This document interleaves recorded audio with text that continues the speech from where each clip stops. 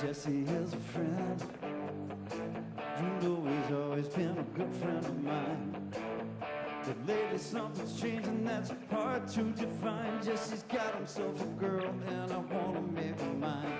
Cause she's watching with those eyes, and she's loving it with that body, I just know it. And he's holding her in his arms the late, late at night. You know I wish that I had Jesse's girl. Wish that I had Jesse's girl.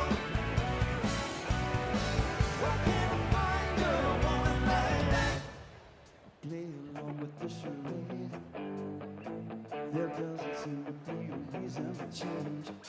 You know I feel so dirty when they start talking cute. I wanna tell her that I love her, but the point's probably blue. Cause she's watching with those eyes, and she's loving it with that body, I just know it. And he's holding her in his arms late, late at night. You know I wish that I had Jesse's girl. Wish that I had Jesse's girl. Why can't I find a woman like that, like Jesse's girl? Wish that I had Jesse's girl. Why can't I find a woman? Why can't I find a woman like that?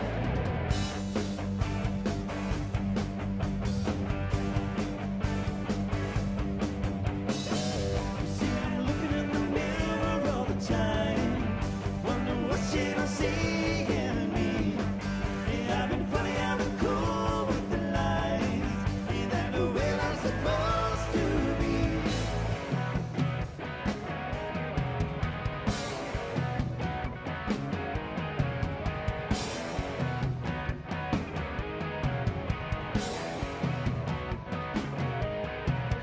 Tell me, why can't I find a woman like that?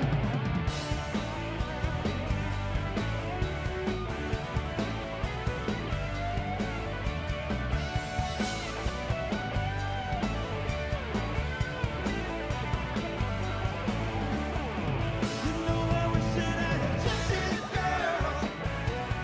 Wish that I had Jesse's girl. I want Jesse's girl. Why can't I find a woman like that, like Jesse's girl? Wish that I had Jesse's girl. I want Jesse's girl.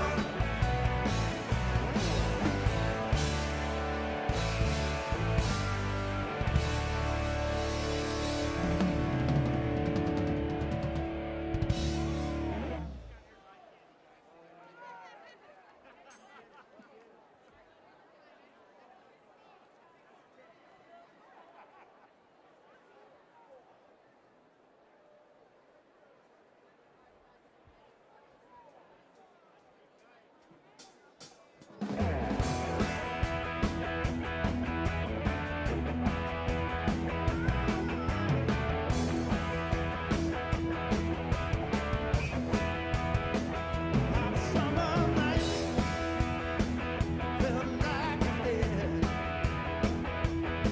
Gotta find my baby yet. I need you to soothe my head, turn my blue heart to red. Doctor, doctor, give me the news. I got a bad case of loving you. No pill's gonna kill my youth. I got a bad case of loving you.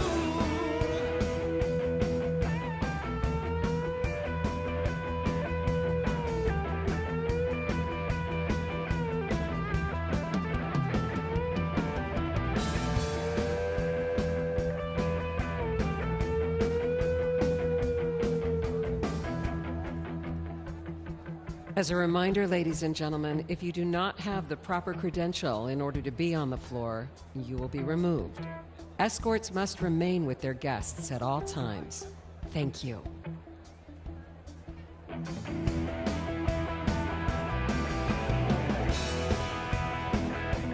Pretty face, don't make no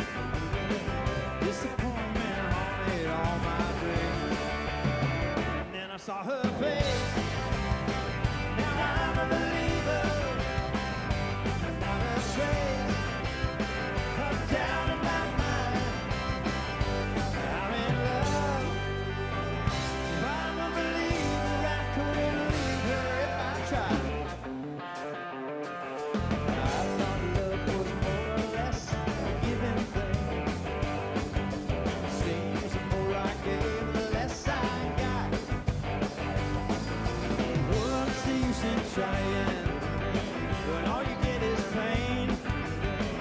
When I needed sunshine, I got rain. Then I saw her face. Now I'm a believer.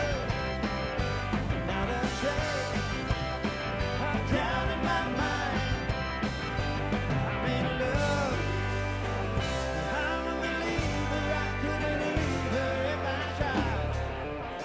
And then I saw her face. I'm a believer. Not a trace. Down in my mind.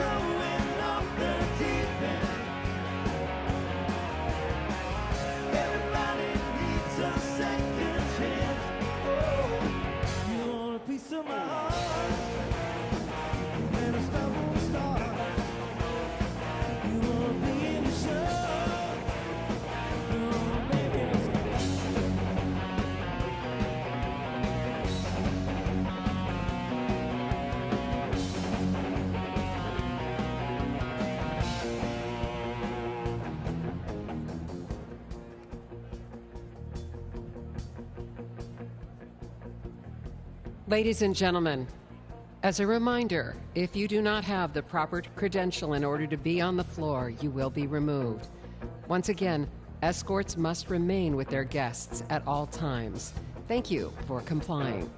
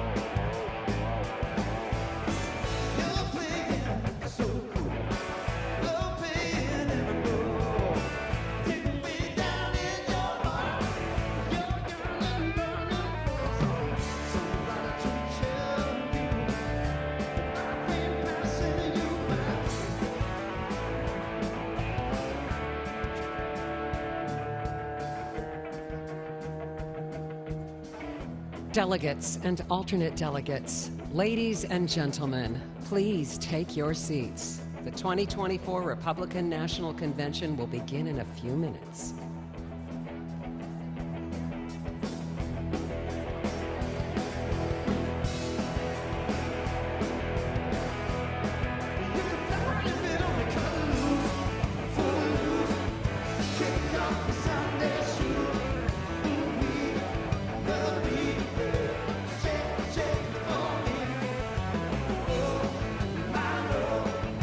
Come on, let's go.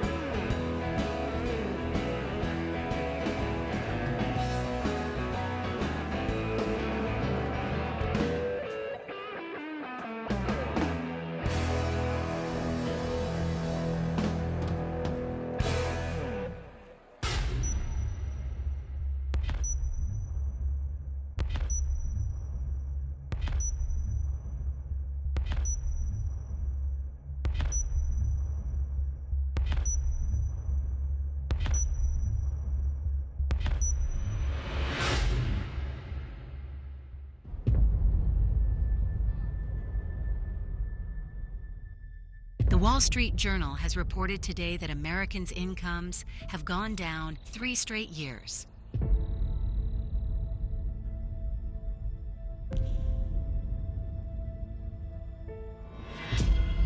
Inflation at a 40-year high under Biden presidency. Putting up with this anymore. Putting up with what? I can't talk to people.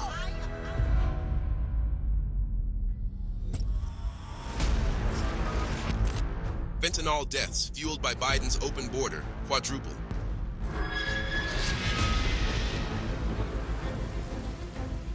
Under Biden, the number of illegals that have entered the U.S. is greater than the population of 40 of our states.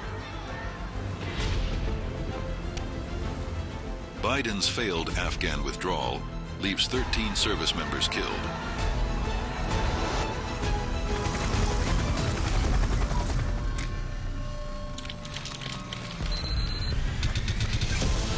Prevailing view among Americans is that U.S. influence in the world is weakening, and China's is growing.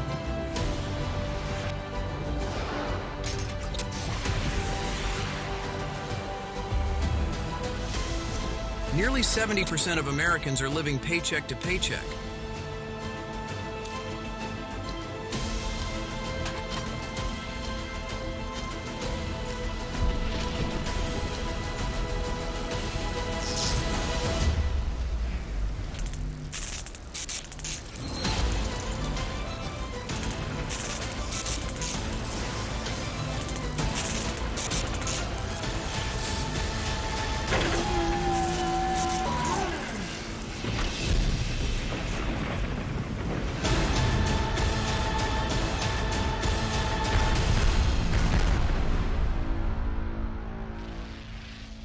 Ladies and gentlemen, please welcome the chairman of the Republican National Committee, Michael Whatley of North Carolina.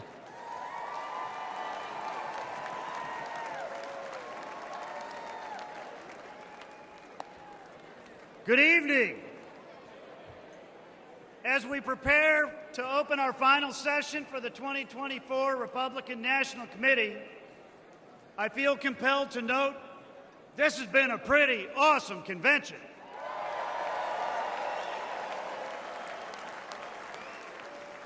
We've heard from governors, senators, members of Congress, candidates, and leaders from across our great party.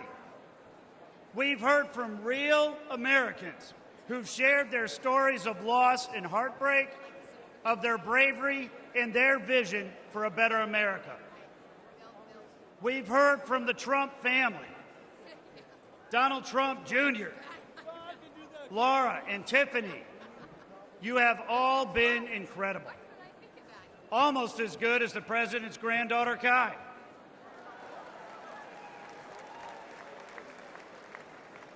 And we've heard from the next Vice President of the United States, Senator J.D. Vance.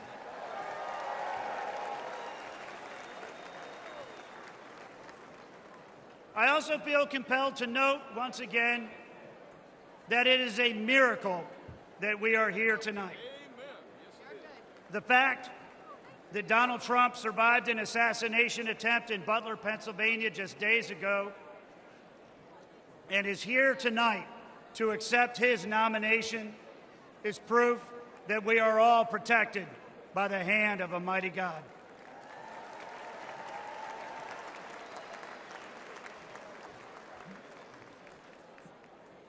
We have a lot of work to do in this election cycle. Tomorrow, we will all go back to our respective states, roll up our sleeves, and get to work to win this election. But first, we have some business to attend here tonight. Are you ready? Are you ready to hear from the man who has the vision and strength to make America wealthy again? To make America safe again? To make America strong again? And to make America great again? Are you ready to hear from the next President of the United States? Then let's get this show on the road. I hereby open the final session of the 2024 Republican National Committee.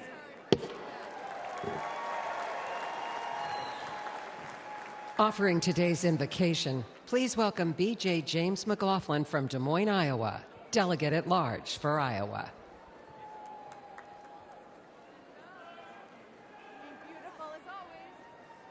Good evening. If you bungle raising your children, nothing much matters. Jackie Kennedy's words speak louder today than when she said them over 60 years ago. And this is why we gather on this historic occasion, isn't it? We as parents and grandparents would move heaven and earth to protect our children and the opportunities that a strong, free America offers them. Raising our children is the single most important job we have, which is why we dedicate endless hours organizing, volunteering, and advocating on behalf of President Trump. We owe it to our children to give them the kind of America we all remember growing up in, the proud, patriotic, and safe America that President Trump wants for all of us. Thank you.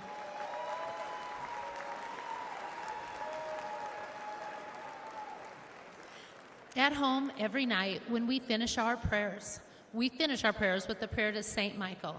We pray for all the children, our grassroots warriors, our country, and President Trump and his family. Tonight, I would like to add my boys, JJ, Jack, and George, and God bless you, Kevin. And President Trump, St. Michael the Archangel, defend us in battle. Be our protection against the wickedness and snares of the devil.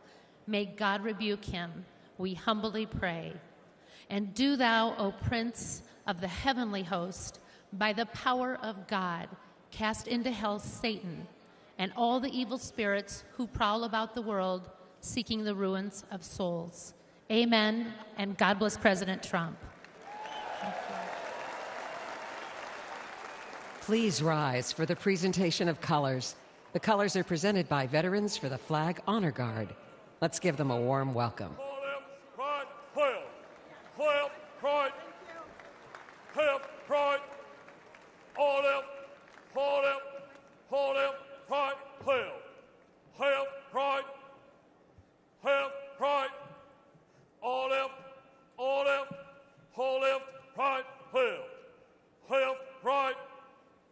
Color guard.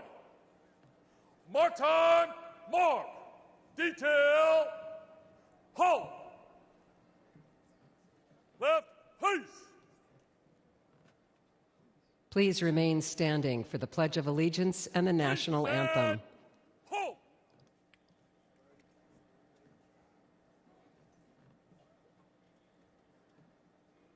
Please welcome Gabe Guidarini to lead us in the Pledge of Allegiance.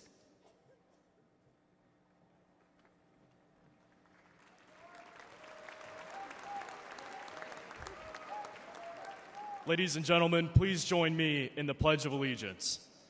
I pledge allegiance to the flag of the United States of America and to the republic for which it stands, one nation, under God, indivisible, with liberty and justice for all. Thank you. Thank you. And may God bless our great nation. Now to perform the national anthem, please welcome award-winning international singer, Mary Milben.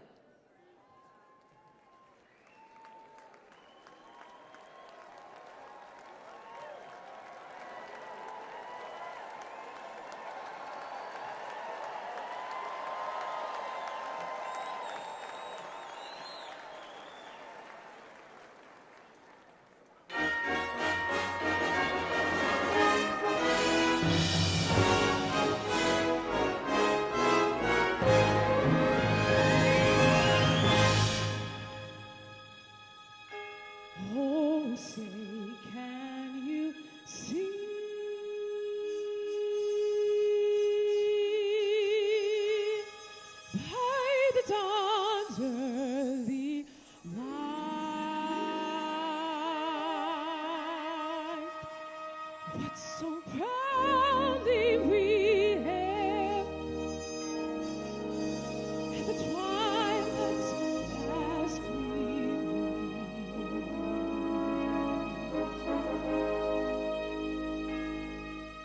whose broad stripes and bright stars through the perilous fight, for the ramparts we watched were so gallantly streaming.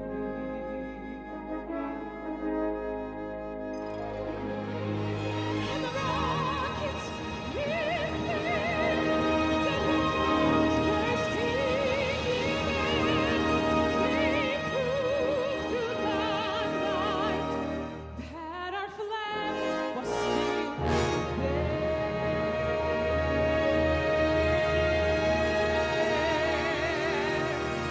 Oh, saved us that star-spangled banner yet waved.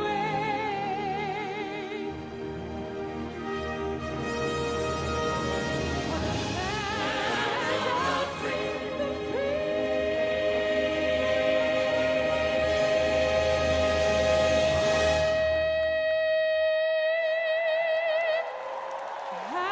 of the and the home of the brave.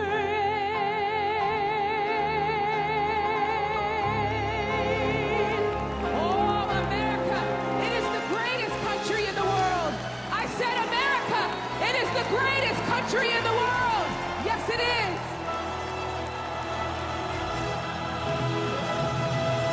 And still we can see as the years have gone by, there's a dream in our land, like a flame that keeps burning, and a lantern of hope from the heart that still shines.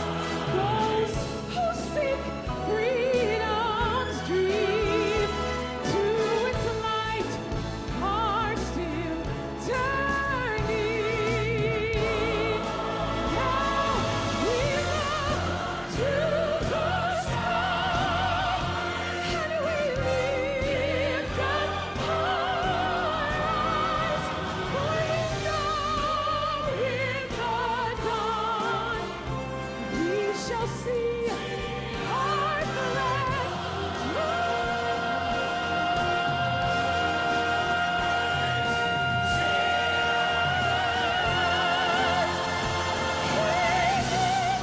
It's our star-spangled banner yet waved.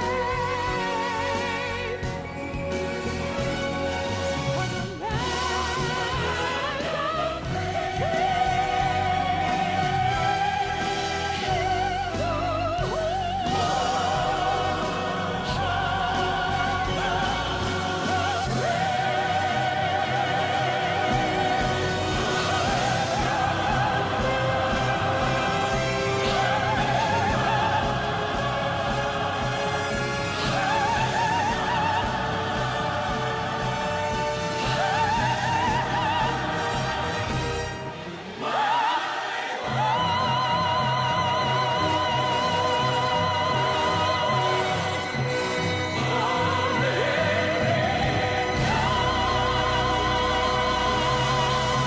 Oh, God bless America!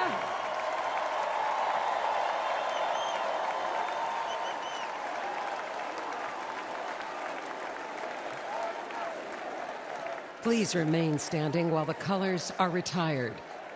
Delegate, right, peace! Forward, pull! Hold left, hold left, hold left, right, left, right, all left, hold left, right, left, left, right, all left, hold left, right, left, left, right. Ladies and gentlemen, please welcome Chairman of the National Republican Senatorial Committee, United States Senator Steve Daines of Montana.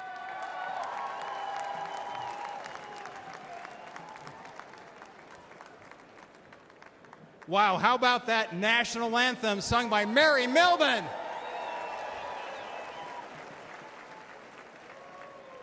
I'm U.S. Senator Steve Daines, and I represent the great state of Montana, right over there. You know, when I was a kid growing up in Montana, my grandma taught me an important lesson, and that is to have a thankful heart, to count your blessings. So this morning, as I was headed down to breakfast, I thanked God for my sweet wife, Cindy, of 37 years. I thanked God for our 4 children and their spouses. I thanked God for our 6 grandchildren. And then I thank God that in 6 months, Joe Biden will no longer be president of the United States.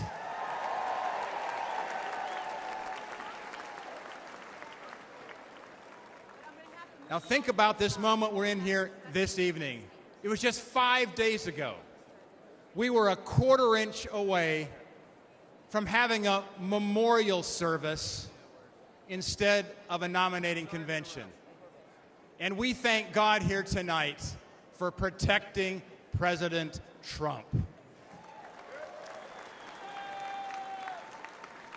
But we have important work to do, because going forward, we must fight, fight, fight. And I will tell you, as chairman of the National Republican Senatorial Committee, I'm working with President Trump to win the Senate majority and to fire Chuck Schumer.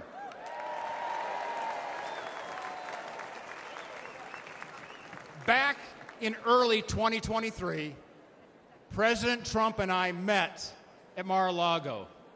We agreed our highest priority is electing an America First Senate majority that has his back.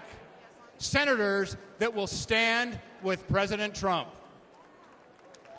And tonight, I want to speak directly to the voters of West Virginia, of Montana, of Ohio, of Pennsylvania, of Nevada, of Michigan, Wisconsin, Arizona, Virginia, and New Mexico. And here's why. Because your Democrat senators are lying to you. Look, they talk like moderates, but they vote like radicals. You know, they say they're with you, but they vote with Joe Biden. Never forget, these liberal senators voted to impeach President Trump twice. And I will tell you, an America First majority will stand with President Trump. These liberal senators allowed millions of illegal immigrants into our country. An America First majority will secure the border, and we're going to build the wall.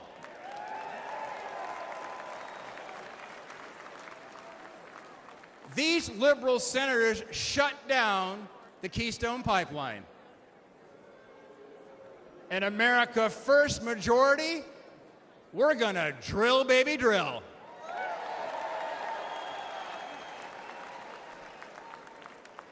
These liberal senators want to take away your Second Amendment rights. Those are fighting words back in Montana. An America First majority will protect your precious right to keep and bear arms. These liberal senators covered for Biden after 13 American service members were killed during his botched Afghanistan withdrawal. An America First majority, by the way, I'm the son of a U.S. Marine. An America First majority is going to stand with our military. These liberal senators stood with anti-Semitic mobs. And America First majority is going to stand with Israel. And look, these liberal senators want boys in girls' sports. I'm the father of 2 daughters. They want men in your daughter's and my daughter's locker room. And you know, they can't even define what a woman is. But let me tell you something. Back in Montana, we know the difference between a bull and a cow.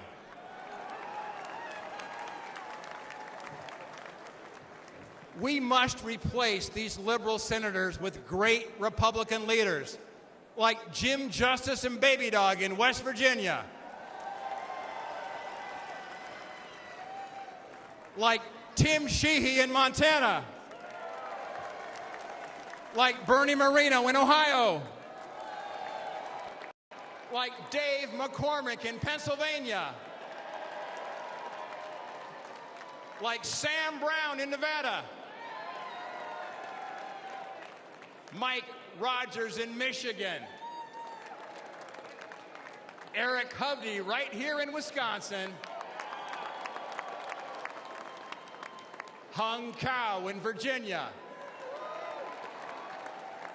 Nella Domenici in New Mexico, and of course, Carrie Lake in Arizona. We must elect an America First Senate majority that will stand with President Donald J. Trump. But look, right now, the left-wing billionaires are massively outspending us. That's what's keeping me up at night. And we need your help. You can go to Senate24.com. Senate24.com today. Help us fight back.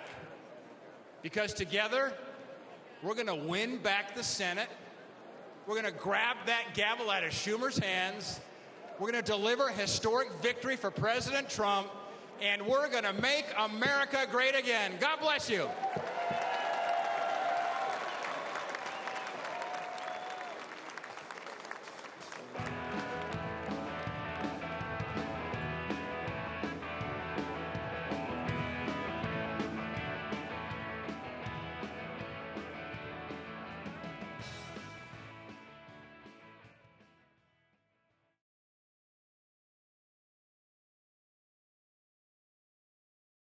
The Washington Post newsroom delivers breaking events around the world as they happen. Unrivaled reporting from the journalists you've come to trust. To get the facts fast and meet the challenges of today head on. Get the news that matters most with a special offer by visiting WashingtonPost.com/watch. Subscribing unlocks instant access, bringing you the Post's award-winning coverage anytime, any place. Because democracy dies in darkness. My message to you, my fellow Republicans, is we love this country and we are united to win. If you want to stand up and fight for the future of our nation, you must re-elect my father, Donald J. Trump. Each of you in this hall, this giant hall that's packed to the rafters, get ready to fight, get ready to win. Together, we will take back the House. We will take back the Senate.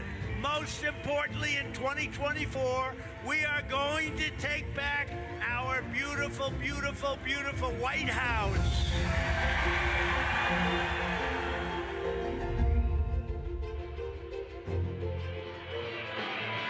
The coronation of Donald Trump at the top of the Republican ticket on this fourth and final night of the Republican National Convention.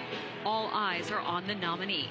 I'm Libby Casey, and you're watching live coverage with the Washington Post. This convention in 2 words, energy and confidence. Polling suggests Trump is leading President Joe Biden in key swing states, and you can feel that confidence and energy here, tinged with emotion after the recent attempt on Trump's life. Tonight's theme is is Make America Great Once Again. The speakers include Tucker Carlson, Eric Trump, and Franklin Graham. We'll also see former pro wrestler Hulk Hogan and the head of the UFC, the Ultimate Fighting Championship, as well as Kid Rock. It all leads up to Trump headlining the night, making the case that he should go back to the White House. I'm joined now by senior political correspondent Rhonda Colvin and columnist James Hohmann. We are live in the Fiserv Forum here on night 4 of the Republican National Convention. Rhonda, tell us about what to expect tonight.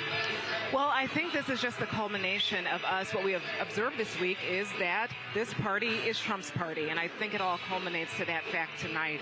Just if we can talk about the energy in this room and outside like as adjusting well. my microphone. Right, it is loud. I mean, this is a party scene, and I've also noticed outside of the arena there are a lot more people than I've seen in the preceding days. The energy is high. They want to end this, what they think has been a very successful convention, on a high note, and they believe that it will once they hear from their man. I know from sources and on background that Trump said that he ripped up his speech and he wrote it personally, and he is going to really talk about his biography. It may not be high on policy, but it's going to be all about him. And again, this is the first time that we are hearing from him verbally in more words about what happened during the assassination attempt. So this is a night that I think everybody in this room is waiting to hear from Donald Trump. James? This is Trump's party, and it's Trump's night. The first 3 nights, we heard a lot of career politicians. They're going to dispense with them pretty early in the evening. It's part of a broader effort to sort of sandblast Trump's public image. We've heard family, friends, former staff all talk about kind of human anecdotes. There's an effort to present Trump here as sort of tough on the outside but soft on the inside, and they're trying to do both things and thread that needle. Tonight is sort of the culmination of that effort. Okay, we're hearing from folks tonight like Hulk Hogan, who's like, if you're not over the age of, I don't know, 50? 40, you might not even know who that is. UFC CEO. I mean, this is like, yesterday Trump walked out to the song This Is a Man's World. That was his walkout song, and this definitely feels like it's a man's night. I mean, they are going for muscular, they're going for testosterone, they're going for energy. Yeah, we've heard that chant, fight, fight, fight. I guess that it is alluding to what he did after the assassination attempt. That's become a rallying cry, and I think having, a UFC champion, wrestlers, that goes along with that theme, that strongman theme. So that's what we're expecting tonight. Go ahead, James. I think Donald Trump's going to be careful tonight, I've heard, to avoid saying Joe Biden's name. He's going to kind of run against the administration. We'll see. It's Donald Trump. You never know. But I think one of the goals of the convention that Donald Trump specifically told staff was that he wanted to present kind of the enfeeblement, the infirmity of Joe Biden, as he sees it, as emblematic of the weakness of Democratic policies. And so that is your kind of this macho man thing that you're going to see tonight, really the testosterone level taking it, up to 11. And that is part of a concerted strategy by the campaign to really juice turnout. J.D. Vance is part of that appeal among young white men and African-American and Latino men in those key states, and to try to boost their turnout. Our colleague J.M. Rieger, senior video journalist, is in Washington. And J.M., you've been following what's happening with the Biden campaign and also Joe Biden's health. Update us on these calls for Democrats, for Joe Biden to drop out of the race. What's the latest? Today marks 3 weeks since that CNN debate between Biden and Trump. In the 3 weeks since, concerns over the president's age have not gone under the surface. They continue to stay out there today. We've got new reporting from the Post saying that former President Obama has expressed concerns about Biden's ability to win in November. Post also has reporting out tonight that former House Speaker Nancy Pelosi has expressed concerns about Biden's ability to win in November. Earlier this week, the Post had reporting that Senate Majority Leader Chuck Schumer and House Minority Leader Hakeem Jeffries expressed concerns to Biden about his ability to win and about his effect on down-ballot races for Democrats this November. The concern level is high. Adam Schiff came out this week calling for the president to step down, a close ally of Nancy Pelosi. And Biden is in sort of a no-win situation at this point because every single appearance is under the microscope, and he hasn't been able to quell the doubts about his age concerns. On top of that, Biden is in Delaware. You can see it on the screen right there. This is him landing in Delaware last night. President's doctor out this afternoon with a letter saying that the president is experiencing quote-unquote mild upper respiratory symptoms. He's taken more Paxlovid.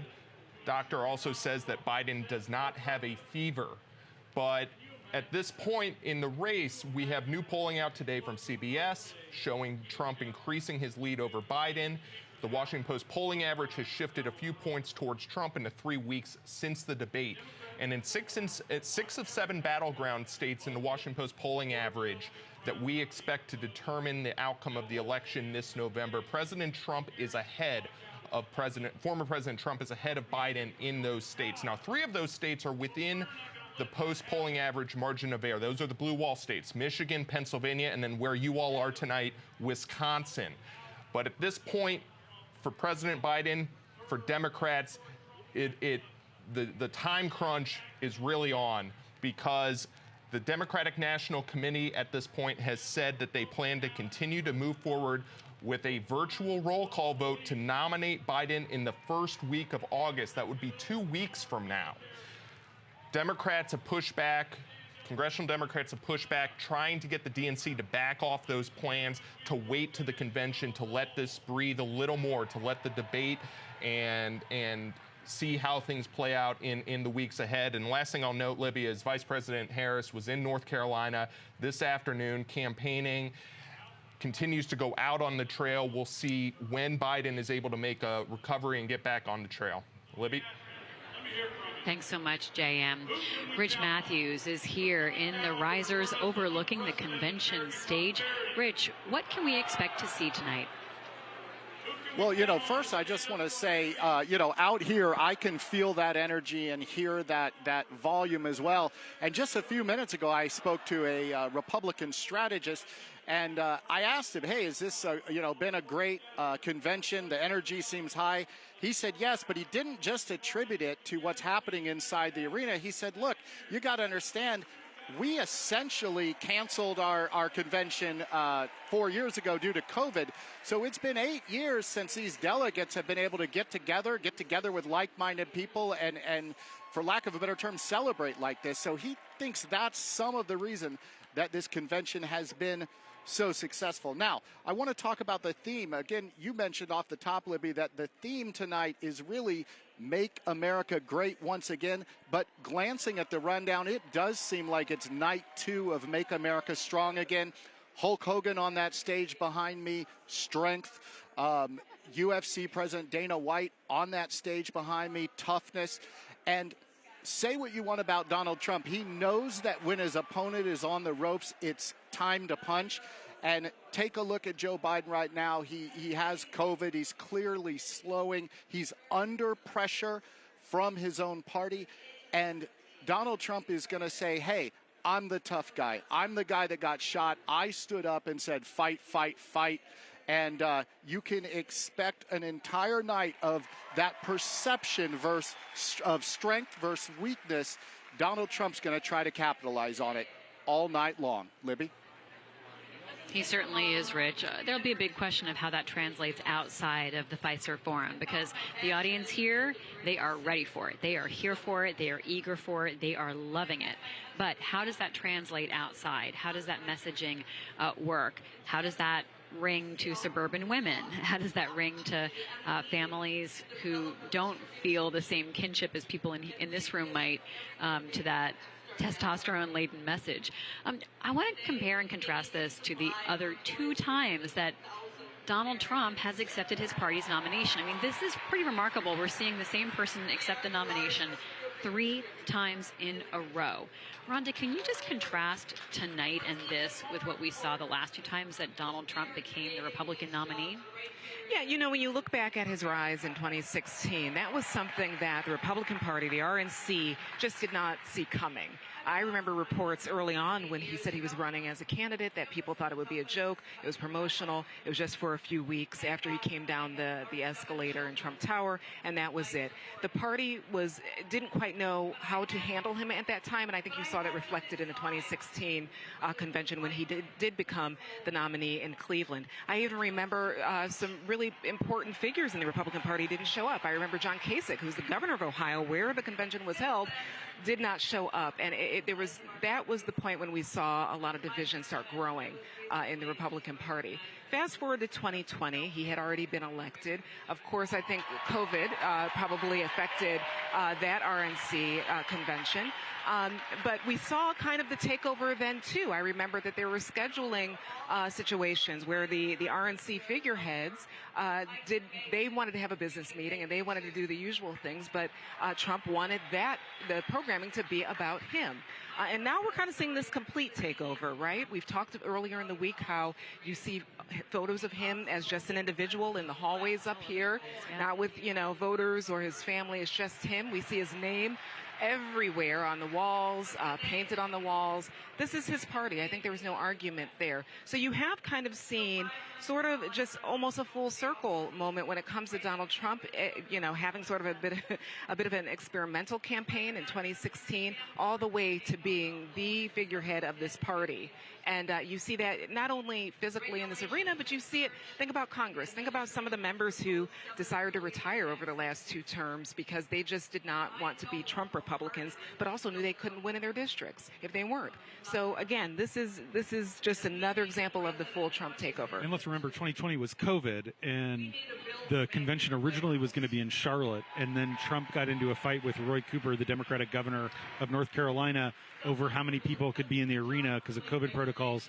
So then Trump said, we're taking it to Florida, and then they were going to do it in Jacksonville, and then there was a spike in COVID, and then there were various problems where I think the local county leaders in Jacksonville, which is actually there were Democrats in Jacksonville, were fighting with Trump. So then that's how it ended up sort of at the White House. They didn't even pass a platform that year. They just passed a one-page thing saying, we're going to keep our old platform and we support whatever Donald Trump wants. And but even then, the party wasn't united behind Trump the way it is now.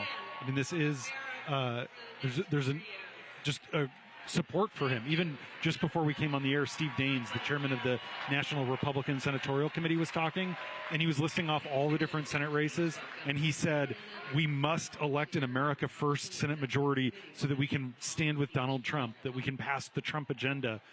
That's not the kind of thing the NRSC was saying. No.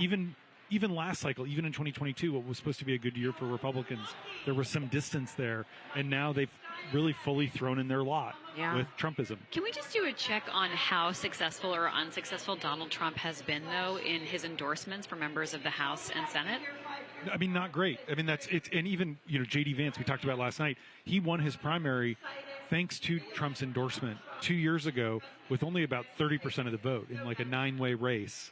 And that means 70% of the voters in the Ohio Republican Senate primary voted for someone not who Trump endorsed. He did sort of hit a low point in some ways. The end of 2022, it seemed like there was an opening for an alternative. A lot of people thought that was going to be Ron DeSantis. He sort of flamed out, partly because Trump attacked him. And I think part of the problem is that no one can out-Trump Trump. So Trump has, everyone is trying to be Trump. Trump-like, Trump-light. But, it's pale pastel. It's pastels of the real thing. And ultimately, Trump is the dominant figure in American politics because it is as much about personality as policy. So we've been talking about how Republicans are trying tonight to show this very macho image of Donald Trump, and they're having these macho speakers, but we actually don't know anything right now about Donald Trump's health. So let's bring J.M. Rieger back into the conversation. J.M., we have not gotten a true readout from a medical professional about how Donald Trump is in the wake of that assassination attempt last Saturday. We don't know what happened to his ear. We don't know what's going on beneath the bandage. We don't know if he was checked for head trauma or anything else. Tell us more about the questions there and how we're not getting answers. We don't have an official medical report. We're getting information kind of drip, drip, drip in kind of little tidbits from the campaign and in news reports. Trump himself has not really talked much about his condition or the aftermath. And, you know, juxtapose that with there's concerns among voters. You know, a majority of Democrats in a Washington Post poll were calling for President Biden to drop out of the race, and a lot of that is concerns over Biden's age. And there's been sort of rampant speculation about, you know, medical examinations. There's been kind of combing through past medical reports that have been put out by the president's doctor. But it is a striking situation where we are just days removed from an assassination attempt against the former president, and we know very little about the medical situation and the treatment that he received following that attempt. Thanks, J.M. You know, there are so many other norms that Trump is busting. You know, we haven't seen Melania Trump, the former First Lady, and the woman who would become First Lady again. We haven't seen her at all this week. Yeah. We've seen some of the Trump family members who are also related to, you know, campaign events, or Laura Trump, his daughter-in-law, who's now the head of the RNC. Tell me more about the norms that Trump is able to bust that other candidates. It would sort of be a scandal if the former First Lady wasn't standing right next to the candidate. Yeah, we've talked about that before, you know, actually in a coming podcast episode we'll have. You know, it is showing how differently Donald Trump is treated versus past presidents, past candidates, not only presidents, anyone running for anything. It used to be about the family photo, the family in the ads, the dog, the kids, all of that. That's not him. However, what he has branded himself with is something that apparently is working with the people who follow him so fervently. But yes, it used to be that you would see a First Lady or a potential First Lady, and in Melania's case, she's a former First Lady. You would see her next to her husband throughout this campaign. We have not seen her at rallies. We have not seen her at his court appearances, really anything. We've seen her alone when she, I guess it represented the Trump family when Rosalynn Carter passed away, but Trump was not with her there. So it seems like, you know, two tracks are running. But again, that it's less of a commentary on their marriage, but it's more about how he's not the same type of candidate, but it is working. And I'm not sure it will work for anybody else. But yeah, you know, not having your spouse here, or even your children. Barron, we have not seen his youngest child, Barron. Tiffany Trump, the other daughter as well, with Marla Maples. We have not really seen her around him. But, you know. And Ivanka and Jared. And Ivanka, yeah, and they were in the administration as well. Have not been present yet either. You know, JM, there's been this real attempt this week to soften the image of Trump. James says it so well. It's like this hard, tough exterior and this soft, gooey inside. It's almost like a candy bar or something. What about trying to humanize him if we don't see his wife, if we're sort of only getting half the package? It's really interesting, Libby, especially because the convention has used a lot of women speakers to try to put a human face on him. We know that the Republicans, we know that Trump has bled women voters and suburban voters over the last couple of election cycles here, and Trump-endorsed candidates have.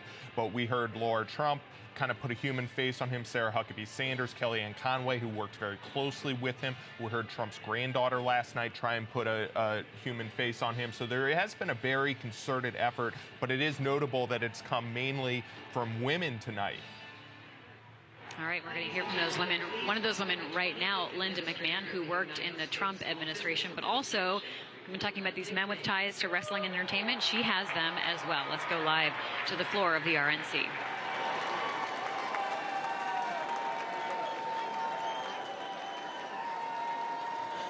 Thank you. Well, hello, Milwaukee, and good evening, America. Let me take 1 second to say hello to my fellow delegates from Connecticut. My name is Linda McMahon, and I am the chair of the America First Policy Institute. I'm perhaps one of the few people who's been privileged to call Donald Trump a colleague and a boss, but he's also a friend. Let me share a little story that's probably not the typical Donald Trump story. I had a meeting scheduled with him at Mar-a-Lago, and as he welcomed me, his little 4-year-old granddaughter ran up to him. He scooped her up with delight and asked her, "Who's the most beautiful girl in the world?" And she said, "Me." Then he asked, "And who do you love the most in the world?" And she said, "You, Grandpa." And he kissed her on both cheeks. Then she whisked off his hat and mussed his hair. And he smiled with the love that only a grandfather could have given. I first met Donald Trump when I was the CEO of World Wrestling Entertainment. For fun, he became part of some of the most compelling and highest rated storylines in the company's history. And when he became president, I was honored to serve in his cabinet, running the Small Business Administration. I traveled the country, talking to business owners and job creators. They knew they had a president who understood them and fought for them. He knew that small businesses are the engine of the American economy, and the Trump tax cuts proved to be like rocket fuel for them. Almost every business owner I spoke with was using their tax savings to grow their businesses. And ladies and gentlemen, the U.S. economy was flourishing. But at no moment during my time in the government was more poignant for me than one that happened in 2018. I traveled with the president to view the destruction which Hurricane Florence had levied on my hometown of New Bern, North Carolina.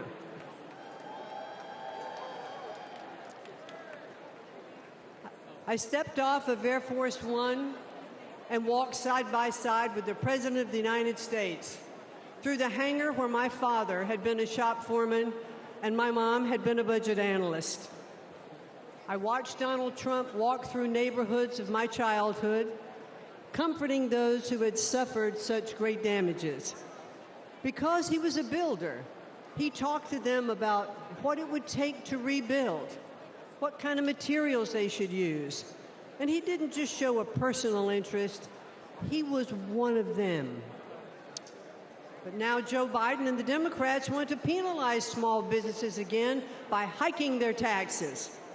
But when he's reelected, Donald Trump will make those tax cuts permanent. And he will also offer new tax cuts like no taxes on tips.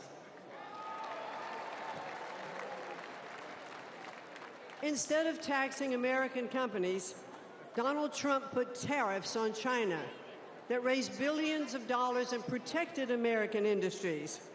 And if reelected, he'll do it again. President Trump is a job creator and the best friend American workers have ever had in the White House. He is a champion of the forgotten men and women, as I have experienced firsthand. But the media doesn't like to acknowledge that very often. Donald Trump is not only a fighter, ladies and gentlemen, he is a good man.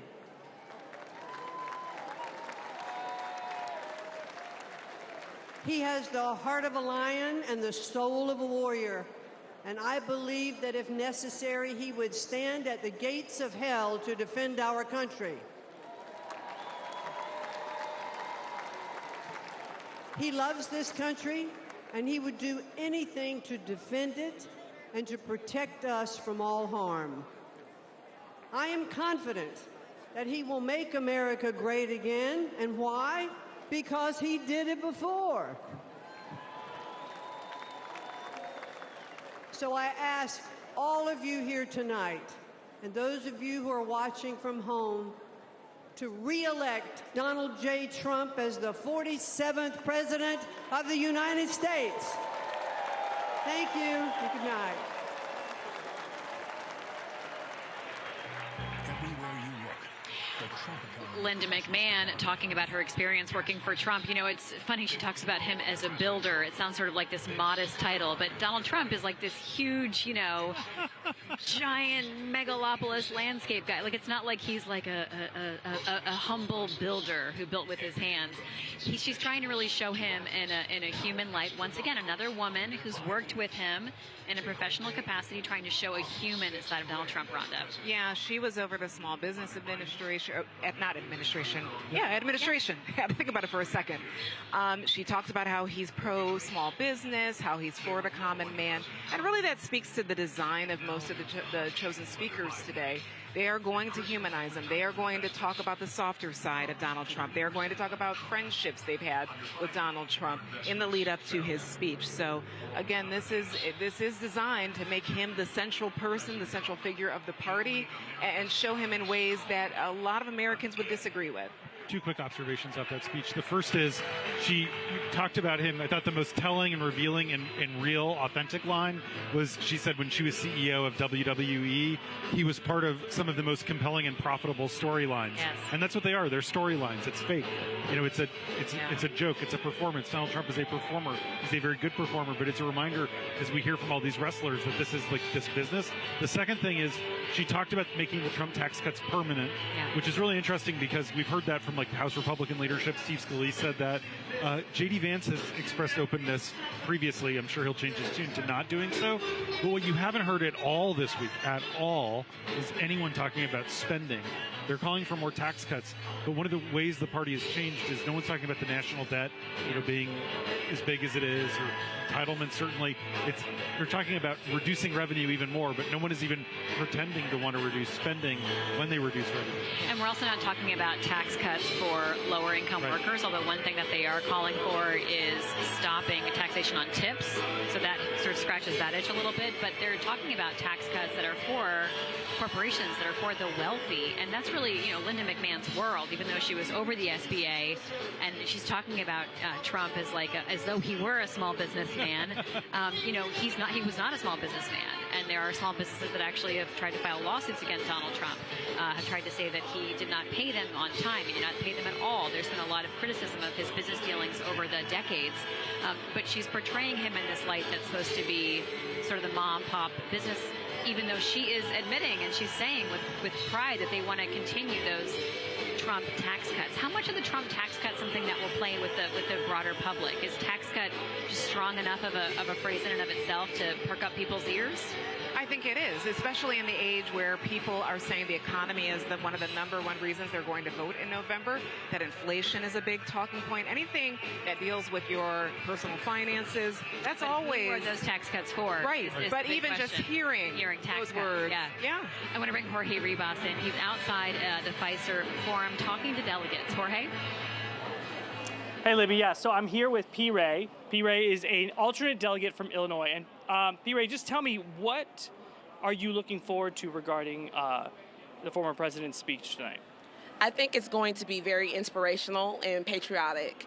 I think that this is also going to be a speech about God and spirituality, because he keeps illustrating God's grace and showing that he is blessed and highly favored, because everything that they throw at him doesn't stick. He's like the Teflon Don. So it's going to be very spiritual, and I don't want to call it arrogant, but very confident. And I think he's going to use this opportunity to kind of boast to his enemies. Okay. So one of the things that has come out is people are wondering if he will have a unifying speech at all, if there will be any messaging of unifying, especially in light of what happened on Saturday. So I'm wondering, do you expect any of that, or do you think he'll shy away from that kind of rhetoric? I think he's going to ask for civility, absolutely. But I don't think that President Trump is interested in uniting with the perversion of the left. I don't think he's interested in uniting with the chaos of the left, the violence of the left. The Democratic Party has always utilized violence to achieve their political means. This is a party that declared war on the United States in order to achieve their political goals. So he won't try to unify with that at all. Okay. I want to talk to you a little bit about the Democrats and about, you're from Chicago. Great city of Chicago, yes. And so in a month there's the DNC in August there. There's a lot of talk right now about Biden possibly dropping out. As a Republican, would you like to run against Joe Biden? Does it matter to you if it's not Joe Biden? What do you think it means if someone else is running in place of him in a month? I think that, one, it will be disrespectful to the voters who voted and participated in the primaries to get him into that position. However, based on the record of the Democrats, I don't think that they're going to be able to top anything that President Trump accomplished. They don't have anybody in the wings who can beat him, who has his charisma, who can show the success that he has shown, and it doesn't matter. The Democrats are over. Chicago is MAGA country, baby. All right, P. Ray, thanks very much for your time. Libby, back to you inside. All right, thank you so much, Jorge. While you were talking to P. Ray, we were soaking up the sights and sounds here. There is so much energy in here, as you totally expect for the nominating night, right? The big night where your nominee accepts that mantle. Also, so much red, white, and blue. And we just saw a woman walk by with the most bejeweled and bedazzled jacket on ever. And she said Trump is going to make America sparkle again. So the question is, how does this translate on people's televisions and screens outside of this arena? And how do they reach people? I think they're trying to take away the stigma of supporting Donald Trump. It is a stigma. Kellyanne Conway herself admitted it. She said, don't be ashamed anymore. Don't lie to your friends and vote for Trump and pretend that you're not. You can tell people it's okay. And part of the pop culture, you know, the models and the Instagram influencers and the fighters, it's like, it's cool to like Trump. That's what they're trying to project. And I think we'll see if that works. I will say this, though. It feels a lot like CPAC felt 10 years ago, the Conservative Political Action Conference, with a little more polish on it, but it's that same energy and that same ilk gone 100% mainstream here for the Republican Party. Yeah. And what I have been saying all week, so if people have been watching us all week, you've heard me say this before, read the room. We know who delegates are from both parties. They are the people who are most enthusiastic about the party. This is almost like a vacation for most of them, to be with like-minded individuals. So these are the cheerleaders for Trump, for the Republican Party. We're going to go to Mike Pompeo now. Good evening, my fellow Americans. It's great to be with you. A special shout out to Kansas over there, my good friends from Kansas.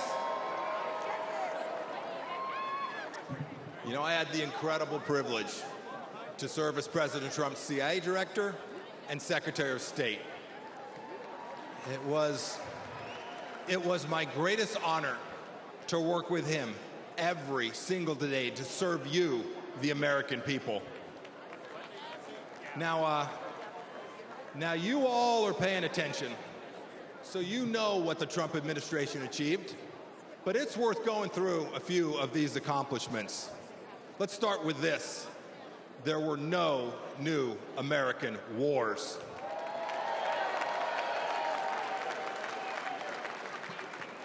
Our border, our southern border, closed.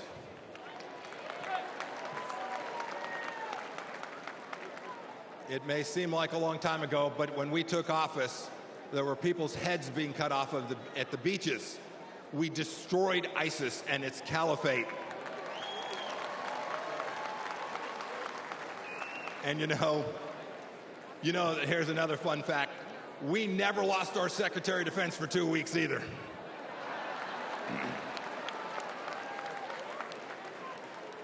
You'll remember, for those 4 years, the evil of Vladimir Putin was held at bay.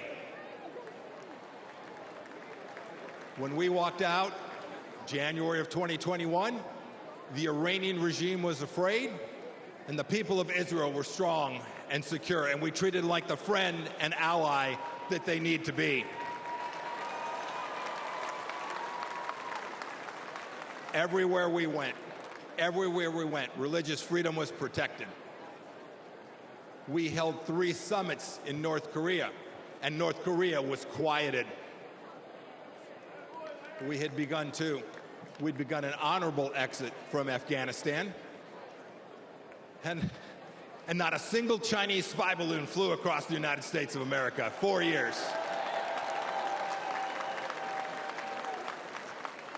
Had I been the Secretary of State and a Chinese spy balloon flew across our country, I would have been the former Secretary of State, and rightfully so. You know, under President Trump, the Chinese Communist Party, which to this day presents the greatest threat to our nation from outside of our country, we confronted it like never before. Look, ladies and gentlemen, in short, we put America first every single day.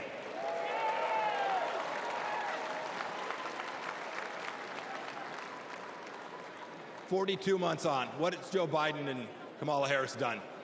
And their leftist handlers, what have they delivered to us for security and prosperity?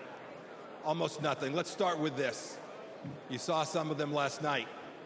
13 new Gold Star families from Afghanistan. As an Army veteran, I want to speak to everybody who served in Afghanistan. I'm disgusted by the Biden administration's incompetent pullout from that country.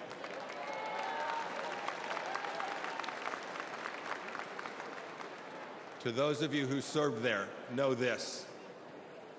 Know that your service was honorable, that you saved American lives, and that the Pompeos love and admire you for what you did for America. Thank you, and God bless each and every one of you.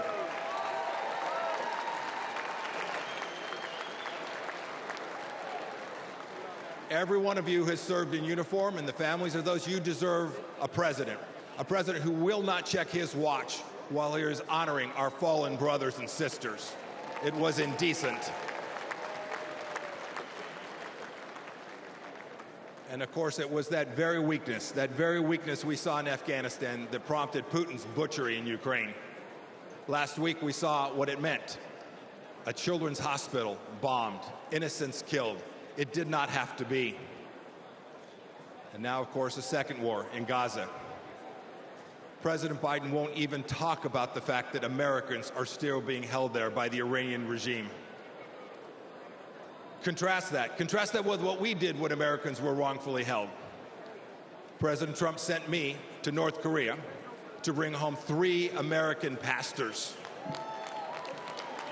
We brought them home.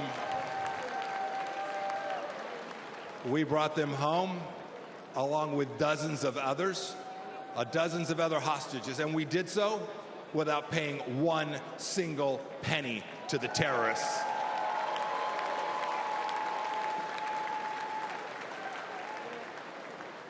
And what about Iran today? When Joe Biden eased up on President Trump's maximum pressure campaign, we gave money to the Ayatollah so he could cut more checks to the genocidal maniacs who conducted barbaric attacks in Israel. And now, of course, closer to home, a massive national security challenge. Our southern border is a welcome mat. It's a welcome mat for Islamist terrorists, drug dealers, Chinese spies, and violent criminals. Ladies and gentlemen, President Biden sold out our citizens and our security and our sovereignty, and we need to get it back, and I am confident that we will get it back.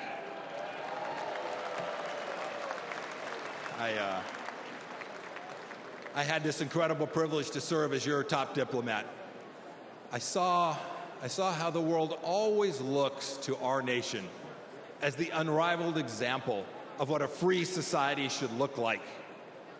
But unfortunately, President Biden struts the global stage. Maybe I should say he shuffles the global stage. He talks a big game about American values. But what's he done at home? What's he shown the world? What have he and his leftist base actually shown other nations? He's censored free speech here at home. He's put woke into the military that I and you so desperately love. We must reclaim it. He put it in our schools as well. He's weaponized the justice system against our political opponents. And even to this day, as we sit here today, he and Vice President Harris are providing appeasement to the pro-Hamas radicals on our streets here inside the United States. And even worse, today this administration treats illegals better than our own citizens. That is indecent.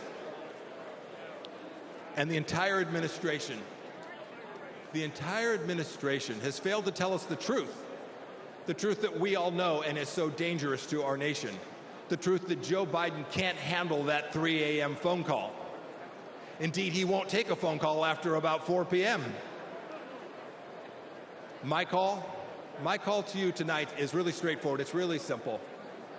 We can't trust the Biden administration, and that means we have work to do to uphold American values. It is up to those of us in the room tonight and those of you watching tonight. Donald Trump will every day, I saw it firsthand, he will put America first. So let's do what's right and what's important. Let's elect a president who isn't ashamed of our nation and will never apologize for our country. And when we do, we will put a strong America First leader back in the White House. We'll re-elect Donald J. Trump, and we will make America special, exceptional, and of course, great again. Thank you. God bless you. God bless our veterans and the United States of America. Thank you all. Thank you so much. Ladies and gentlemen, please welcome Former Secretary of State Mike Pompeo, who served in the Trump administration. James, we do expect to see Donald Trump come out in just a little while. We're going to sort of get tastes of Donald Trump throughout the night before his big speech that will come, everything's really building to these whole 4 days as well as tonight. What did you hear from Mike Pompeo's speech that stood out to you regarding foreign policy, something we have just not heard much about this week? Two things. The first is that speech was written a while ago. It clearly was in the can. It went through a lot of approvals. The Trump people of the RNC had to sign off on everything. No mention of Kamala Harris. He repeatedly mentioned Joe Biden. He said Joe Biden can't take the 3 a.m. phone call. And it seems like some of the more agile speakers have worked in digs at Kamala Harris under what seems in the hall, at least, to be the conventional wisdom that Biden's not going to be the Democratic nominee. Like some of the signs that say fire Joe Biden that were pre-printed, people have written we and then a D after fire. But on the foreign policy point specifically, Pompeo was one of the biggest conservative champions for U.S. support for Ukraine. He actually got a letter together that he got a bunch of prominent foreign policy people to sign. But as part of this papering over of differences, J.D. Vance didn't mention Ukraine at all. He opposes U.S. support. He instead said, the weakness in Afghanistan is what prompted the butchery in Ukraine. He didn't say we need to support Ukraine. He claimed that we were on our way to what he called an honorable withdrawal from Afghanistan. He is the one who negotiated with the Taliban in Doha for an agreement that the Biden people say is what caused the collapse. Of course, the collapse happened on Biden's watch. And what's striking is Pompeo himself actually really wanted to run for president. He had essentially created an exploratory committee. He had started to put together a staff. He slimmed down quite a lot. He used to be quite heavy set in preparation to run for president. And then he pulled the plug because he realized he wouldn't be able to beat Donald Trump, and that Trump was running, and that Trump's standing was improving, and so now here he is. When Secretary of State is the best job in an administration, he was also CIA director. He was a congressman from Kansas before that. But it's easy to see him getting a senior role again in another Trump administration. He's still pretty young, and I think the fact that he didn't try to say something about American leadership and instead just attack the Biden record shows that he wants to stay in the Trump orbit. JM, tell us about the former members or the members who were formerly Trump's cabinet, people who served under Donald Trump, who are not at this convention, who are not coming out and speaking glowingly of his policies and his time in office. Interesting about Pompeo, especially on the final night here, coming out and speaking, because so many Trump cabinet officials who served with him in his administration have said that they won't endorse and they won't support Trump in 2024. The Post has tracked at least half a dozen Trump cabinet officials who are refusing to endorse him and support him in 2024. This is really, we're in uncharted waters here. This is not normal for that senior level of official to come out and oppose the president, in this case, the former president running for re-election. His Secretary of Defense, Mark Esper, called Trump, quote, a threat to democracy. His National Security Advisor, John Bolton, said that Trump was unfit. His Vice President, Mike Pence, won't endorse him. John Kelly, his former Chief of Staff, said that Trump has, quote, a contempt for the Constitution. This is not normal rhetoric, and it's not normal to have these many high-ranking officials who worked closely with then President Trump coming out and saying not only that they won't endorse him, that they don't support him, but a few of them saying that he's a threat to the U.S. system of government. It's a remarkable turn of events, and the fact that you have Pompeo there, I'm sure, is trying to kind of counterweight that a little bit as the convention tries to continue to unify the party here. Rhonda. Yeah, this is something I've also been tracking as well because, you know, he is running again as someone who his folks feel is an incumbent. Some of them think he did win the last election. So we do have the benefit of remembering what he was like. We have an administration to go off of. And to JM's point, yes, there are cabinet officials who quit, remember, en masse after January 6th. You've had people, aides, staffers who have come out and said not to vote for him, have testified to the January 6th committee. I was looking this up earlier today. The Brookings Institute tracks presidential turnover with aides, with directors of offices, with the people who have a lot of influence in an administration. Donald Trump presidency total had 92% turnover rate. Over the 4 years he was in office. To compare, Obama had 71% and Bush had 63%. So, I mean, it's really startling. Yeah, right. So it's startling to see so many people who were in there from year 1 to year 4 who left. And a lot of them right now are really loud voices saying, don't vote for him. We were closest to him. One interesting thing that happened this week is Olivia Troy. She was someone who was an advisor to Vice President Pence. She quit toward the end of the administration when she felt that the COVID policies that they were adopting, the COVID response, was irresponsible. She's been on, you know, all sorts of network news. She was with Vice President Harris this week to talk about reproductive rights in Michigan. And she said, you know, she's still, and I've interviewed her, she will tell you she is still a Republican, but she's really concerned about this party. And Pence, of course, I'm not sure, JM, I wasn't able to hear you. It's so loud here. But Pence is someone who's missing, notably. He, a few days ago, put out a statement saying that he was really concerned with the platform that was put out, specifically that it is very vague about abortion, when that is something that Republicans had run on forever. So he has not really been out this week. He's certainly not here, but he hasn't really been vocal this week. He has been reposting ex-posts of people who have been critical of the programming this week, so that probably tells you his frame of mind. But it is really stunning to see so many people who have left in office and don't want to come back, and also are telling people don't vote for this guy. Where is the home for those Republicans? Because they range from the Olivia Troys out there who are actively supporting Biden-Harris to people like Mike Pence, who just may feel like a man without a country right now. Yeah, Mike Pence is not going to vote for Joe Biden. You know, and you have this awkward dynamic. They're not going to vote for Robert F. Kennedy Jr. either. And Biden really had hoped to make inroads. And in 2020, he did. In 2020, Biden worked really hard and failed, but tried and thought he could get George W. Bush's endorsement. That's not going to be forthcoming this year because Biden has underperformed and has lost some of that luster of kind of the anti-Trump. There's a lot of people. I talked to one of the Republican Party's biggest donors of the last decade who said he feels politically homeless and he doesn't know what to do because he feels like neither party really supports what he believes.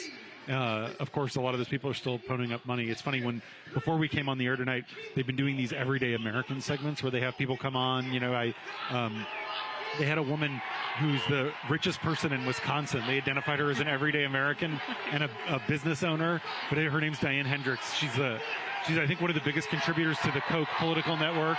She owns Menards, the big hardware store, but they just had her talking about what it's like to be a business owner, and it just said everyday American on the screen behind her, which I thought was hilarious. But I'm sure she's one of the big donors to the convention, too. Pretty fantastic. So what we're seeing here in the convention center is what they're calling the dance video. It's Donald Trump dancing at his various rallies to songs like the YMCA song. So let's talk about this culture, just the culture that is the Donald Trump fan culture. I mean, you see it in just the merchandise that our colleague Jorge Rivas has been talking about this week. Anyone who's able to sell mugshot photo T-shirts or bandages. We've seen people with bandages on their ear in solidarity of them. This is a part of the brand, the identity, where it's Trump. This is Trump's party. Anything that he says, anything that he does turns into something that you can either buy or touch, and it's just... It's a cultural situation. It's almost as if he is, yes, he's a politician, yes, he's running for president, but almost like a folk hero of some sort as well. We have not seen a celebrity, and he is still a celebrity. And he was able to apply, what he built as a celebrity to the presidency as well. And honestly, that's historic too, because we have not had U.S. presidents who rose up through entertainment and then were able to use those tools. He's the first president since Ronald Reagan. Yeah. Well, yeah, he's the first president in U.S. Reagan had been governor of California for 2 terms. He's our first president who had never held elected office and came straight out of entertainment. Yeah. So we're watching to see Donald Trump come out. We now know that he will come out here, make an appearance, and then pop back under again, go to wherever the people go when they're not on stage, go back to the hold room to be with Melania, and then come out later. So he'll watch his son Eric speak later on tonight. Eric Trump is the family member who's speaking, and we are expecting to see a glimpse of Melania Trump, but this will be a moment for Donald to come out. The song they're playing right now is Back to Black by AC/DC. Please welcome the next president of the United States. Get the introduction of Donald Trump right now, and he's coming out. Once again, this is like a UFC or WWE entrance, right? This is like classic entertainment wrestling fare as you come out through the corridor and come into the room. Flanked by a heavy security presence. He's still got the ear bandage. A reminder, we still haven't had a readout on his actual medical condition and what happened to him on Saturday. If he needs cosmetic surgery, plastic surgery, if it's a cut, if it's what kind of wound it is, we don't know yet.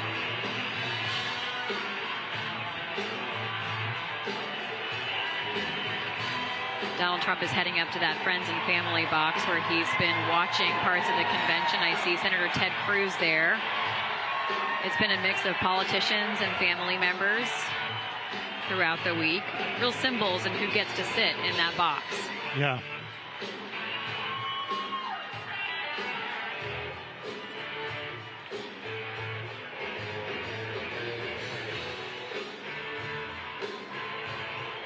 That's John Barrasso of Wyoming, someone who's been roaming around the convention hall, getting a lot of greetings and taking pictures with people. And I will point out that he was in that video that's gone around of people, senators confronting the head of the Secret Service for what happened. Republican senators, thank you, Rhonda. Literally chasing her up an escalator. Yes, demanding answers. Here last night. Security lapses that happened. And she will testify on Monday before the House Oversight Committee. We've got other candidates for Senate there.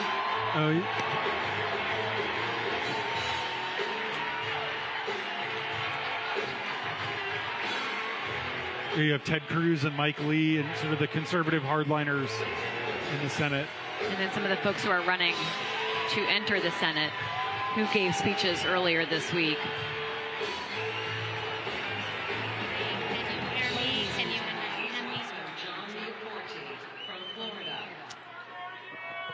So Donald Trump is here. He's watching. He is in the audience, witnessing what's going to be happening from here on out. This is live coverage from the Washington Post. Other speakers that we'll hear tonight include Eric Trump, also include Hulk Hogan, and we'll see a performance by Kid Rock, which will all lead up to Donald Trump taking the stage.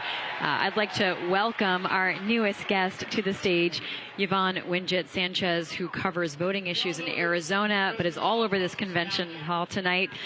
Welcome, Yvonne. We'll bring you into the conversation in just a couple of minutes. Rhonda, I want to get more from you on what you're listening for from Donald Trump's speech tonight. You know, I think we're listening for tone, quite honestly. We've heard that he is going to get very personal in this speech, that he wrote it himself, that he has ripped up the earlier edition of that speech and is going to go with what he wrote after the shooting. You know, there was talk over the weekend that this might have been a moment where, you know, Republicans were talking about unity, bringing the temperature down. You know, I'm not sure what we will see. Bringing the temperature down has not been a part of Trump's brand at all. So that's where, you know, there's a little bit of conflict from hearing that there's going to be a unity message, but yet, you know, we know his brand hasn't always been that. And that is actually, the fact that that's not his brand is what people have liked about him. So I'm really listening out for tone and what he has to say. J.M. Rieger, back in Washington, what is the split screen moment like of hearing from the Republicans with such a unified voice right now? And you're tracking what Democrats are doing, how there's such an increasing drumbeat for Joe Biden to step aside from the campaign. This is really... What's interesting is when we came into this week, I think there was some of the conventional wisdom out there from the Biden camp was the convention is going to be the main story of the week, the main political story of the week. So concerns about Biden's age, coupled with him being out on the campaign trail, could push the age concerns with President Biden a little to the side, a little to the back burner, if you will. And then there was this notion that they could get kind of to this virtual roll call in early August and Biden would be the nominee and sort of quell the doubts. Instead, what's happened here is Biden's had a few more kind of gaffes and mishaps earlier in the week. Then he comes down with COVID. And meanwhile, say what you will about the convention this week, but it has been extremely well produced. And there's been an extremely unified voice coming out of the Republican Party that they are behind Trump this election. This is more unified than we've seen the party probably in either of the last two elections, definitely compared to 2016. And there you can feel the momentum. I can feel the momentum here in D.C. coming through the screen, watching the events in that arena. And there's a confidence that exists among Republicans. And, you know, whether that is overconfidence, we'll see in the weeks and months ahead here. But Republicans, I think, clearly feel that the momentum is with them right now. And we've heard that in speaker after speaker after speaker. And I wouldn't be entirely surprised if we hear it from the former president tonight. Thanks so much. Yvonne, thanks so much for joining us. It's great to have you with us. So there's been such a focus on domestic issues as well as when they talk about security, they haven't talked about foreign policy in terms of what to do abroad, right? It's really been much more about protecting the borders, deport everyone, right? Mass deportation is one of the signs that we're seeing. Also talking about prioritizing Americans and American safety and the strength of the military and a respect for law enforcement. But what we're not hearing about is January 6th, when Americans marched on the United States Capitol and attacked American law enforcement at Donald Trump's bidding to go down to the Capitol. It's debatable about what exactly he wanted them to do, but he told them to go to the Capitol and said he would be with them. How are you hearing January 6th talked about among people here this week? It's not being talked about. I mean, if anything, it has to be prompted, right? There are quite a few people here who were present on January 6th near the Capitol, outside the mob, participated in various ways. There are also people who participated in the Republican strategy to try to replace Biden's rightful electoral votes with those of Trump's. And they are unapologetic for their behavior. They believe that they did absolutely nothing wrong. If anything, this message of unity, this momentum that you feel, this energy, the sort of electric vibe that they are feeling, plays into the notion that there was nothing to see, right? That this is a very important figure of their party who is there for them, who has their back, who understands that they were fighting for him. And in some ways, this sort of rewrites in their minds and in the minds of the people who they acted on behalf of the narrative, right? And this plays directly into the fight for the future and the soul and the safety of this country. You know, I guess there's a question there of what election security means, right? Because election security means something very different to many people in this room than it does to the people who actually watch elections and monitor elections and have shown that the last election was not rigged or stolen. So, James, where does that put the conversation about what elections and everything else here? Every night they've played this video that Trump recorded, and it's a fascinating video. We played it once. Basically, Trump is saying, hey, look, we don't want what happened in 2020 to happen again, which you could read to say stolen or we lost, right, depending on what you wanted to hear. So let's vote by mail so that we can win by a big enough margin they can't steal it. And then he says, if when we win, we can go and ban early voting, we can ban electronic voting and require paper ballots again. But first we have to win, so let's win. And that is a pragmatic turn. And one of the reasons, I'm told this by Trump world people, Trump really, really wants to win because he wants to dismiss the 2 federal cases against him. One of them has been dismissed. Jack Smith filed a notice of appeal yesterday. But Trump is determined to actually win this time. He really wants it. It's not like 2016 where it was sort of a fun lark. He's like hungry for it, and he does feel, even if we're not going to hear it tonight, anger about what he feels is persecution and people coming after him. To Yvonne's point, there has not been, I mean, Peter Navarro just got out of federal prison yesterday, but that was for defying a lawful subpoena. That was for being in contempt of Congress, not for anything related to January 6th. Lots of people who also didn't cooperate with the committee showed up and took the fifth, and they weren't held in contempt. But it's sort of amazing. The fact that Trump is the nominee right now shows that, I mean, there really were not actual meaningful consequences for him for what he did on January 6th. Let's go to Rich Matthews to talk more about, Rich, what the reaction was like when Trump entered the Fiserv Forum, and he went up there flanked by senators and also Jason Aldean, the country singer. We were trying to figure out, is that Jason Aldean with the baseball cap on? And the pool has confirmed that is who it is. What was that moment like from your angle? Well, I have a great view of that, and I heard you talk about how it's almost like a WWE entrance, but you know what? It is like a WWE entrance. It's exactly the way that he entered, with a camera on him, coming backstage to get a little bit of excitement in the arena. We knew that he was going to come out to Back in Black, but you could tell the crowd didn't. They were kind of at their normal temperature or normal excitement level, and then you heard those words and you see him on the screen backstage. And yeah, I mean, to be honest, the place just erupted in applause and cheering. Almost every single person in the arena turned and faced it.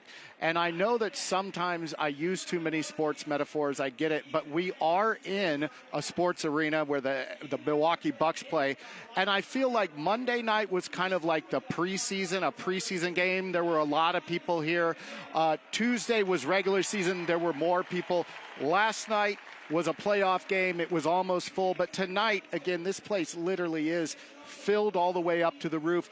1, 2, 3, 4, 5 and a half levels, even where I am, and there's people in every level. Where again, at first on Monday night, it was only maybe full up to the second or third level. So it's loud in here, it's energetic. As we've talked about, the folks here are clearly behind Donald Trump. Libby? All right, thanks so much, Rich. We're watching tonight for this moment where Donald Trump will come out, he'll address the crowd and speak to them. We're also watching to see Melania Trump come out, and then we'll be hearing some speeches leading up to President Trump and teeing him up. You know, we're talking about who's sitting in the friends and family box, and Jason Aldean, country singer, supporter of Donald Trump, I think his wife's there with him.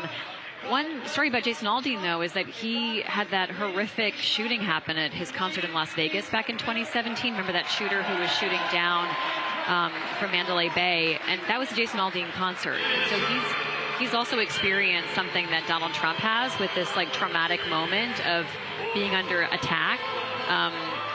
So I'm wondering if they're even getting to talk about that or share that experience. It's really fascinating. Steve Scalise, who was also affected by gun violence when he was shot in 2017 during a congressional softball game, was seated next to the former president.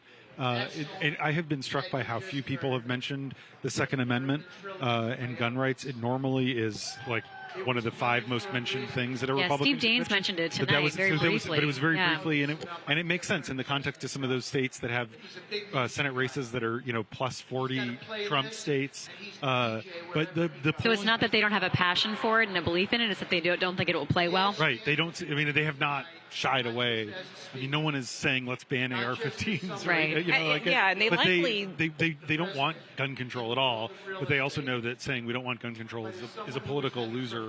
The people who agree with them on that are going to vote for them anyway, and that the people they're trying to excite are sort of want background checks and kind of modest gun legislation that is never going to pass. Yeah, I don't think we have any indication that the events of Saturday will change, Republican views or lawmaker views on guns. In fact, I've talked to... We have a negative indication of that. It will not, Right. I've talked to Steve Scalise about his shooting, and one of the things he said about what he believes in gun policy is it was good guys with guns who stopped him from being hurt further. So that's really what you're probably going to hear. That is sort of a rallying cry, too, to talk about gun rights in an environment like that, an environment like this. But I do not think we're going to hear any sort of, policy initiative and this isn't or softening. This is not happening in a vacuum. Trump was at the NRA convention not that many weeks ago, maybe months now. Yeah, but it is stunning, though, to think that, I'm not going to let anything happen. Right, that the events of Saturday wouldn't change or wouldn't make, a lawmaker look back. Ronald Reagan ended up supporting the Brady bill in 1994 because he had gotten shot, and the bill was named for James Brady, his former White House press secretary. That's a really good point. Yeah. Yvonne Winchet-Sanchez covers voters, Arizona, politics. What are you hearing from delegates on the floor and around this week? How do they react to J.D. Vance, first of all? And then how are they feeling generally about their momentum going forward? J.D. Vance, a lot of people don't know who J.D. Vance is, which I think is super interesting. Offers, obviously, a really good opportunity for the campaign to define him quickly for them. But it also allows the opposition to define him as well. We've already, are seeing all sorts of criticisms about his background. Democrats are really trying to highlight past comments on, everything from abortion to whether or not he would have accepted the results of the 2020 election, various controversial figures that he is friendly with, has surrounded himself with. So generally, I would say it's a little bit of a mix of both. His speech was well received, I would say. I think there are a lot of questions that especially women, independent women, maybe more moderate women might have, and that could be really important when you're looking at some of these swing states, places like Arizona, Michigan, Wisconsin, Pennsylvania, North Carolina, Georgia. I mean, I think that's going to be like a really interesting dynamic. Generally, I think everyone here is going to walk away feeling really good about their chances. It could dissipate in the next couple of days, depending on what happens with the Democratic ticket. But I will say, I've been talking to quite a few people, and there is a very good vibe that they are not going to contest the results of the election outcome. Because it will go their way. In 2024. If it doesn't, that's a different question. However, if the election were held tomorrow, they would expect Democrats to contest the results. So everyone's feeling pretty good. I have not heard one person say that they would have a problem or they would be, protesting or trying to stop vote counting or searching for evidence of fraud or problems with the elections, if it was held tomorrow. Yvonne, what are they telling you about Trump going up against Biden versus Kamala Harris or any other Democrat who might replace Joe Biden at the top of the ticket? They're feeling confident either way. I mean, clearly they would prefer to have Biden at the top of the ticket because we've all seen the polling numbers. We are all very familiar with what that lineup looks like. They're also very confident about what it would look like with Vice President Kamala Harris at the top of the ticket. They also feel confident with her. I think the biggest thing that they seem to be concerned about is the unknown. Right? What does some sort of brokered convention look like? Who are they not thinking about? What does perhaps a middle-aged, white, moderate Mark Kelly. What if Mark Kelly joins the ticket in some former astronaut, husband of Gabby Giffords, like the Arizona. arc of that biography, Arizona. That's interesting and could obviously change things in a pretty dramatic fashion. In the fall. I do have to say there are absolutely no indications, even though his name has been included in a lot of the talk and in polling, that he is sizing this up, that this is even like anything that he is considering. So if it changes, we'll let you know. But I think that could change things pretty dramatically, and that seems to be like the number one thing that these delegates are most concerned about. In just a few minutes, they're going to play once again the vote by mail video that we've seen every night at this convention, talking about sort of voting and election integrity. Can I just say, Please. this video is really something else. How so, Yvonne? We saw so many diverging and opposite messages, obviously, since the 2020 election, the 2022 election, and even as that 2022 election was underway. People with his campaign, people with the RNC, people with Turning Point Action, which is the political arm of Turning Point USA, which is based in Arizona, were talking in such dramatic terms about what their messaging during the presidential election needed to look like. And it was, we need drop boxes, we need early voting at every single church in this country. Wow. Like, we need to push the early vote, push the drop boxes. We need to beat Democrats at cheating. And here we are. It's just wild, like a short time later, and like that messaging is being played time and time again here on the convention floor. And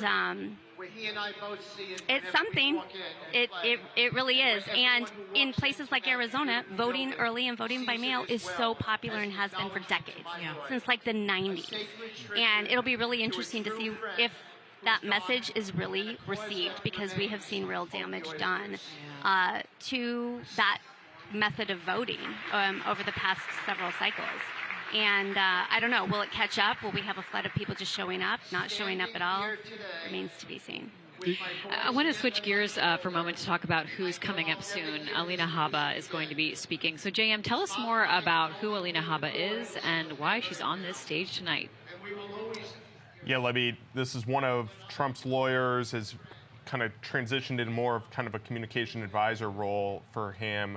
But this is important because we expect that there's a chance that start talking about some of Trump's legal troubles, legal issues. We know he was convicted of 34 felony counts in Manhattan at the end of May. We know he's facing 3 other criminal trials, 2 over January 6th in the efforts to overturn the 2020 election, and 1 over his retention and obstruction in the classified documents case, which has been thrown out but is on appeal now. But this is something that does hang over this election cycle, which is Trump's legal issues.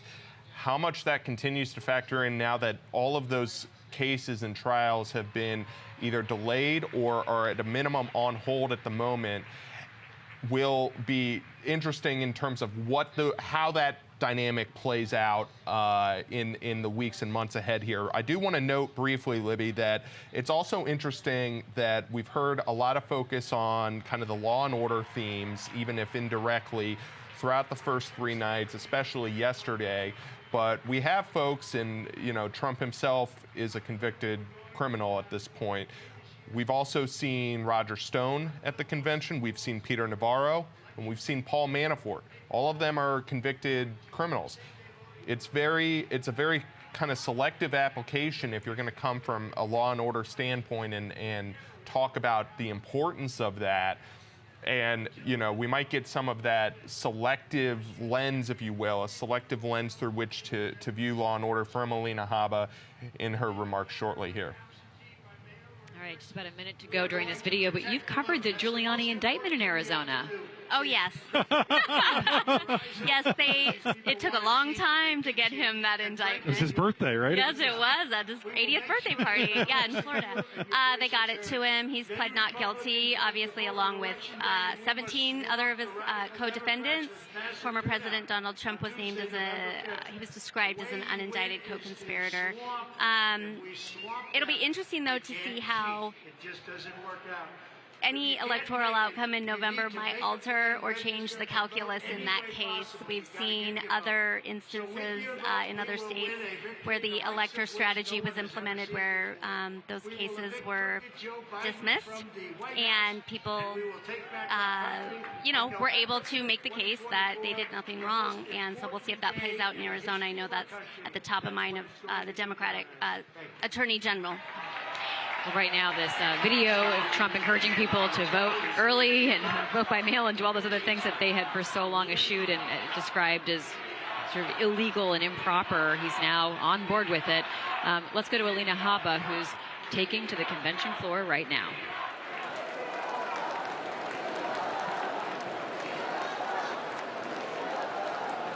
Good evening, America. My name is Alina Habba, and I have had the great privilege of representing President Donald J. Trump.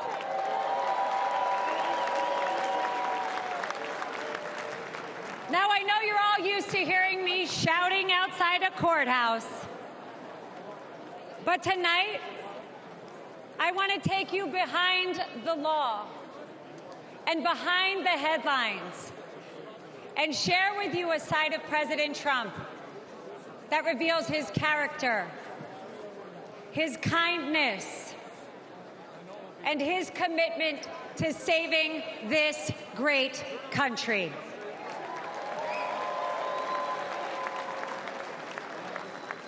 As a devout Catholic,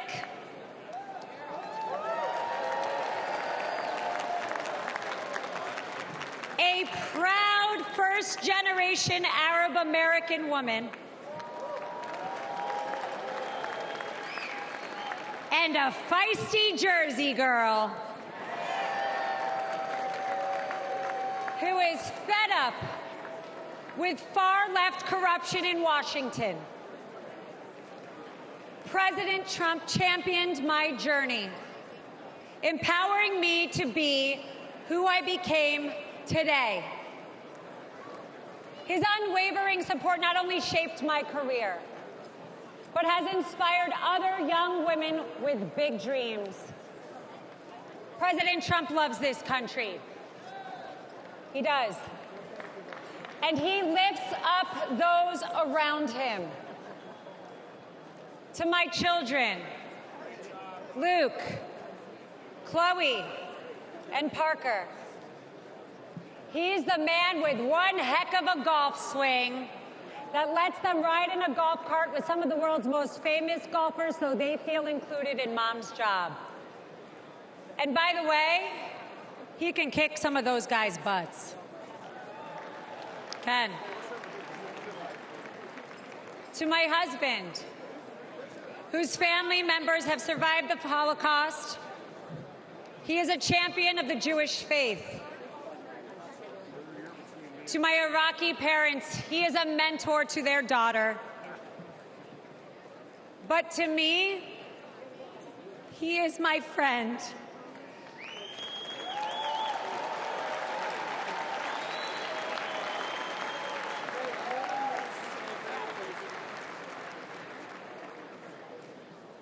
Not too long ago, a supporter shouted, "God bless you and President Trump," in the middle of Manhattan after one of our trials. Little did that man know that I was on the phone with the president himself. And he immediately asked me to pause, give the man my phone, and spent time speaking to him and thanking him for his support.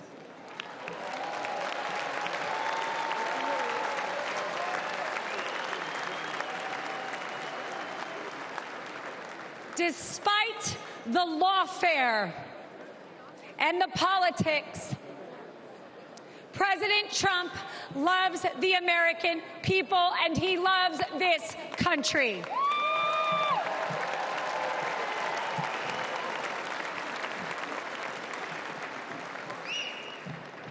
For decades, the Trump Organization transformed skylines and created thousands of jobs. His buildings and businesses are a testament to his commitment to excellence and his drive to turn dreams into reality. But his greatest construction project was yet to come.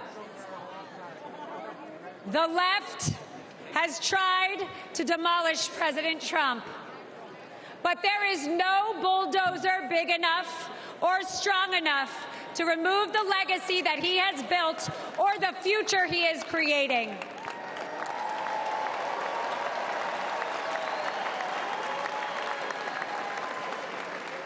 As the 45th President of the United States, Donald Trump built a legacy of putting America first.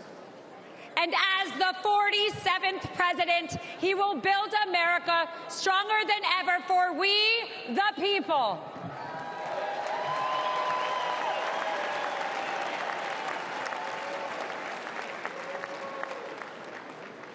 As we stand on the brink of a new chapter in America's story, I am reminded of the country my family fled 4 decades ago. A place marked by religious persecution, oppression, and a lack of freedom. They came here because America is a beacon of liberty and opportunity.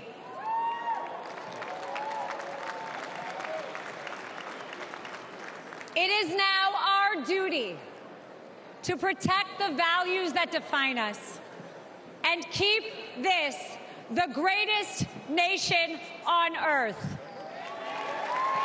Amen.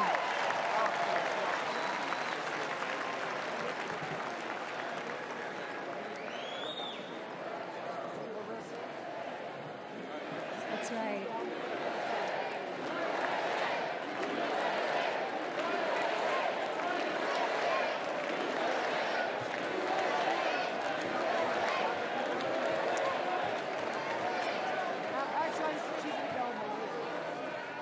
Every attack on President Trump only strengthens our movement. The left's madness is only a sign of desperation. Sham indictments and baseless allegations will not deter us, because the only crime President Trump has committed is loving America.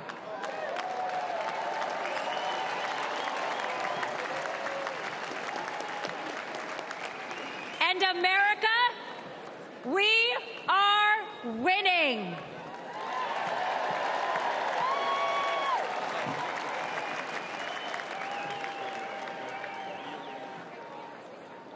Outside of his family and our country, President Trump also has another love: music. A few years ago, he wanted me to hear a new song he had selected for an upcoming rally. I could hear it blaring in the background at Mar-a-Lago. He landed on a song called Hold On, I'm Coming.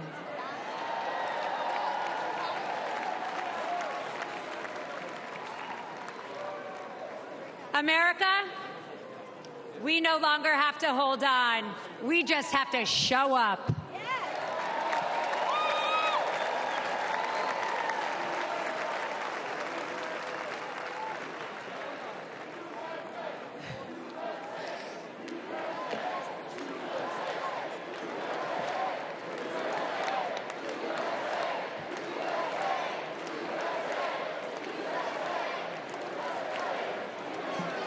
So if you're ready to end the Democrat destruction, and if you're eager to unleash the best America has to offer, then let's send Donald Trump and J.D. Vance to the White House in November.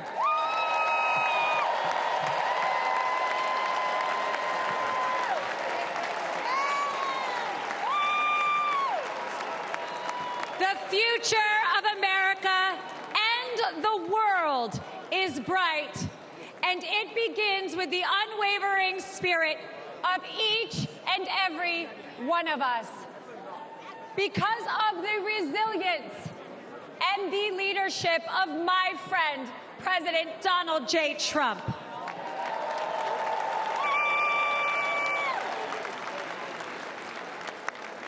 So let us not forget that President Trump did not just take a bullet in Butler, Pennsylvania. He has and will continue to take them for each and every one of us. God bless President Trump. God bless you all. And God bless the United States of America.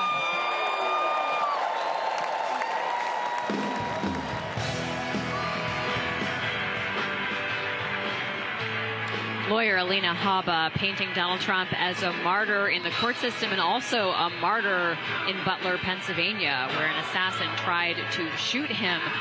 We are hearing more and more, Rhonda and James, this idea that Trump is doing this for you. We've always heard this from some of his team, right? But repeatedly this week we've heard Trump didn't need to come do this. He left a cushy life with a comfortable, income and glamorous life to fight for you, to come do this for you. And they've made him into this martyr now, taking the legal fire and now actual literal fire.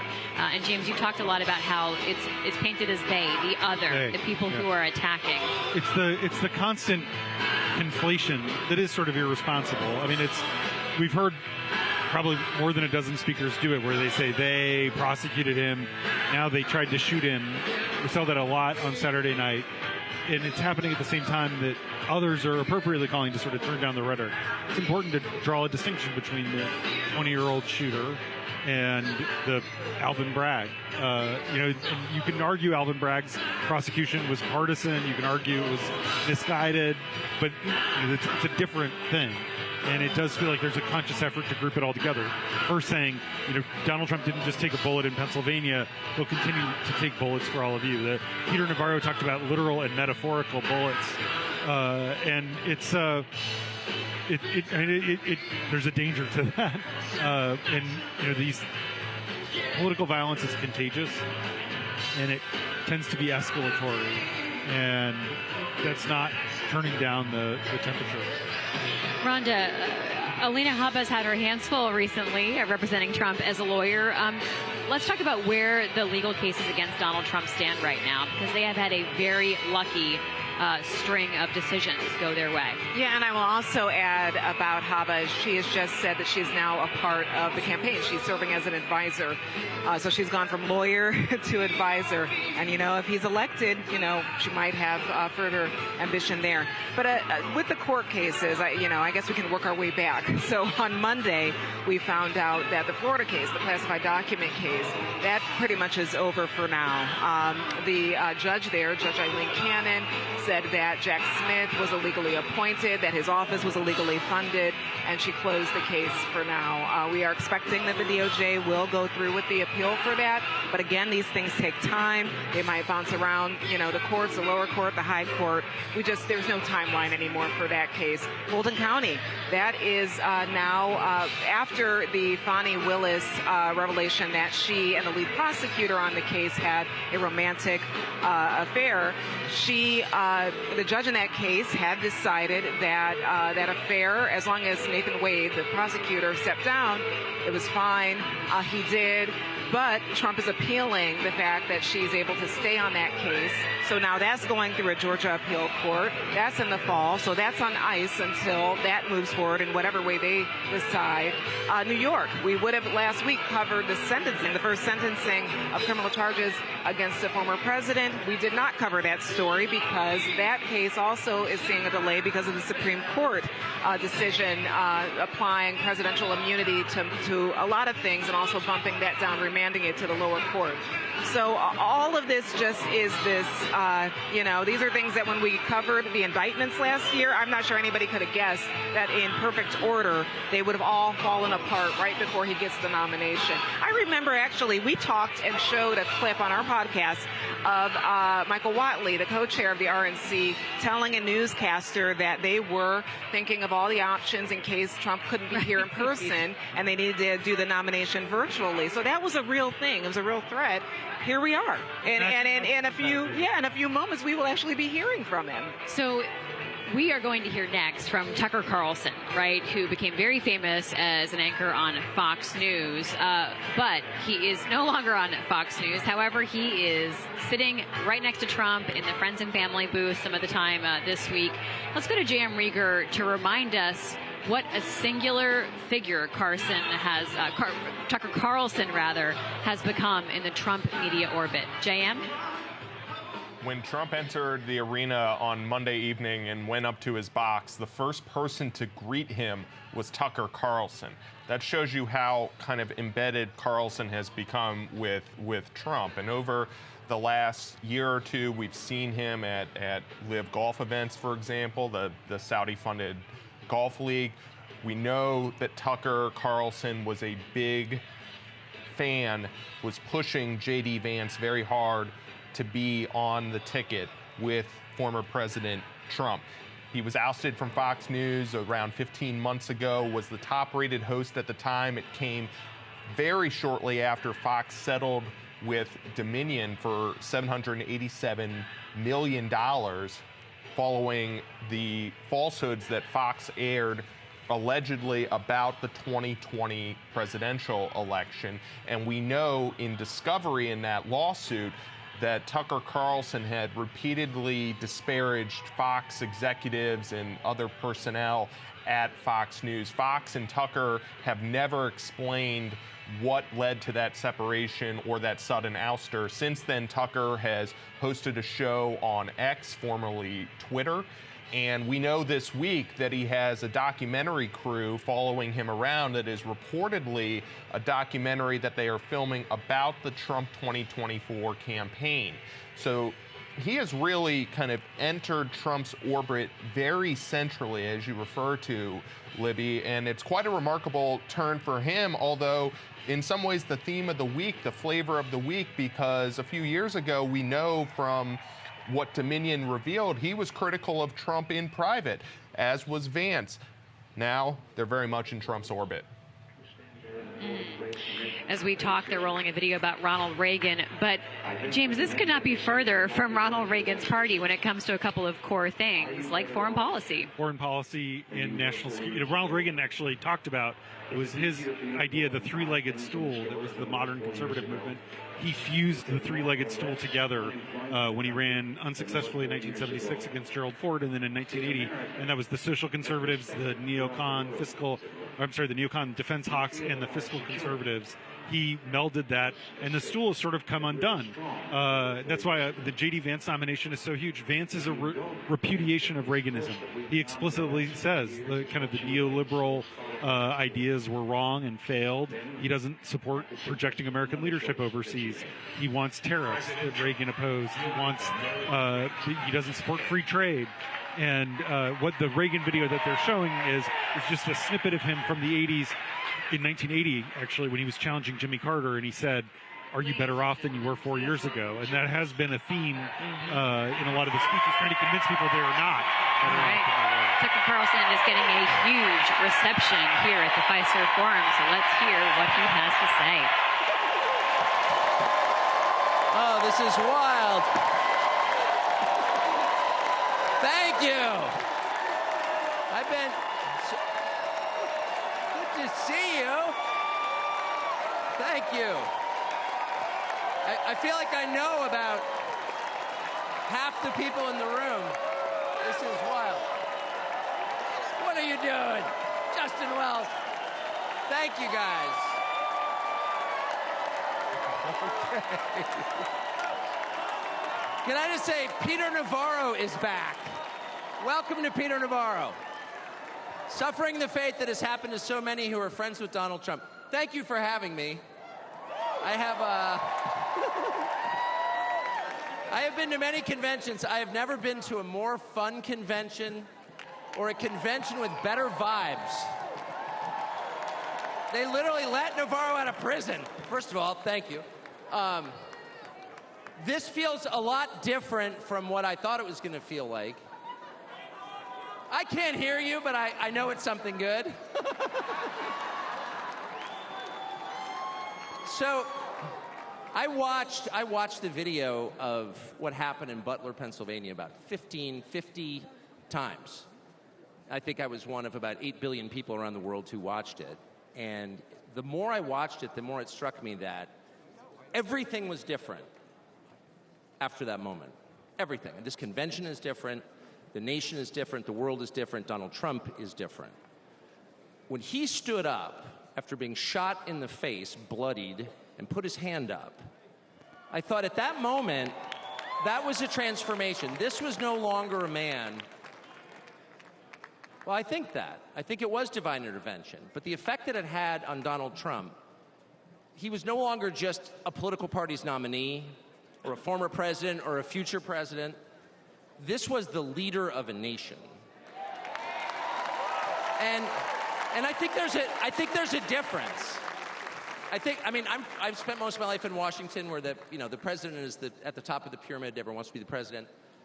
But if you think about it, the presidency comes with great power, obviously. But if you think about it, that is a title that is bestowed by a process of some sort that can be subverted. And in the end, it does not confer by itself, as no title does, legitimacy. Just because you call yourself the president doesn't mean that much inherently. I can call my dog the CEO of Hewlett-Packard. It doesn't mean she is.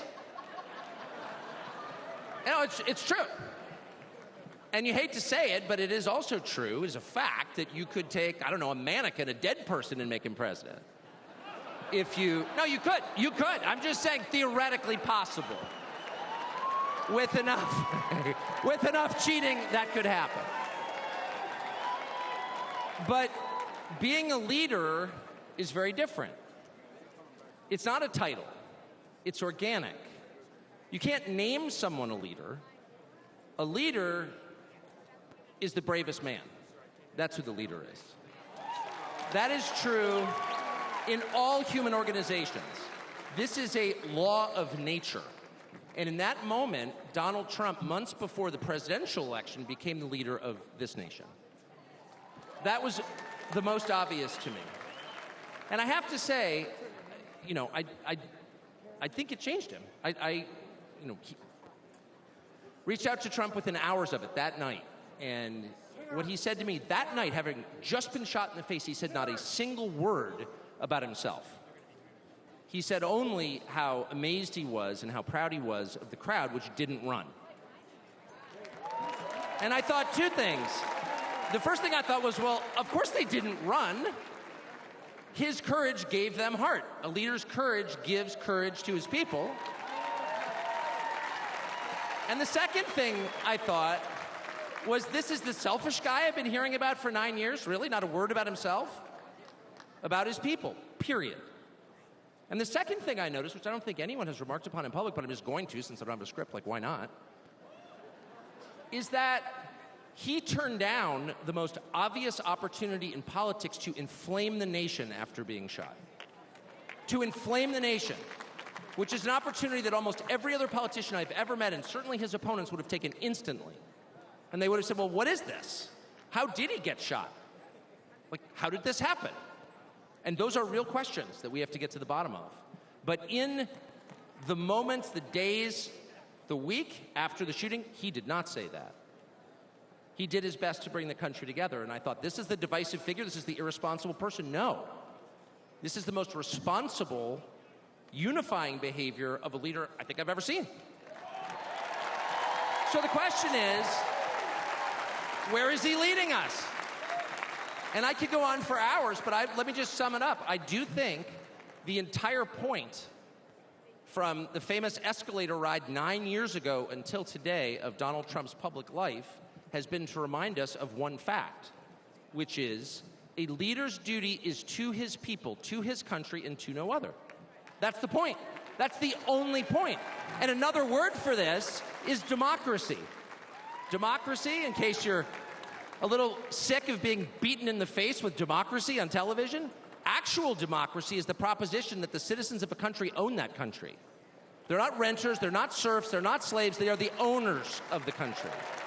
And for that to be true, their leaders have to represent them, which is another way of saying they have to do what the people want them to do, or a close approximation thereof. But if they completely ignore what people want, not just 1 year, but generationally, say for 50 years, then it may be, I don't know what, it's not a democracy. And so I think the entire Trump project, paradoxically, he's attacked as an enemy of democracy, is to return democracy to the United States. Hey, let's pay attention to what people actually want. And the lack of interest in that question in Washington is something that ultimately drove me out of the city after 35 years. Lawmakers stepping over the prostrate bodies of their fellow citizens ODing on drugs to go cast votes to send money to some foreign country. Yeah, actually, we've lost more Americans from drugs in the past 4 years than we lost in World War II. Yeah. Our bloodiest war, more than we lost in World War II. Does anybody care? It is pathetic. It is pathetic. And do you hear a single word from Washington about doing anything about it? We know where the drugs are coming from. We know the supply routes. The U.S. military spent billions bombing the Ho Chi Minh Trail. You don't see our commander-in-chief suggesting that we use our military to protect our country or the lives of its citizens. No. That's for Ukraine. And it's too much, actually. It's too insulting. It's too insulting. It's a middle finger in the face of every American. It's a very clear statement, which is unmistakable. And that is, we don't care about you. And Donald Trump, whatever you say about him, and I think he's a wonderful person. I know him well. By the way, the funniest person I've ever met in my life, actually. You can't be funny without perspective or without empathy, which is true. But everything else about Trump aside, he actually cares because he's interested in the people who live here because that's his job. A father's job, his duty is to his family. An officer's duty is to his men. A president's duty is to his citizens. And he seems to be the only one who thinks that. And in his choice for vice president, J.D. Vance, he's made that really clear. J.D. Vance, I'll say this about him, is a thoroughly decent man, and I'll just admit it, a friend of mine, one of the very few politicians in Washington who actually is very close to his own wife, which is wonderful to see. And she's wonderful, actually. But J.D. Vance has views that are closer to Trump's voters than anyone else in Washington in office. Therefore, he's the vice president. That's called democracy. So I will stop on just one point, and that is what's happened over the past month since the debate, and particularly on Saturday in Butler, I think a lot of people are wondering, what is this? This doesn't look like politics. Something bigger is going on here. I think even people who don't believe in God are beginning to think, well, maybe there's something to this, actually. And I'm starting to think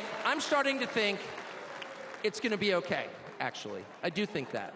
In the day after the midterm elections in 2018, Antifa came to my house. The Democratic Party's militia, okay? I was at work. It was obvious when I was at work because it was public. My wife was home alone. They tried to come in through the front door. They terrorized her. She hid in our pantry. It was on television. It was horrible, actually. It was, I mean, I'm not whining about it. It wasn't getting shot in the face, but it wrecked our day. And the next morning, we're lying in bed, and the phone rings for my wife, and it's Donald Trump, who's not like a regular text buddy of Donald Trump's. She picks it up, hello? Susie, it's Donald Trump. And it's coming through, I could hear it. You know, I'm lying in bed, whoa. And the first thing he says is, I'm gonna stand guard outside your house. And she goes, oh, it's so nice. And he says, I'll never forget this as long as I live. He says, you know, there's a lot of hate out there. And she said, you know, there is, Mr. President. And then he says, but there's a lot of love. There's a lot of love. And we are seeing that love. I don't think it's human love. And I'll just stop with this. I'm not always convinced that I'm on the right side. I've been on the wrong side many times. You'll never hear me say, I'm on God's side, or God's with me, or even I'm with God. I want to be, not sure I am. But I will say this unequivocally and conclusively. God is among us right now. And I think that's enough. God bless you. Ladies and gentlemen, please welcome golf. Tucker Carlson getting a huge reception here. JM, I'll point this out. He was not reading off a script. He just had a countdown clock. Everyone else has been looking at a teleprompter and getting their words from the teleprompter that were pre-scripted. Let's talk about Tucker Carlson's message, JM. Yeah, two things stood out to me, Libby. One was he made a reference to cheating seemingly to the 2020 election, this false claim that the 2020 election was stolen or that Democrats rigged that election. It's notable because we haven't heard that overtly that many times this week at the convention, but this is that election denialism creeping into the tone again. This is really off message for Republicans. While it plays maybe to the base crowd in that room, this is not where the Republicans want to be focusing the conversation. So I thought that was notable. And then also, he talked about how Trump turned down the opportunity to inflame the nation after the shooting.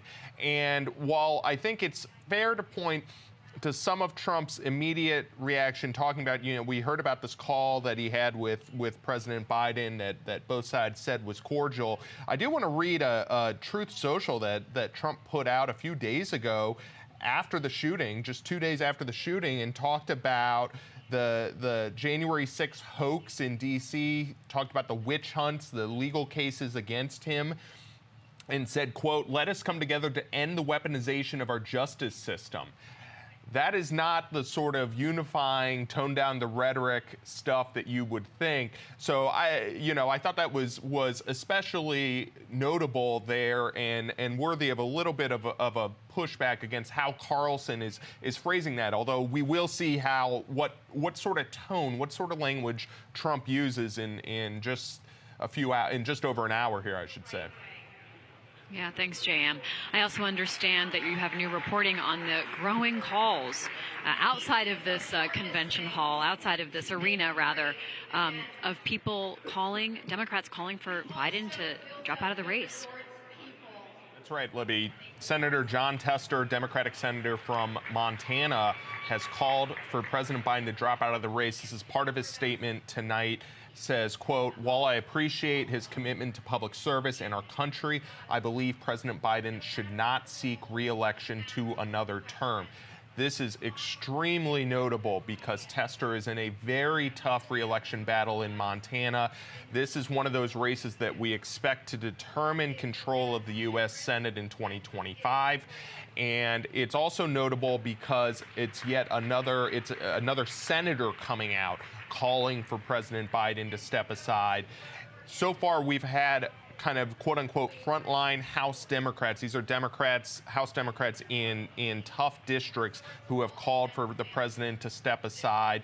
But Tester's a really notable name and comes right on the heels of Adam Schiff this week, also calling for President Biden to drop out of this race.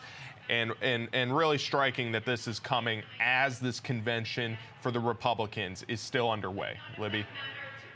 Thanks so much, JM. I'd like to welcome Mariana Sotomayor, congressional reporter. Hello, Mariana. So good of you to join us.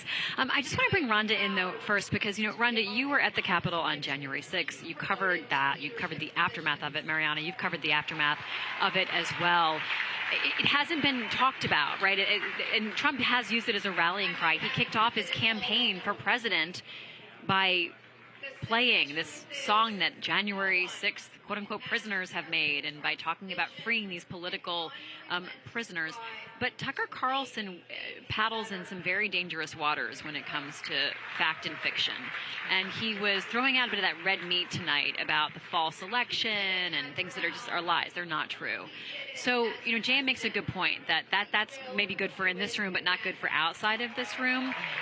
What does it mean to you to hear Tucker given this prominent speaking role on this night that really culminates in Donald Trump's ultimate message? Well, it seems like, what we heard before. It seems like there hasn't been much change. And when you talk about January 6th, even though it's not really discussed a lot here within this crowd, I've been thinking about it a lot, actually, every day of programming. As someone who was an eyewitness and barricaded inside the Capitol that day, when it's not talked about among Republican circles, you have to almost wonder, is that evidence that it was as bad as it was? Because they don't want to talk about it. You can see that it was very damaging for their party. I'm also thinking about the fact that there are delegates who are from some of those critical states, like Arizona. We had our Arizona correspondent on not too long ago from Georgia, who were a part of the fake electors scheme. One Georgia delegate was a woman who helped plan the rally that preceded the riot. So they're amongst the crowd here. And I'm thinking back to the day after the 6th, when I went back to the Capitol. The first lawmaker I spoke to told me she wanted to do the interview quick and fresh right then and there because she didn't want January 6th to be normalized. So I cannot help, as an eyewitness to it, I cannot help but think, has it become normalized because it's not being discussed? You have people who, might have been on the margins of the Republican Party because of their role on January 6th, but they're actually on the floor tonight. I mean, it's truly stunning. So, yeah, I've been thinking about it all week. Yeah. Mariana, we've been talking a lot about tone that Donald Trump will take tonight, the tone that J.D. Vance took yesterday. But there has been an increasingly, I have to think of the words for it, the tone that Donald Trump has been using in his rallies leading up to this moment, prior to this week, has been vengeance-filled. He's been talking about being retribution. He's setting it up as this, this ultimate battle. And in fact, we're going to see a video in a few minutes that is called The Final Battle. So even if we're talking about toning things down tonight, his language has gotten increasingly into like a heightened pitch. Yeah, and I mean, we have seen just how much the Republican base gets so animated by that, right? They really do feed off of this kind of energy, the feeling that they feel as if they're in a battle for this country, which is funny, something that I've heard from Republicans. That was literally the Biden 2020 slogan, battle for the soul of the nation. And Republicans are picking that up. And even when I talked to Speaker Mike Johnson, he said, we do have to lead by example, and he did not deny the fact that there are some Republican members within his own conference that need to tone down that rhetoric. But he said, we are in a battle. Well, I'm not going to dispute that we're in a battle. We are in a battle. We're coming to a head. So all of that rhetoric, all of that tone is still going to stay, especially because it does inflame this base. And you heard Tucker Carlson trying to co-opt the language of democracy, right? Saying what democracy means to me, it's half a century of government not being responsive, the government isn't representative, and that's what democracy is, and it is using the language. And Trump has been masterful at this for 8 years. You think about things like fake news used to mean something very different until Trump co-opted it, and they've done the same thing with sort of democracy. And indeed, recent public polling shows that Biden who had like a 20-point edge on which candidate do you trust more on democracy, it's now basically tied. It's within the margin of error. And it's a reflection of the fact that Trump at his rallies now is like, I'm the candidate for democracy. Right, I'm going to save democracy. I'm going to save democracy. Yeah. So tonight's programming will be really interesting because it's all, as we've been talked about, leading up to Donald Trump, and there is some intentional selection about who's speaking tonight. And one of those people is Hulk Hogan. It is WrestleMania night here at the Republican Convention. And let's go to Rich Matthews for more on how we will be seeing some of wrestling's biggest figures tonight. Rich? Well, you know, Hulk Hogan, an incredibly popular, likable, maybe even lovable figure back in the 1980s and 90s. I was a Hulkamaniac when I was a kid. But he did have a period, a dark period that lasted about 10 years where he admitted that he was addicted to painkillers, went through a couple of divorces, had a sex scandal with a married woman that included a sex tape. But believe it or not, the sex on that tape wasn't what got him in trouble. He used numerous racial slurs and anti-gay slurs on that tape.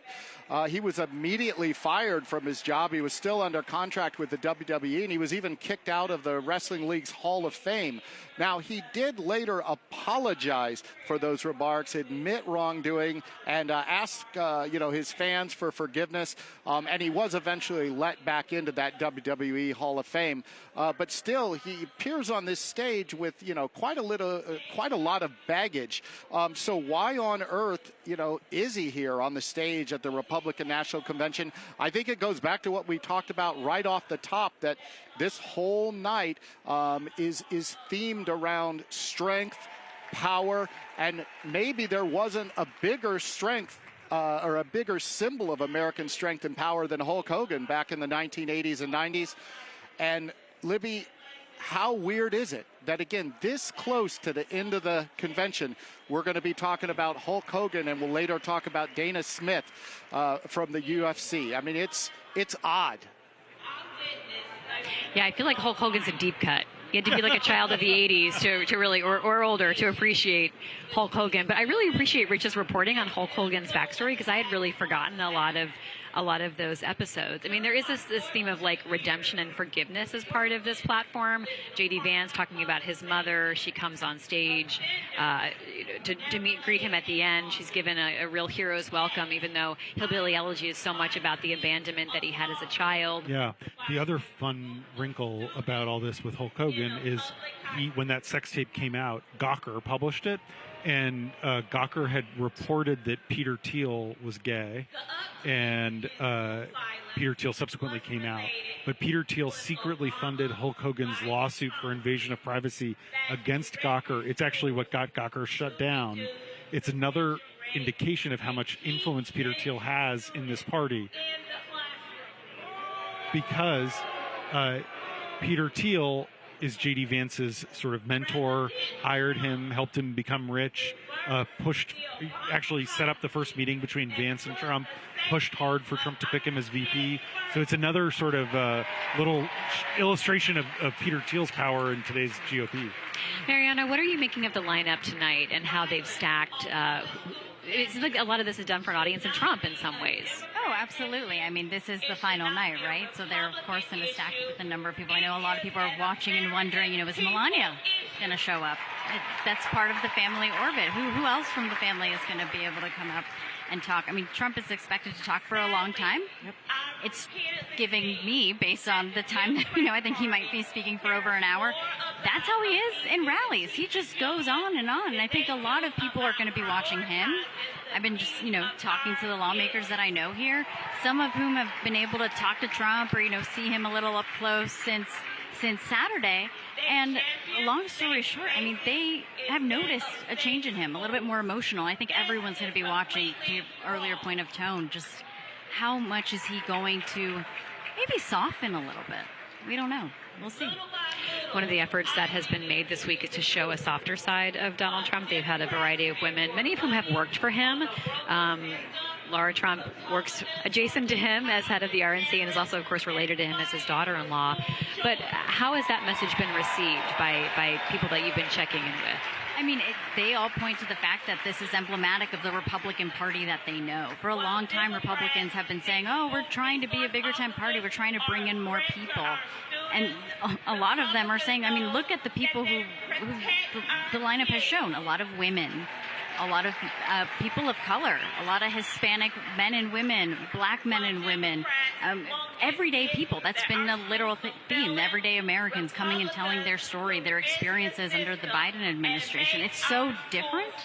And based on the conversations I've had with a lot of lawmakers, I mean, besides seeing that visual, they feel the energy is so different. Like, especially from some lawmakers, I've heard a couple of them say, I haven't felt this since like 2004 with George W. Bush. Like, we just haven't felt this kind of unity among the Republican Party and the feeling that the party is actually growing. So it is the stark differences they're trying to make. J.M. Rieger, we even heard like Tucker Carlson and Alina Habba, rather, talking about the character of Donald Trump.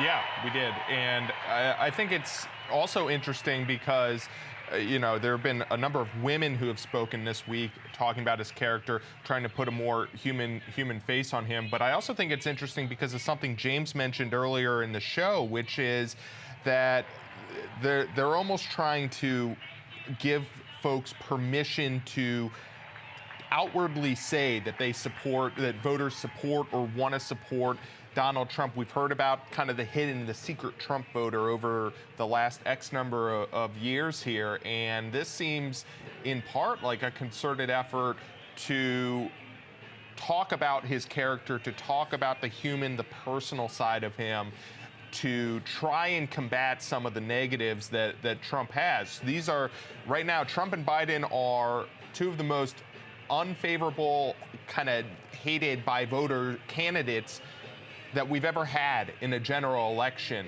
And as much as Republicans are projecting confidence this week, they know that that's a risk for them come November.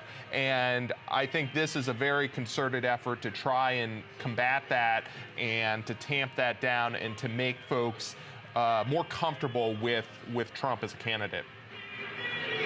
All right, thanks, J.M. So this night is designed to show power and strength, but it's also very macho and male. We've been talking about that, Mariana. And Tucker Carlson, when he was talking, he talked about like the strongest person in the room is like the strongest guy. The strongest man. There was no room for women in there. And there is a vibe here, even as with very powerful and self-possessed women like Governor Sarah Huckabee Sanders talk about her old boss, Donald Trump. We are still seeing this push towards the strongest person in the room being the strongest man in the room, right? And it's pretty unequivocal, especially at a moment when we're looking at Kamala Harris perhaps ascending to the top of the ticket.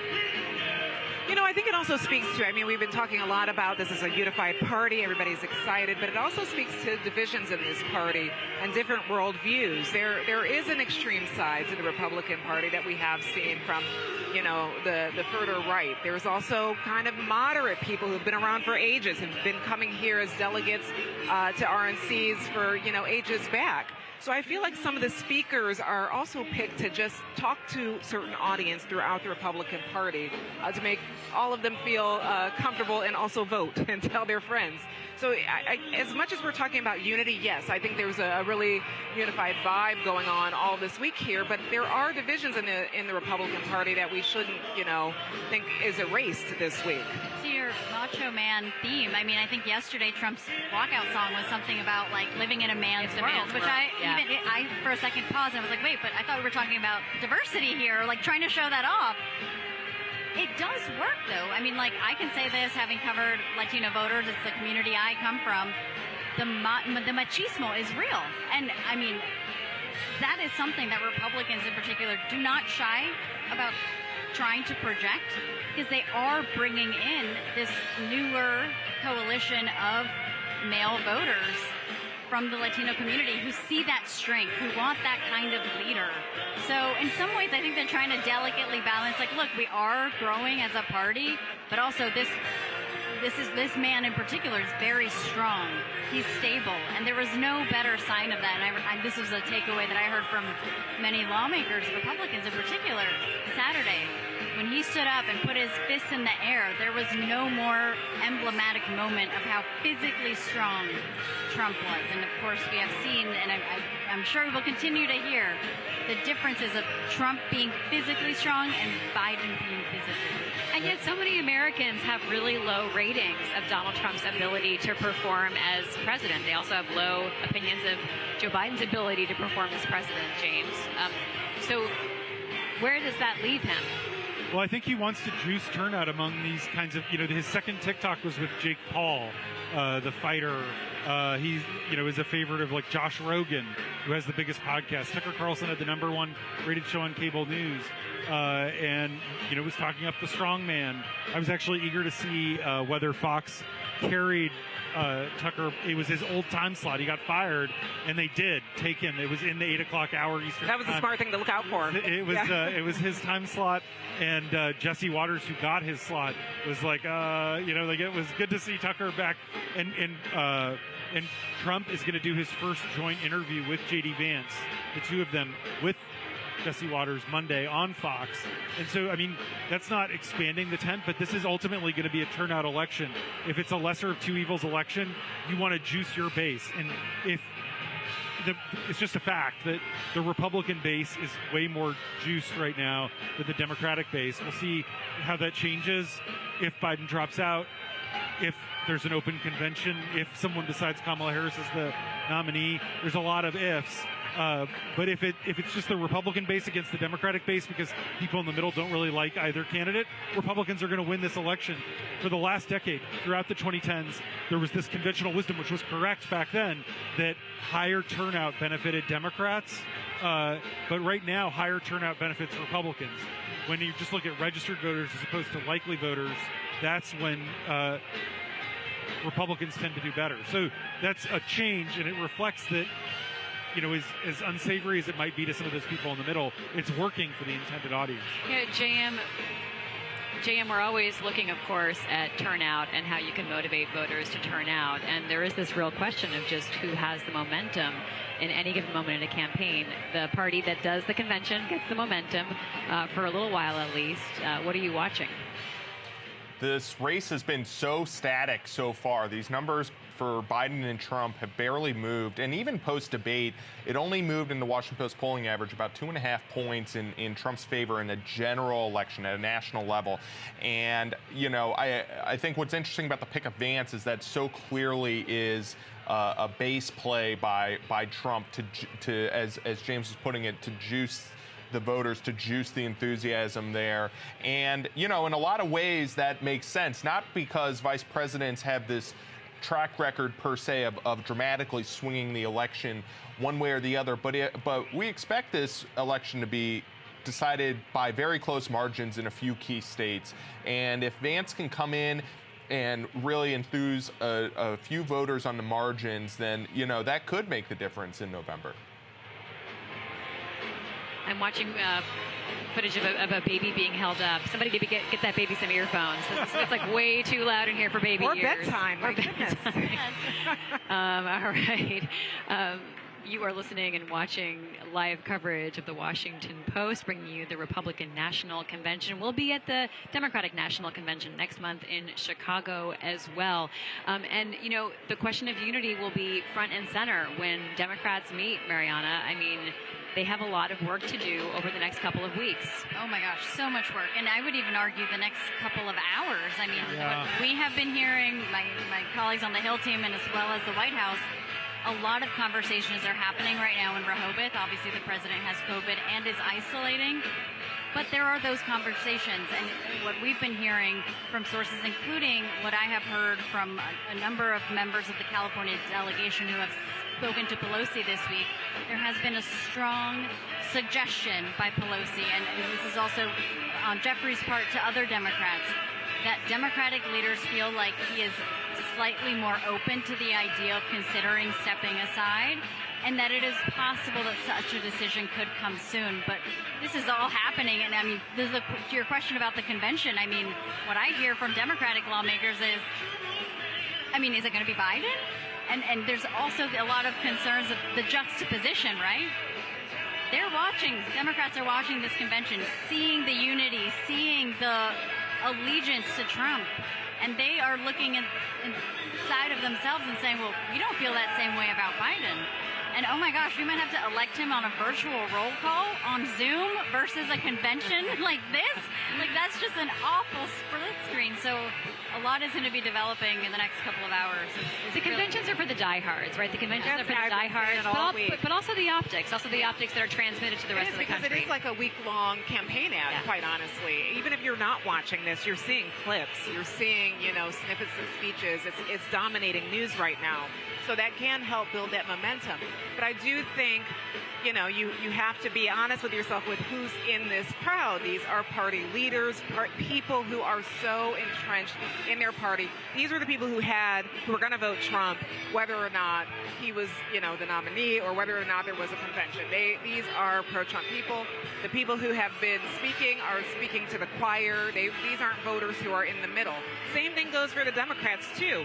So I don't know if we can look at conventions as defining moments that they will decide the election. I still, as I always say to James and Libby, we don't know anything. We're just reporters out here telling you what we're seeing and who we're talking to. Yeah, so I would not say that all of the energy we're feeling, because people at home, there's a lot of energy behind us. Yeah. And it's not going anywhere tonight. Yeah. But that does not mean that we know what happens at the end of the race. Yeah, if you have your finger in the wind here, this is not a good barometer of the national sentiment. And same thing at the DNC. Totally. Even though things are in a bit of disarray with Democrats, I can't imagine they're going to have a boring program.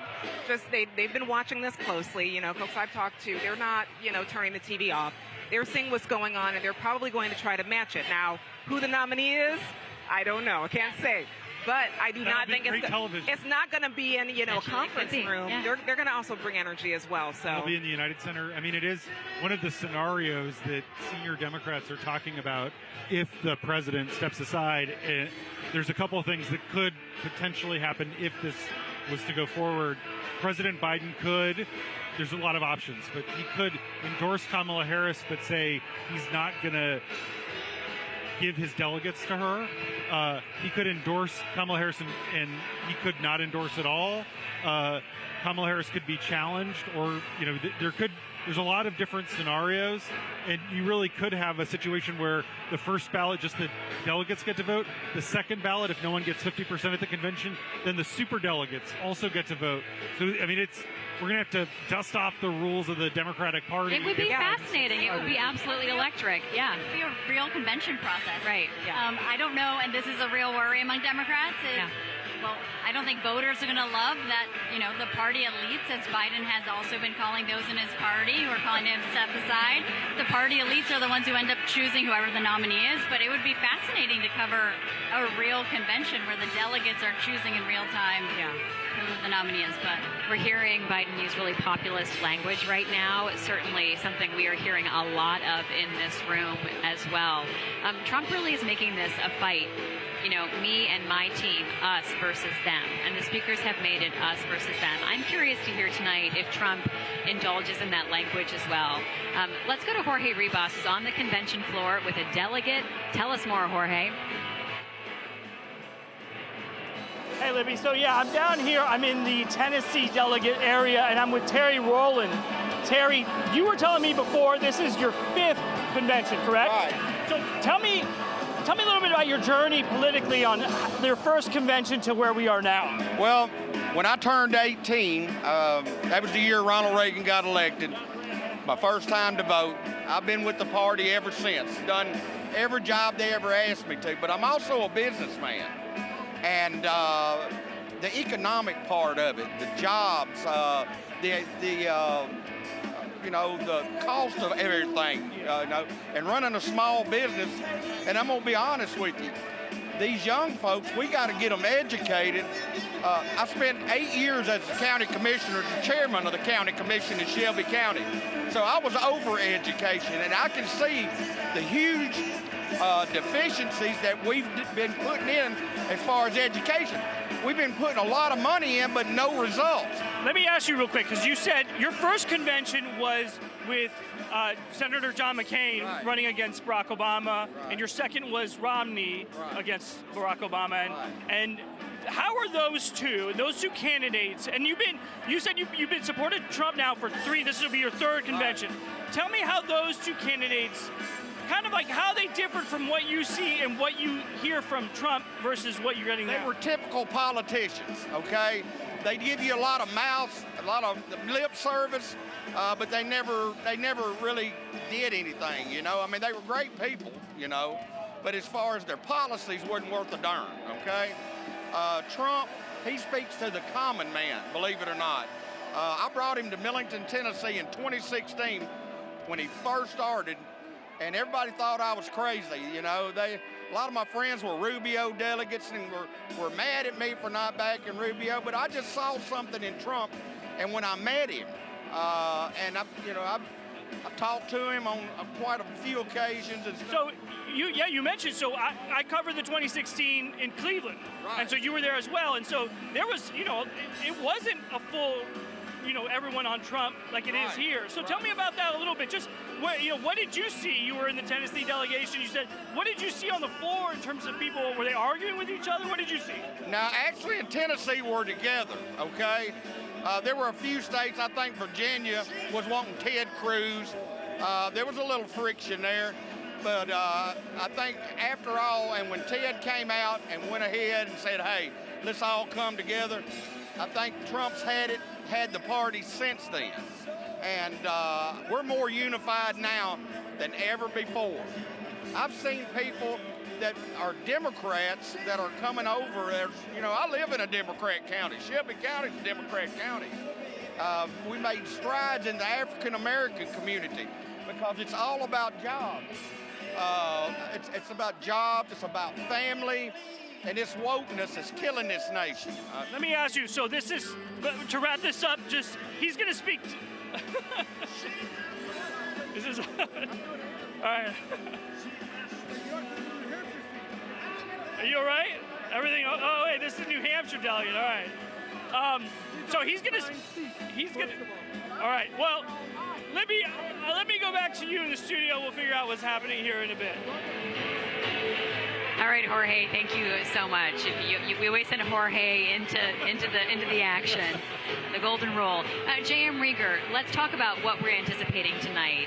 We're going to see the vice presidential pick for the Republicans come out, of course, to support the man who he wants to be his boss, the President of the United States, Donald Trump. What are you going to be watching for in terms of optics and listening for tonight?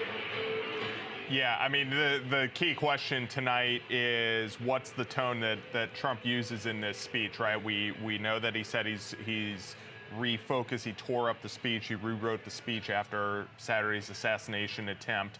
What does Trump say? How does Trump maybe talk about that shooting? And what is sort of the vibe in the room, if you will, among the delegates? How is it received? It's not we know that they're gonna support it and receive it well, but what are the applause lines? What are the big moments that come out of that? Because these conventions are really about storytelling, about coalescing, especially the base behind you, and about momentum, about propelling things forward months ahead of the election. And that's really going to be front and center of Trump tonight, and we're waiting for, we're expecting remarks from Hulk Hogan, we're expecting remarks from Franklin Graham, remarks from Eric Trump, and remarks from Dana White, who all of them seem to be, kind of building up, and Rich was talking about it earlier, kind of the strong theme, the safety theme, and that's really coming through, and it obviously juxtaposed with what we've talked about throughout the week, which is this effort, especially from some women speakers, to put a human face on Trump and almost kind of tone down things in that sense because of that quote-unquote hidden Trump voter out there, and make them more willing, more comfortable with Trump, and especially considering how high his negatives are in polling, which are almost as high as where some of President Biden's unfavorables are. So we'll see what Trump we get tonight, Libby, but it's going to be an interesting kind of sequence of events coming up here shortly. Thanks. Let's talk more about what we'll hear from Trump tonight. James. Yeah, so I have a source in Trump world who says that reiterates Trump is not going to say the names Joe Biden or Donald Trump. He's going to refer to his opponents. He's going to say... Right, he's not going to refer to Joe Biden or Kamala Harris? By name. Okay, right. That's what I'm hearing. Yeah. He's going to... he'll say my opponents are responsible for America being in decline. He's going to talk a lot about discord and division. Those are the words he's going to use. Discord and division. Also, he's going to talk in very personal terms about his... what he's going to characterize as a brush with death in Pennsylvania over the weekend, and sort of what it, how it's made him rethink things. He's going to talk about the division and how we need to stop the division. We'll see how deep he goes. It's scheduled to be a pretty long speech, and Trump can always go off prompter. But I suspect it'll be a rapturous response, but it'll be a lot more of a teleprompter Trump than a Truth Social Trump. More teleprompter Trump than Truth Social Trump. Yeah, I think we can probably expect that because we've also been talking a lot about how Trump wants to win this time. This is not an experiment. This isn't a promotional thing. He wants to win. So he is taking some things probably more seriously than he might have in 2020 in terms of strategizing how to appeal to a crowd, how to appeal to voters who might be on the fence, the small sliver of folks who are on that fence.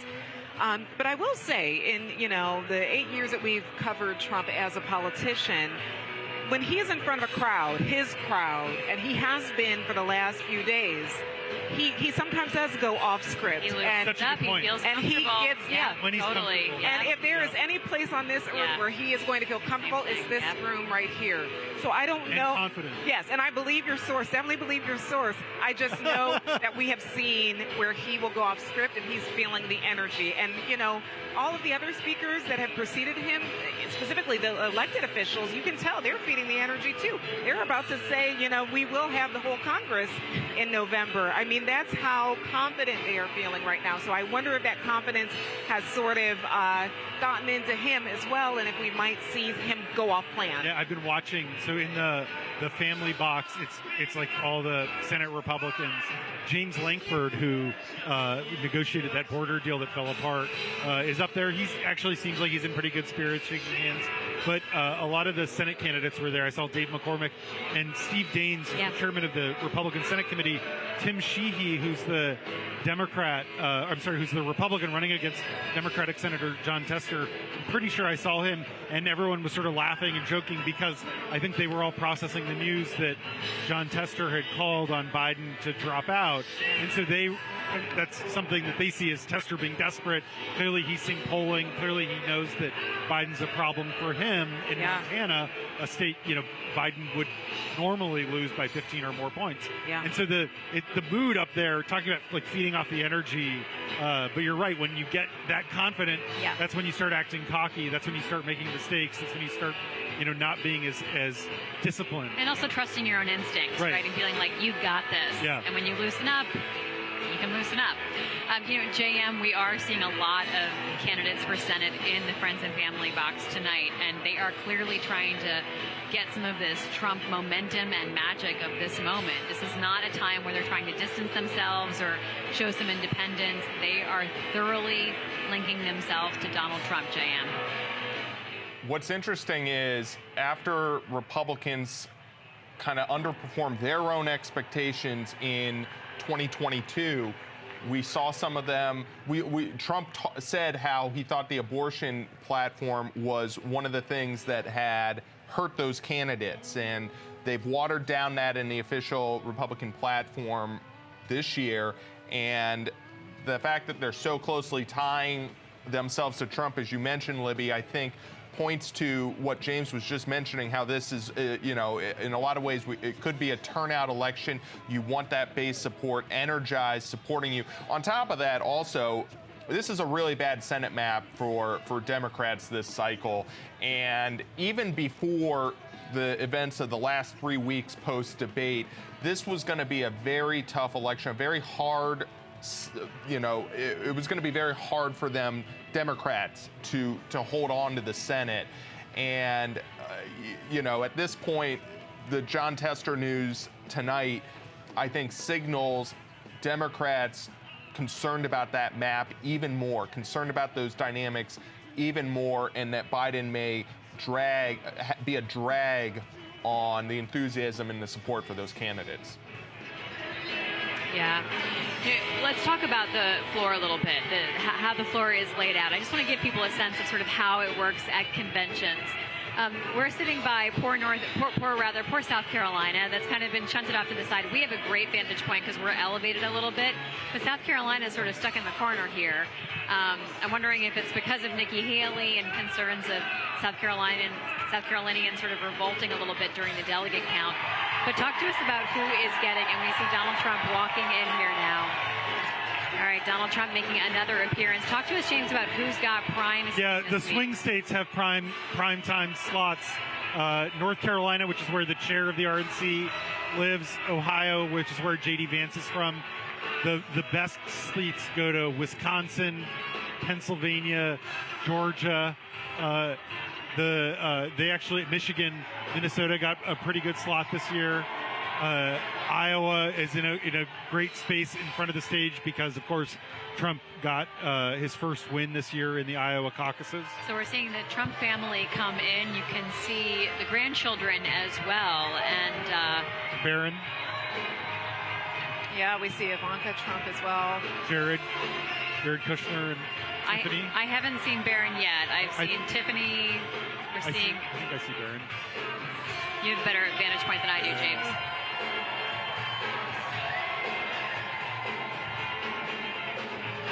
Yeah, it looks like grandchildren. I did not see Barron. Did you see? Yeah, that's him. He just went up to the left, unless it's they all look similar because they're Trumps. But We saw Kai Trump, who's his granddaughter, 17-year-old, who gave a speech this week. Her big stage with which to give a first massive public appearance on. Kimberly Guilfoyle there, who was dating his son.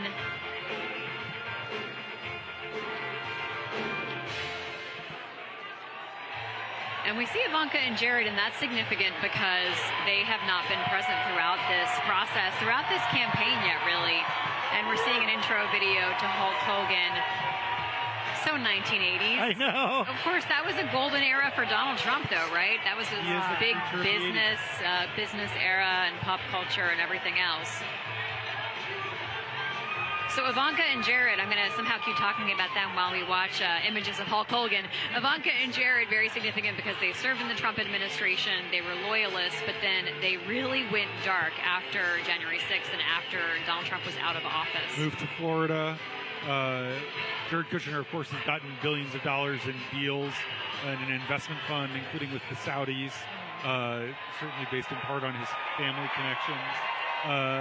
But it is not expected that they would have a role in a second term. All right, let's listen to Hulk Hogan.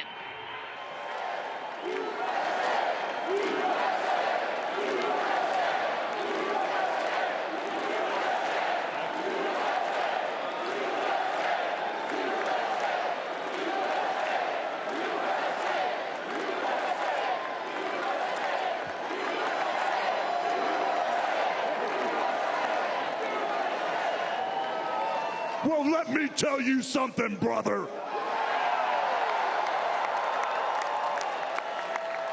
You know something? When I came here tonight, there was so much energy in this room. I felt maybe I was in Madison Square Garden getting ready to win another world title. Or maybe I thought the vibe was so intense, the energy was so crazy, it felt like maybe I was going to press that no-good, stinky giant over my head and slam him through the mat, brother. But what I found out was I was in a room full of real Americans, brother. And at the end of the day, with our leader up there, my hero, that gladiator, we're going to bring America back together. One real American at a time, brother.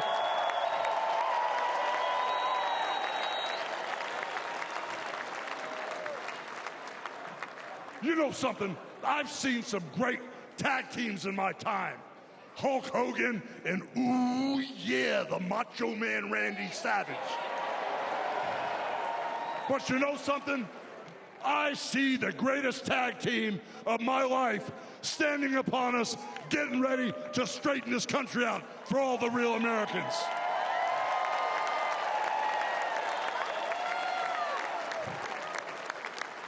You know, even though you guys are real Americans, you better get ready. Because when Donald J. Trump becomes the President of the United States, all the real Americans are going to be nicknamed Trumpites. Because all the Trumpites are going to be running wild for 4 years. So with the power of Donald J. Trump and all the Trumpites running wild, America is going to get back on track. And like Donald J. Trump said, America is going to be great again.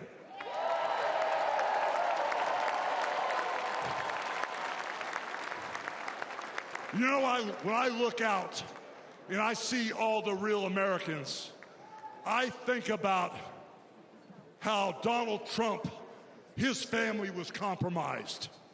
When I look out there and I see Donald Trump, I think about how his business was compromised. But what happened last week when they took a shot at my hero and they tried to kill the next President of the United States? Enough was enough. And I said, let Trumpomania run wild, brother. Let Trumpomania rule again. Let Trumpomania make America great again.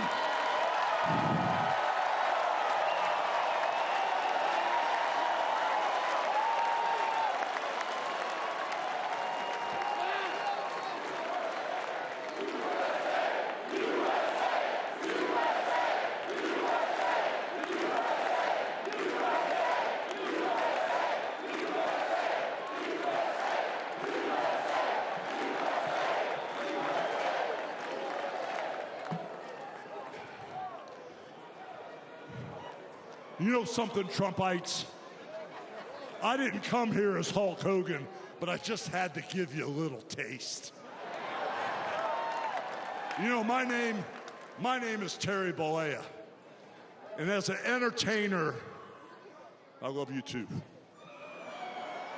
And as an entertainer, I tried to stay out of politics. But after everything that's happened to our country over the past 4 years, and everything that happened last weekend, I can no longer stay silent.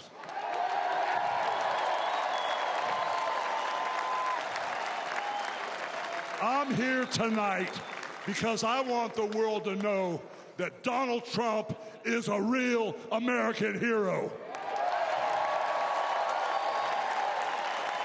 And I'm proud to support my hero as the next President of this United States.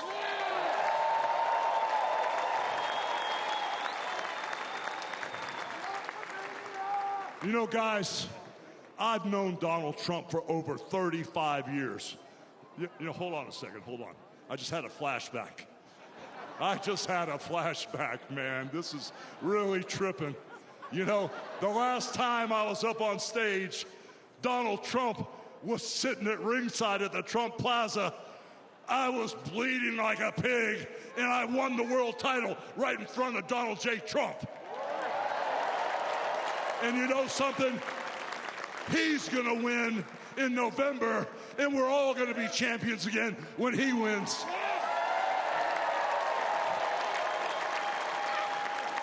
And like I said, I've known that man for over 35 years. And he's always been the biggest patriot, and he still is. He's always told you exactly what he thought, and he still does, brother. And no matter the odds, he always finds a way to win. And when he's back in our White House, America is going to start winning again.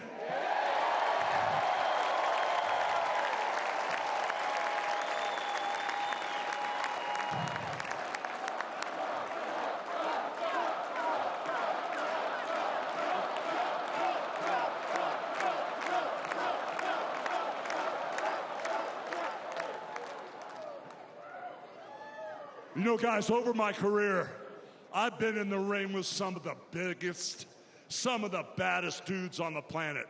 And I've squared off against warriors, ooh yeah, savages, And I've even, like I said, body slammed giants in the middle of the ring. And I know tough guys. But let me tell you something, brother. Donald Trump is the toughest of them all.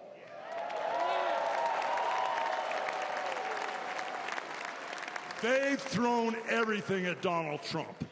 All the investigations, the impeachments, the court cases, and he's still standing and kicking their butts.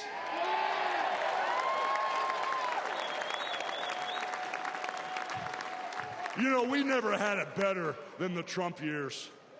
Back then, we had a thriving economy. We had strong borders. We had safe streets. We had peace and respect around the world. But then we lost it all in a blink of an eye. Crime is out of control. The border is out of control. The price of food and gas and housing is out of control. And the only person who can clean this up is Donald Trump.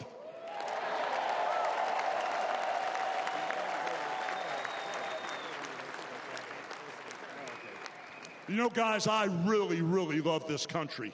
And I've lived the American dream. And I want my kids, your kids, and all those little teeny Hulkamaniacs out there to live the American dream too.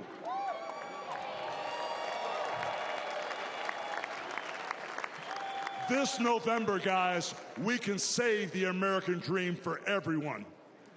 And Donald Trump is the president who will get the job done. So all you criminals, all you lowlifes, all you scumbags, all you drug dealers, and all you crooked politicians need to answer one question, brother. What you gonna do when Donald Trump and all the Trumpomaniacs run wild on you, brother? God bless you, and thank you.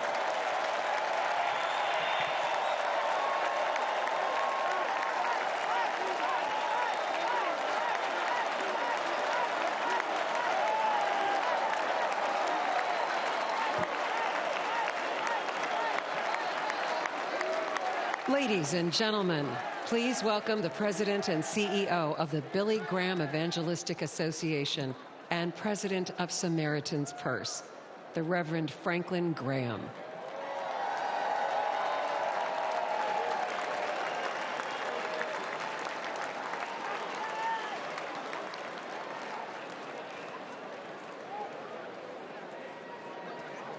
Good evening.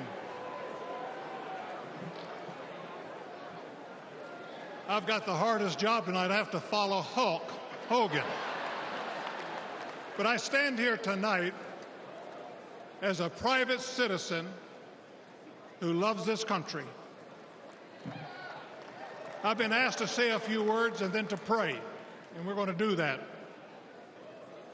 Last Saturday in Butler, Pennsylvania, President Trump had a near-death experience.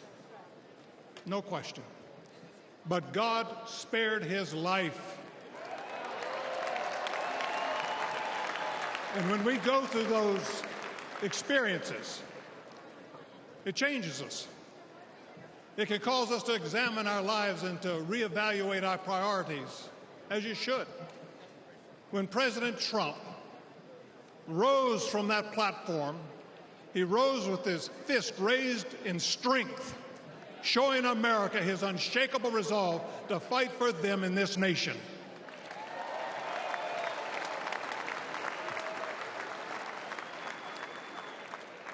I cannot explain why God would save one life and allow another one to be taken. I don't have the answer for that. But one thing I do know is that God loves us, and he wants us to be with him in heaven one day. And that's through faith in his son, Jesus Christ. You see, the Bible says that God so loved the world that he gave his only begotten Son, that whosoever believeth in him shouldn't perish but should have everlasting life. For as long as I've known President Trump, I've found him to be a man of his word. Things that he said he'll do, he did. when he told me and our country in 2016 that he was going to appoint conservative justices, guess what? He did. In 2016, he said he would defend religious liberty. And guess what? He did. In 2019, I was with him at the United Nations when the first president of history of this country stood there to advocate for religious liberty worldwide.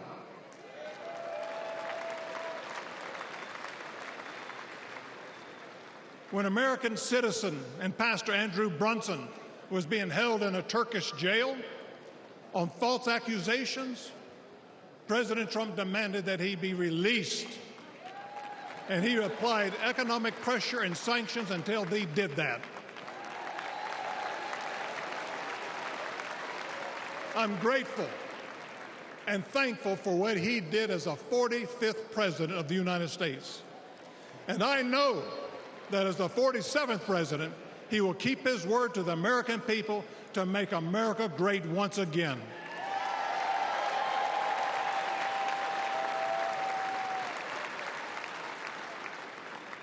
It's an honor for me to be asked to pray for Donald Trump this evening. And so what I'd like to do, I'd like us to pray, but I'd like us all to stand as we call upon the name of the God of heaven.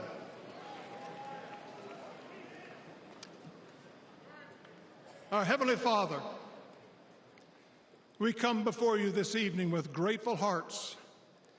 Thank you for saving the life of President Donald J. Trump. In his own words, it was you and you alone who saved him. We pray for the others that were injured on Saturday, for the family who lost their loved one. Put your loving arms around them. Comfort them, and may they sense your presence. We stand before you tonight. We say thank you for the provisions you have given to the United States of America. You have blessed this country more than any country in the world. Sadly, as a nation, we have forgotten who is responsible for all the freedoms, the liberties, and the bounty that we enjoy. It has all come for you. Thank you. This evening, our nation is in trouble. We're divided politically, racially, economically, with millions of people seeking refuge and hope in our dry and thirsty land. You're the only one who can fix the complexity of the problems that we face today. We pray for President Trump that you would give him wisdom, strength, and a clear vision for the future of this nation and the task that is at hand. Continue to protect him from his enemies. I pray that you would surround him with men and women who will give him sound counsel and guidance. We pray for Melania, for Barron, and for all the President Trump's children and grandchildren. We pray for Senator J.D. Vance, his wife Usa, along with their young family. We're thankful for his strong stand for defending life. As your word instructs, we also pray for the leaders of our nation, whether they're Republican, Democrat, or Independent. We know that all authority comes from you.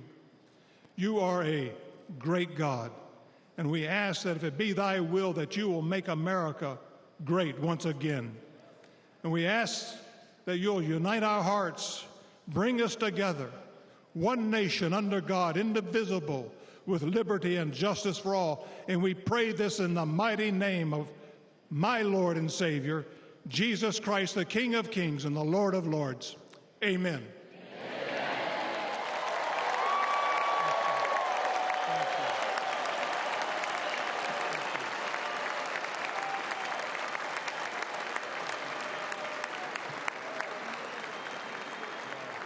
Ladies and gentlemen, please welcome businessman and executive vice president of the Trump Organization, Eric Trump.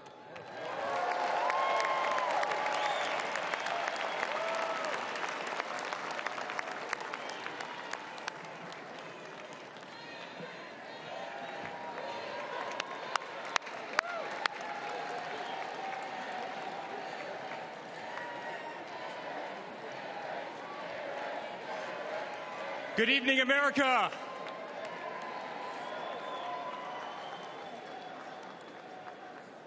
Eight years ago, my father sat our family down. He spoke of a nation in decline, of dreams slipping away, of a future endangered by failed leadership and broken promises. It was in that moment I knew my father had made a decision that would forever change our lives. We realized he had chosen to step into the arena, to fight for the soul of America.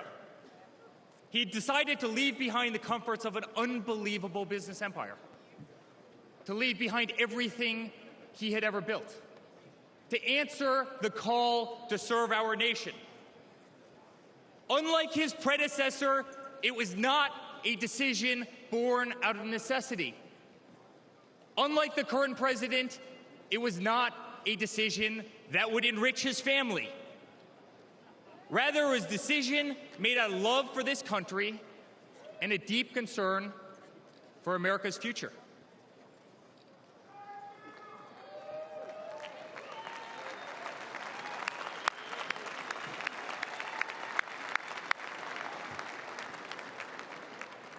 My father was clear it would not be easy, that there would be a huge price to pay, and that the attacks would be vicious. Looking back, that was an understatement.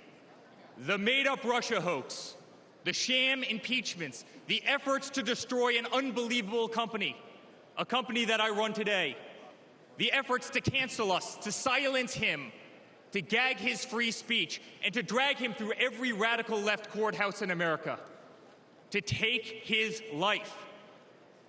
Yet through it all, he's shown unwavering courage and determination, not just in public, but in every private conversation with me and our family.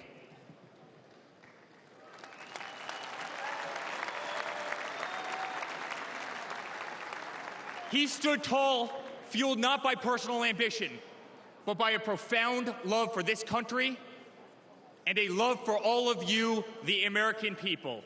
That man is my father. That man is the 45th president and soon to be 47th president of the United States. That man is Donald J. Trump.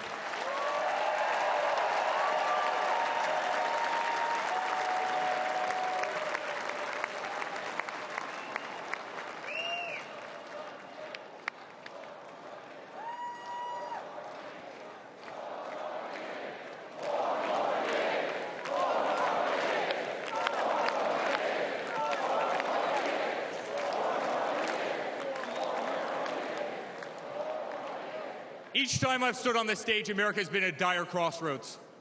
In 2016, many people began to doubt the promise of America.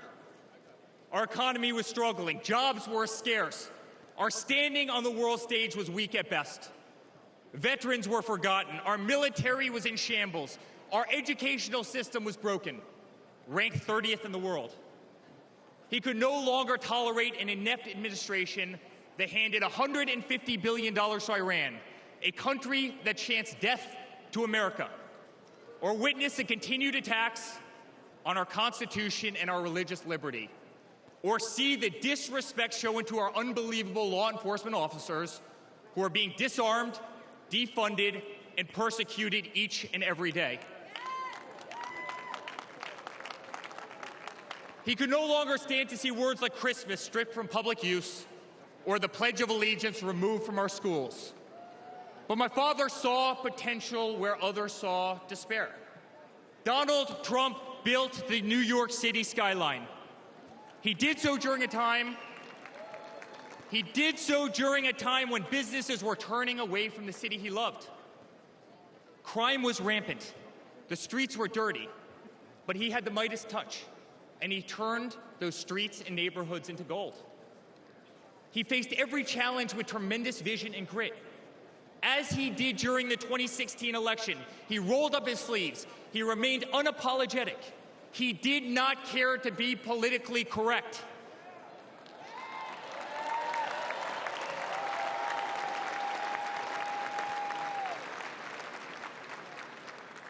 He restored hope. He restored a voice to millions of Americans who had been ignored. He restored the American dream. Under my father's leadership, the economy climbed to record heights. Jobs were created at an unthinkable pace. Unemployment reached historic lows across all demographics. Wage growth soared. He cut taxes for hardworking families and businesses. He slashed regulations. We saw the greatest 401k increase in American history.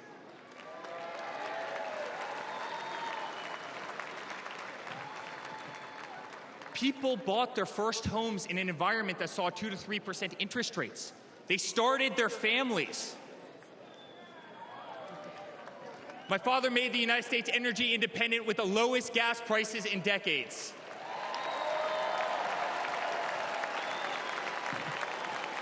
My father made the United States safe. Our borders were closed. There was peace in the Middle East. Soleimani, al-Baghdadi, the terrorists were dead.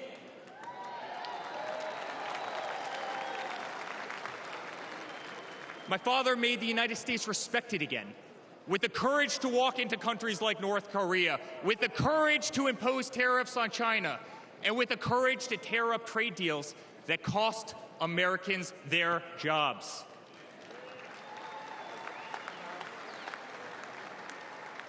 He brought manufacturing back to America. Small businesses flourished. He did what he promised. He put America first.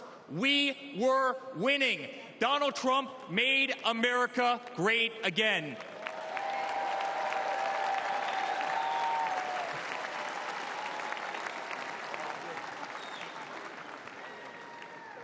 But he also created a movement that threatened the special interests in the political elites, a movement that cast a bright light on the institutions weaponized against the American people.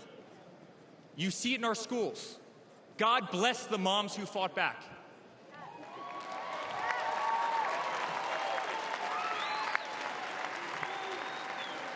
You see it in your workplace. You see it on every news station, in every newspaper.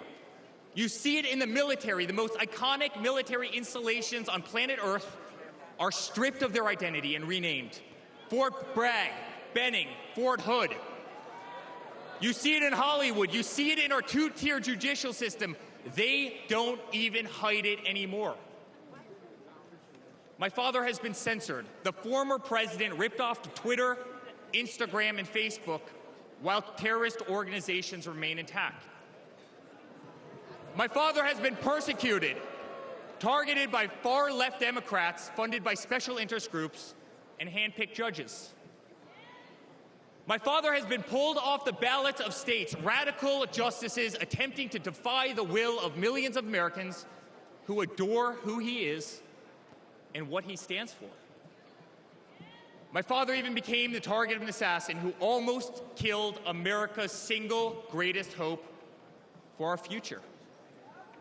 The swamp is terrified of this incredible movement. They're terrified of it. They're terrified of you and the tens of millions of people watching us on TV right now. They've tried everything to keep him from you, everything, to destroy his legacy, to destroy his family. They have failed, and they will not win.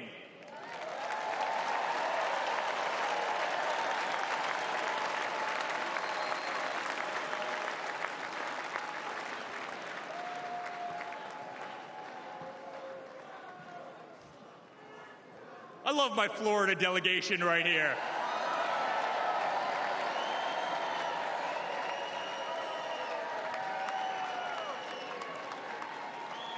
Thank you. My father stands before you with the most votes of any Republican candidate in the history of our nation. He has defied the predictions of every political pundit. He fills stadiums across our country. He energizes Americans to the issues facing this nation and does so with unvarnished honesty. He is not a threat to democracy. He is a threat to those who despise our republic, many whom are bought and sold, bribed and coerced, people who have never signed the front of a check and who have been dependent on the government their entire adult lives.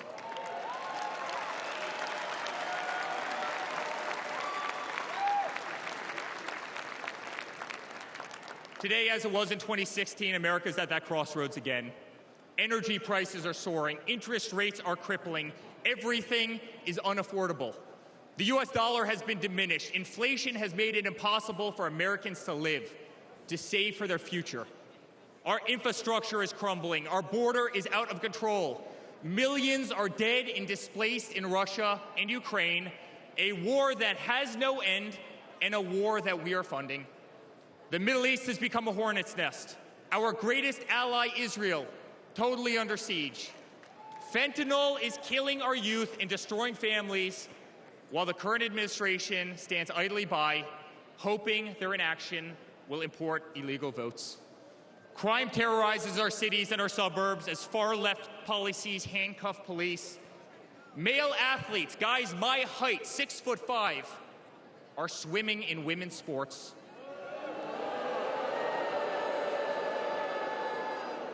Destroying the dreams of young girls who have trained every minute of their lives.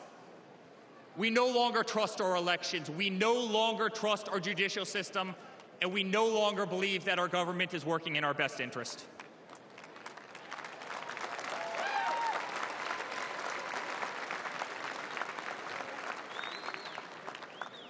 In spite of where we are today as a nation, I'd like to speak to every American. To the homeless veteran sleeping under a bridge as illegal immigrants are housed in the most expensive hotels in New York. I'm sorry.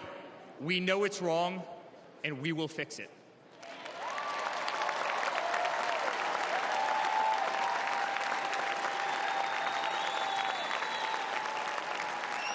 To the single mother who can no longer afford her rent, afford groceries, and has been forced to work 3 jobs, I'm sorry. It does not have to be this way. To the parents who lost a son or daughter to fentanyl, including the incredible woman that spoke the other night, while an administration does absolutely nothing. I'm sorry. Your government can do so much better, and it will.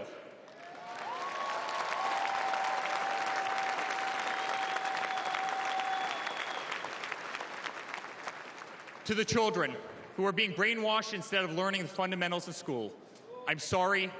There are teachers who care, and my father will empower them.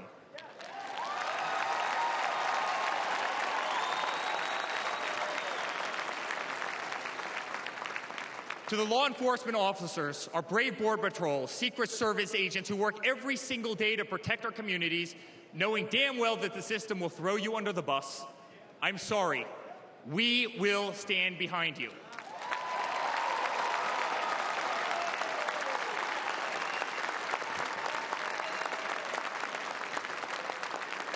To commuters often petrified to take a bus, take a train, or walk the streets in cities across our nation, I'm sorry. That man right there will fix this.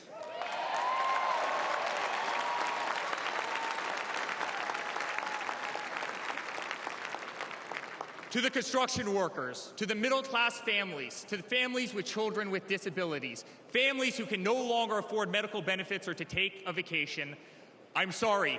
We will make America great again.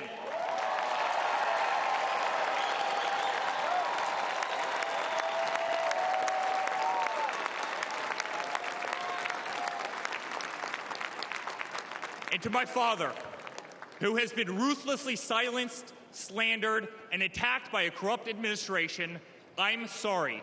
We know, and America knows, that they're not just after you, they're after all of us, and you just happen to be standing in their way.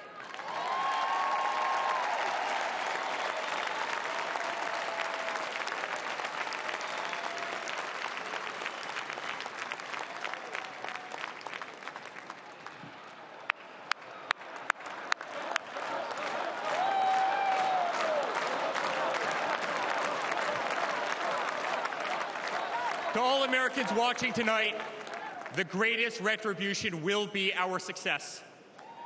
Success not just for ourselves, but for our grandchildren and our children. Under President Donald J. Trump, the swamp will be drained.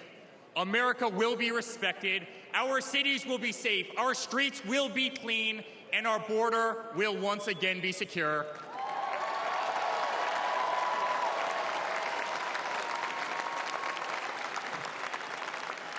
We will have peace. We will have prosperity.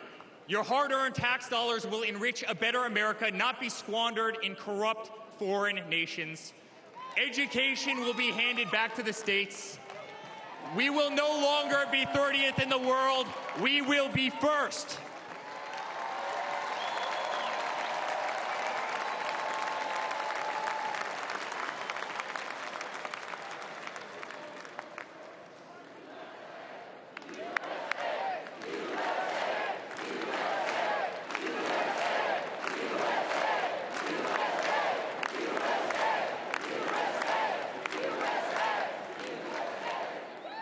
Our children will understand family, our children will have values, and our children will love God.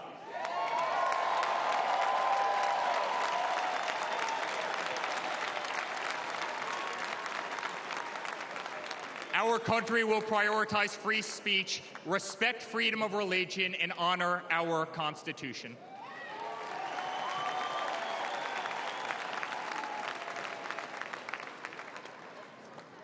As his son, I've never been more proud of a person in my life.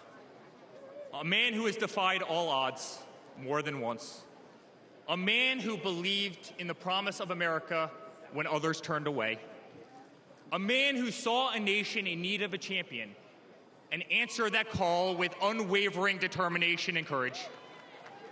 A man who survived a bullet that was intended to eliminate him permanently from our future and from our family. Never have I been more proud to be a Trump.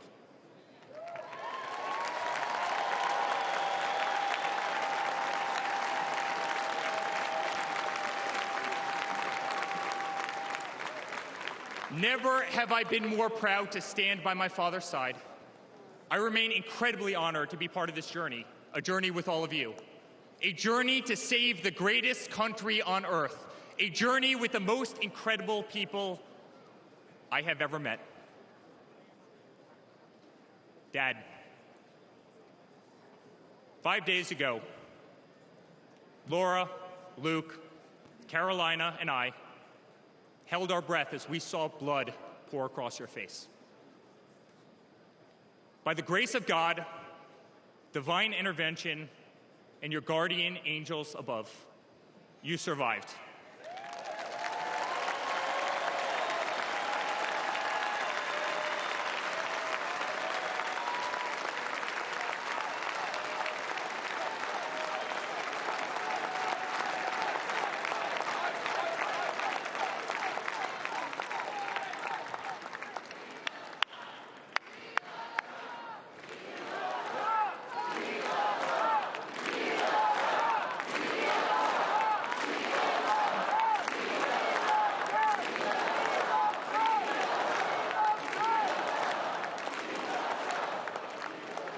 You are the greatest fighter I have ever seen.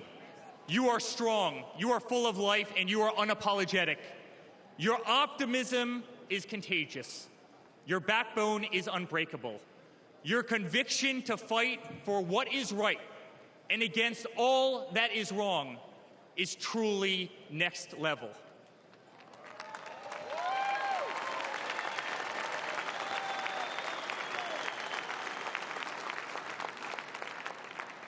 The whole world saw your strength as you stood up. You wiped the blood off your face, and you put your fist in the air in a moment that will be remembered as one of the most courageous acts in the history of American politics. You shouted, "Fight! Fight! Fight!"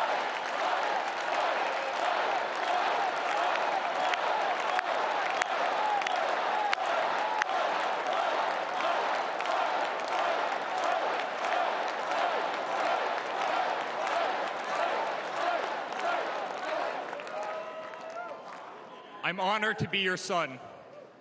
I'm honored to speak to our great nation tonight. You are a true leader. You epitomize strength.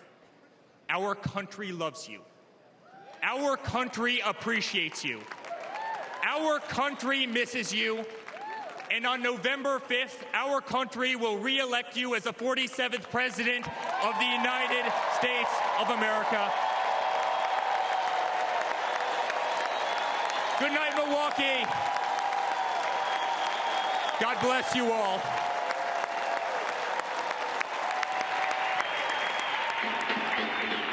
All right, Eric Trump giving a grievance-laden speech right before his father will soon take the stage. Let's go to Jorge Ribas, who's on the convention floor. Jorge?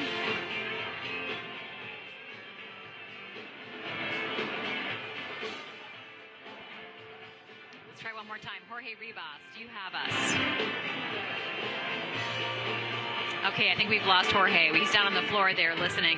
We only have a few moments here before the next act, but Eric Trump not talking about unity, angry, divisive, talking about all the wrongs that he believes his father has suffered and vowing retribution through winning, but still the retribution, the R word, Rhonda. Yeah, that's right. It was a little bit more grievance-laden than Eric, or Donald Jr., who we heard from yesterday.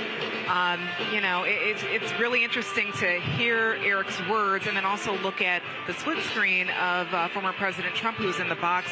He looks kind of quiet, somber.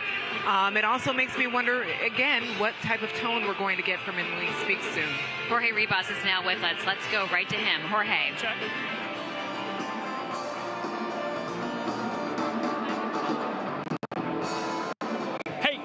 So here I am in the Texas delegation. We had some mic issues before, but I'm here with Walter Goodwater. Walter, you were telling me that this is your first national convention. So tell me, tonight we've heard, everyone from Hulk Hogan to just Eric Trump. Tell me a little bit about some of the speeches you've heard, what you've thought about it. The speeches are excellent. I'd like to start with Hulk Hogan because he's like a superhero to most of the people in this building.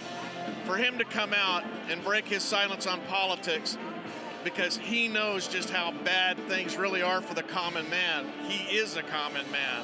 So, yeah, we've got issues that are obvious now to everybody. I'm sorry for Mr. Biden, I really am. But that poor guy needs to be retired and taken care of so that someone else can fix these problems. And right now, it's Donald Trump that can fix the problems. All right, well, let me ask you that because, there has been a lot of discussion, I'm sure you've heard, about Biden not being the Democratic nominee, but a lot of discussion here throughout the convention has been focused on the president. So, if he's not the nominee, are you confident that Trump would play well against the other, whoever it is? And who do you think the Republicans would want to run against? First off, you never count a chicken until it's cooked and it's on your plate. It doesn't matter if it's Mr. Biden or if it's another nominee. We are going to go from this energized environment back to our caucuses and back to our precincts and counties and get Mr. Trump elected. Period. That's the goal. I would like to see President Biden stay there because I want him whipped in November, beaten. I don't want to hear any excuses later on. Well, I could have if I'd have stayed in the race. No, he needs to stay in the race and answer for what he's been doing for 4 years to the public and the citizens of this country. Because if he quits now, he never has to answer for this mess. All right, so we're going to hear from the former president tonight. He's going to speak. Yep. What are you hoping to hear from him? There has been a lot of talk of, from what happened on Saturday, a more unifying message. Do you expect to hear anything like that from him? What do you want to hear from him? What do you want him to touch on during his speech? That unifying message is all throughout this conference we've had. Who'd ever thought we'd had the Teamsters here, for goodness sakes? And that guy was really honest. The Teamster president was honest. Mr. Trump is going to be honest, and I do believe that we're going to see a huge tone down in the name calling and the rhetoric because now it's about issues. Are you better off now than you were 4 years ago? Do you have more money in your pocket? Can you afford to feed your family? Well, thanks so much.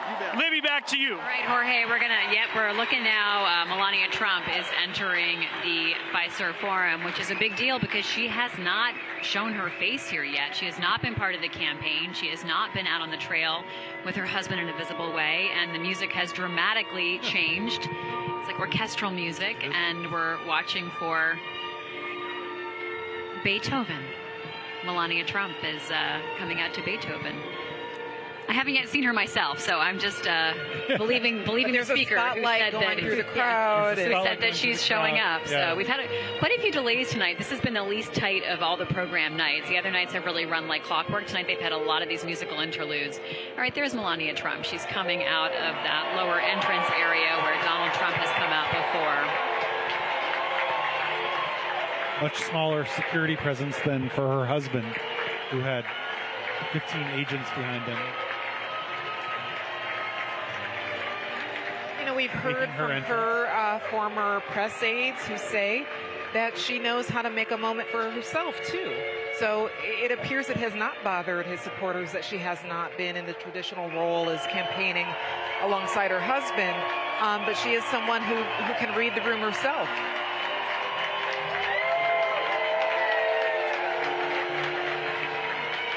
And you can see behind Melania, Ivanka Kushner, Jared Kushner and Tiffany Trump. She's now greeting Usha Vance and J.D. Vance, the vice presidential nominee, and his wife. Red being the color of the night. It clearly. The ties, the dresses, including Usha Vance's dress.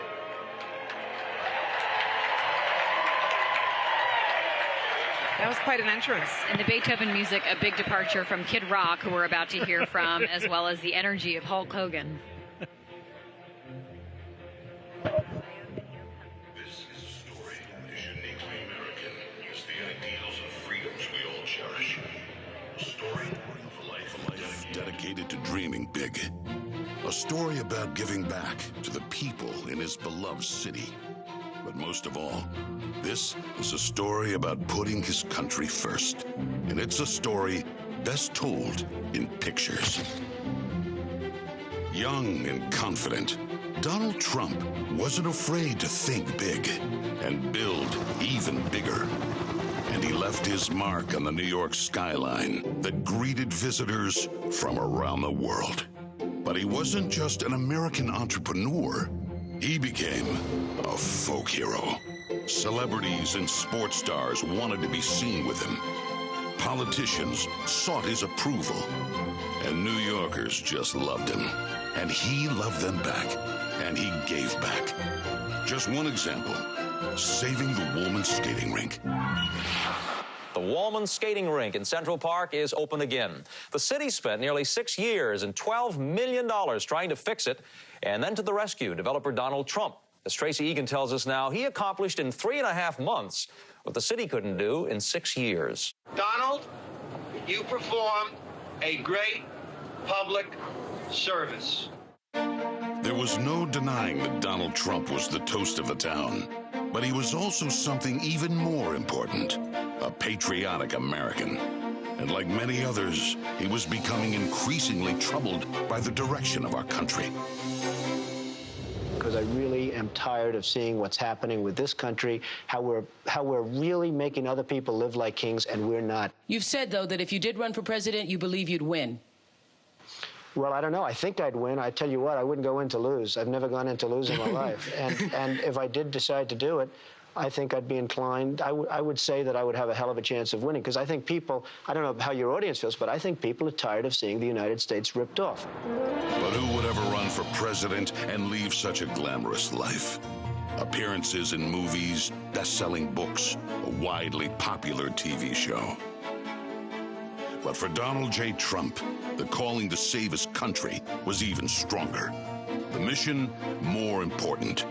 The number of Americans being left behind, too large. And so, in Donald Trump fashion, he announced he was running for president, in it to win. And he did.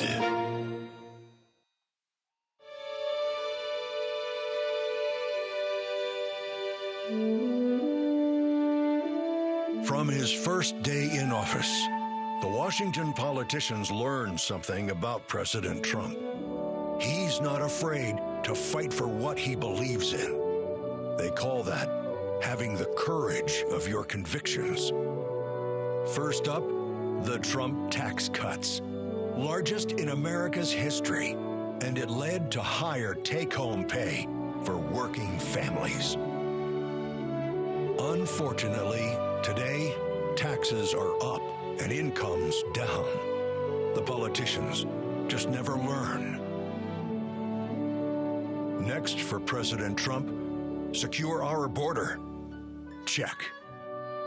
Miles and miles of wall built. ISIS and other terrorists deterred. But now, we have the Barney Fife of border security, leading to 250,000 Americans dead from fentanyl coming in. Brutal migrant crime spreading across America. And ISIS now here.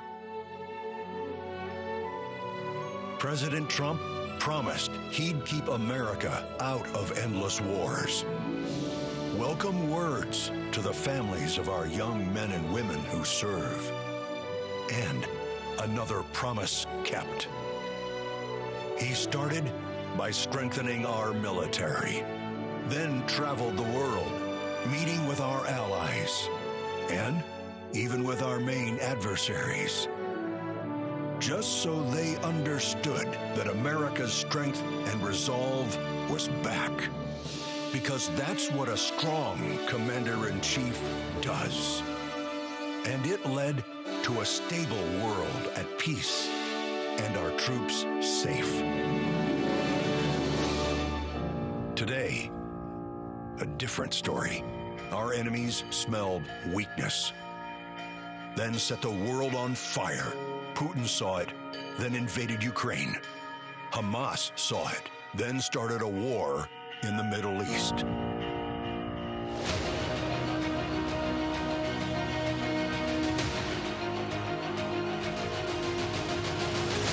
There's one more thing we've learned about President Trump. He believes so strongly in America, so optimistic for our possibilities, and so committed to fighting to once again make our country great, that there is nothing that is going to stop him.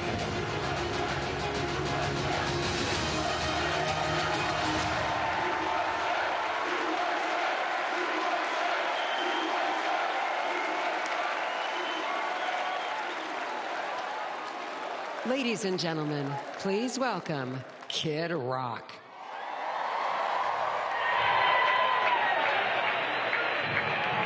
All right, we're watching Kid Rock come onto the stage here. This is going to be a performance tonight, really ramping up the energy level. You know, as we're going to keep talking over Kid Rock. It's a shift from Beethoven. It is. A little bit. I want us to reflect on a couple of things. We're about to hear Donald Trump speak in just a little while, but, you know, we saw Melania Trump come out to the Beethoven, but you have to put yourself in her shoes a little bit. She did just see an assassination attempt on her husband's life. She's now up here in the box, and the Trump family is mostly all there, about to watch him once again make this, attempt to become the president of the United States.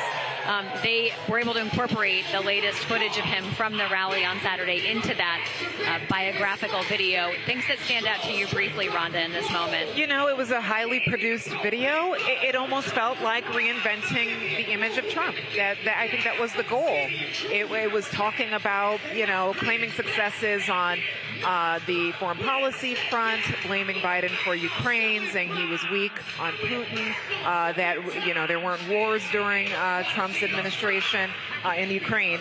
But you could tell that, again, we can say it over and over again, this campaign wants to win this, and they are trying to erase any sort of memory of January 6th or any of the comments he made for 4 years in the White House that not only disturbed Americans, disturbed world leaders, disturbed, NATO. We were talking about covering last week's NATO summit.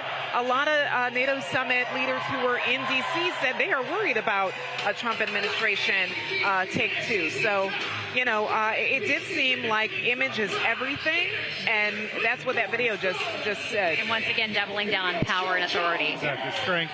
Tonight is as much for Donald Trump as it is for voters. I mean, this is like the audience of one. I mean, the narration calling him a folk hero, the words you used earlier, but the narrator said there was no denying Donald Trump was the toast of the town. He had a glamorous life. Celebrities wanted to be photographed with him. And then, the hit on Biden, we've heard that Trump is not going to say Biden or Kamala Harris's name. He's going to refer to his opponents. But that video didn't pull any punches.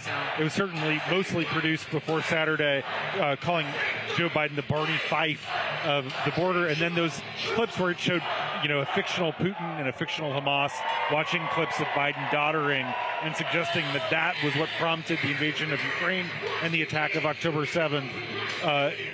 It was the first half of that video is something you will probably see someday in a Donald Trump presidential library.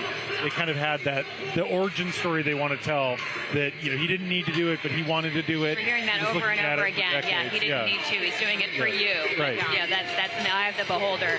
I do want to bring Rich Matthews in to talk about the next speaker we'll hear, because there's yet more to come before we get to Donald Trump. Rich? Yeah, Dana White up next, and he's not without controversy. In 2023, some video surfaced of him arguing with his wife in a nightclub. White can be seen slapping his wife twice after she slapped him.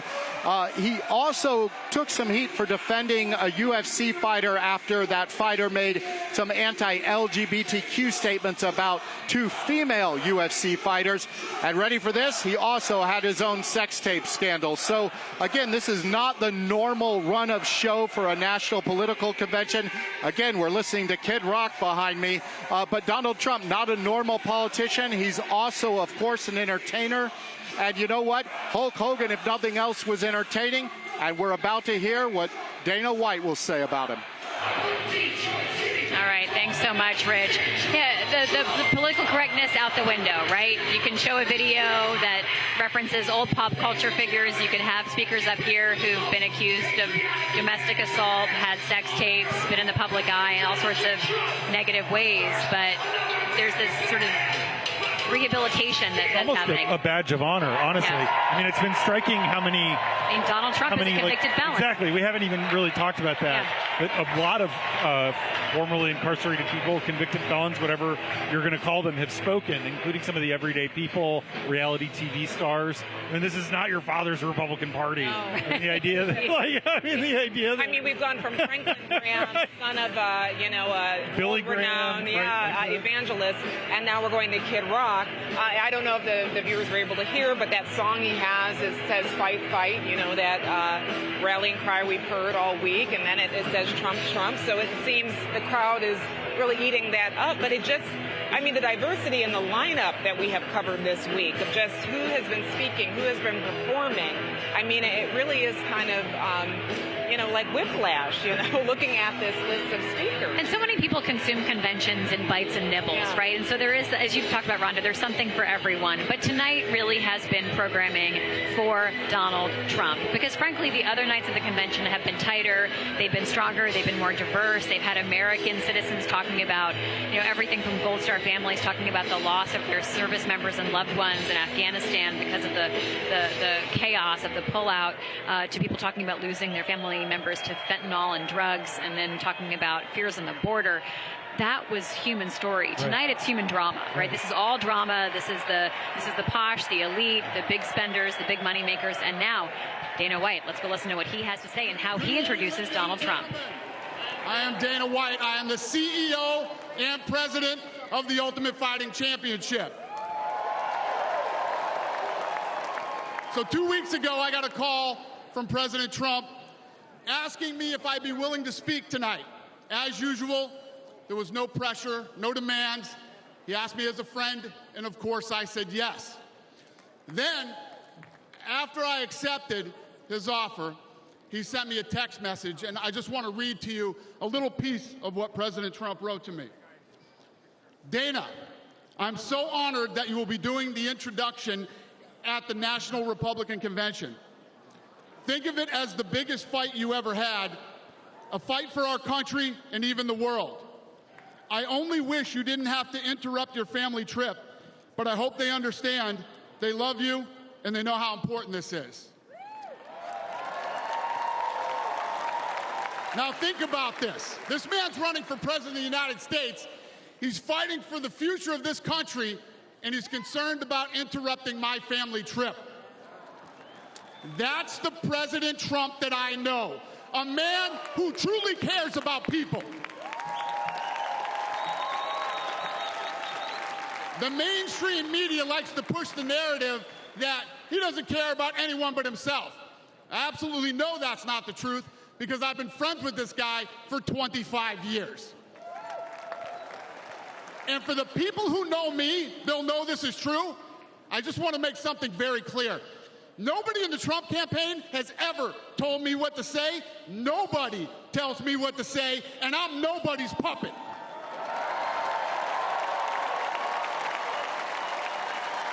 And I'm not telling you what to think. I'm telling you what I know. And I know President Trump. I know President Trump is a fighter. I've been saying this since 2015.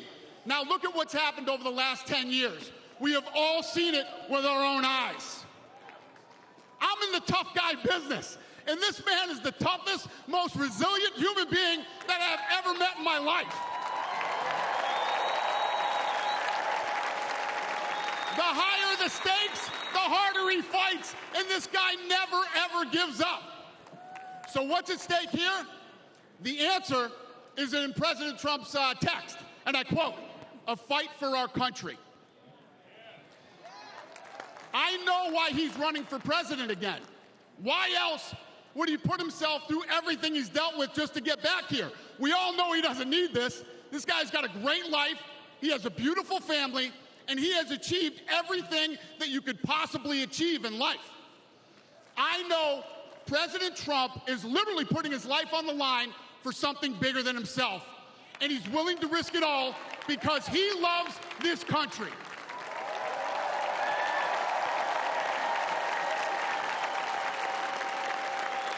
And I know he wants what's best for the American people, all American people. I know he's running for president to save our American dream. I'm living the American dream, and I know the American dream is very real. Whether you were born in this country or came here from someplace else, this is the last real land of opportunity. President Reagan once said, "Government's first duty is to protect the people, not run their lives." And if you're buried in government red tape, how will you ever start your own business? If you're struggling to pay your bills, how can you ever afford to start a family? And if you don't feel safe in your own town, why would you ever buy a house? I know that President Trump is fighting to save the American dream, and that's what's at stake in this election. We are choosing who we want to lead us in this fight. I know President Trump is a proven leader, a fearless leader, and this country was in a much better place when he was in the Oval Office. In my mind, the choice is clear. But this election, we all get to choose. I know I'm going to choose strength and security. I know I'm going to choose opportunity and prosperity. I know I'm going to choose real American leadership and a real American badass.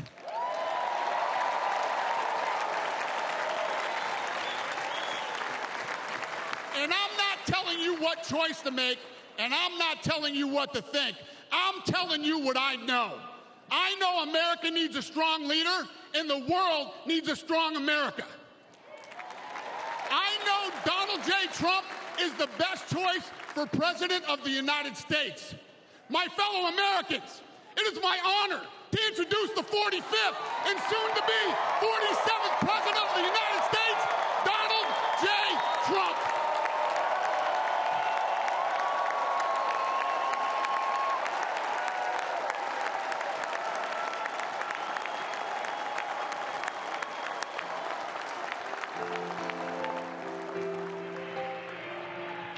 So Lee Greenwood performing here as Donald Trump gets ready to take the stage. Dana White giving the fiery, testosterone-filled speech, just like the other guys tonight. Strength, security, dominance, all the themes he was touching on, Rhonda. Yeah, exactly. And the room is kind of, the temperature is coming down, or the energy, as everyone listens to a popular song amongst this audience. I think we've heard it a few times. I know Lee Greenwood has had a table set up in the outer side of this. It's good to make a comeback in your twilight years. And important to note, he did partner with Trump, or Trump partnered with him on this effort to sell Bibles. That did not play well with some conservatives because they thought that was a step too far to, put someone's name on the Bible. His way to the bank. So that's what's happening right now, but it does seem like the crowd, they're anticipating Trump. They do seem like they are coming down a little bit. We do know some of what Donald Trump's going to say tonight. Yeah. I mean, this is it's going to be a different tone than what we heard from Dana White. Donald Trump is going to say at one point in his speech, "I humbly ask for your vote." He's going to say that the Hamas has to release the American hostages before he becomes president, or else he's going to hit them hard. This Donald Trump is aiming. He's okay. So we're going to Donald Trump here. He's coming out, walking out to these strobe lights, and a glowing Trump sign. Yeah. And this is not a country club kind of party. This does feel like a WWE or a UFC event with kind of the crowd fired up. We heard Dana White say, "I'm in the tough guy business, and this is the toughest guy I've ever met in my life." All right, well, let's go hear what Donald Trump has to say to the delegates here on the floor at the Republican National Convention, and how he makes his pitch to the rest of America, watching and listening to what he has to say tonight.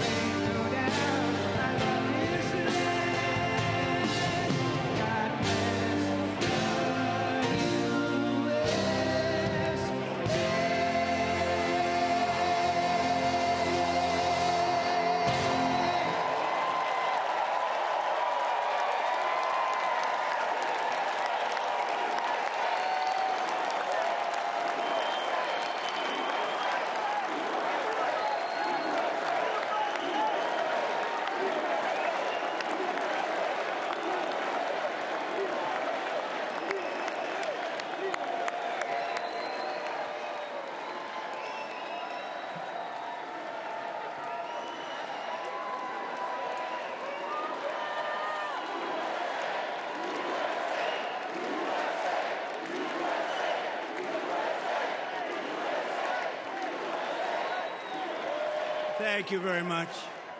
Thank you very, very much. Wow. And thank you, Dana.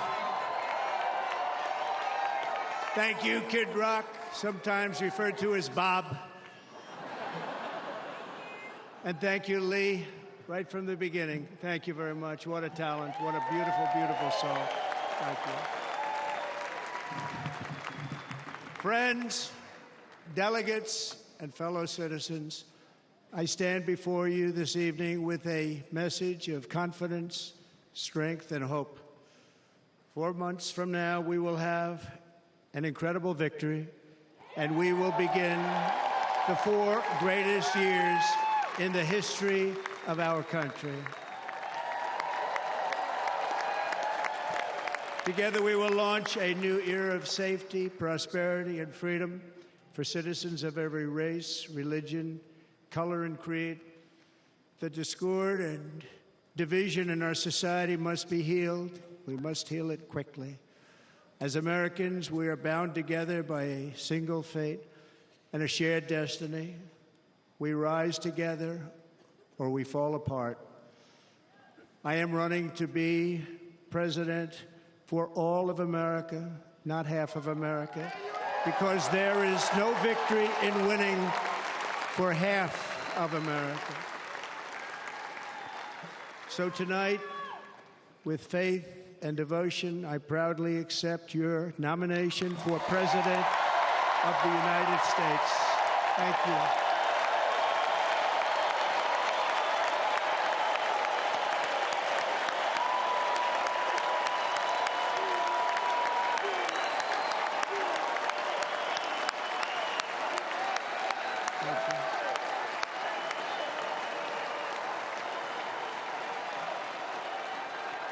Thank you very much.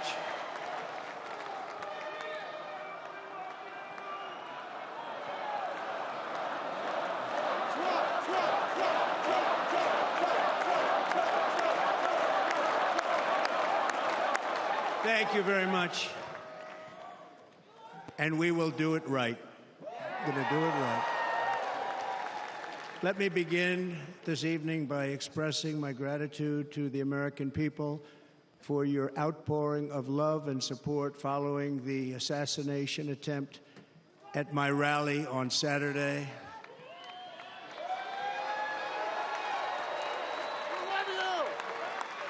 As you already know, the assassin's bullet came within a quarter of an inch of taking my life. So many people have asked me, what happened? Tell us what happened, please. And therefore, I will tell you exactly what happened, and you'll never hear it from me a second time because it's actually too painful to tell. It was a warm, beautiful day in the early evening in Butler Township in the great Commonwealth of Pennsylvania. Music was loudly playing, and the campaign was doing really well. I went to the stage, and the crowd was cheering wildly. Everybody was happy. I began speaking very strongly, powerfully, and happily, because I was discussing the great job my administration did on immigration at the southern border. We were very proud of it.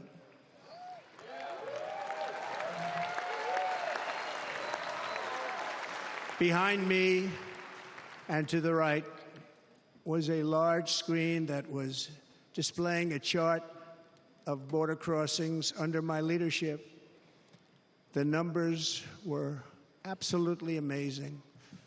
In order to see the chart, I started to, like this, turn to my right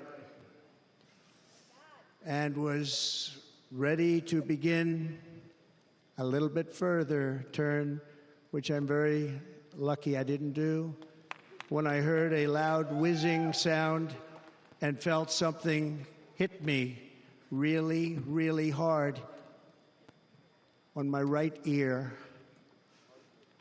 I said to myself, wow, what was that? It can only be a bullet. And moved my right hand to my ear, brought it down. My hand was covered with blood, just absolutely blood all over the place.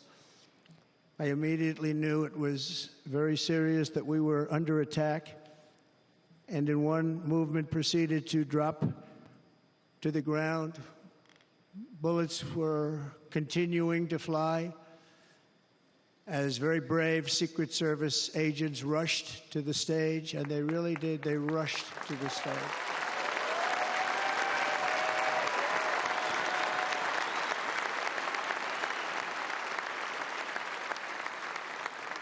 These are great people at great risk, I will tell you, and pounced on top of me so that I would be protected. There was blood pouring everywhere, and yet, in a certain way, I felt very safe because I had God on my side. I felt that.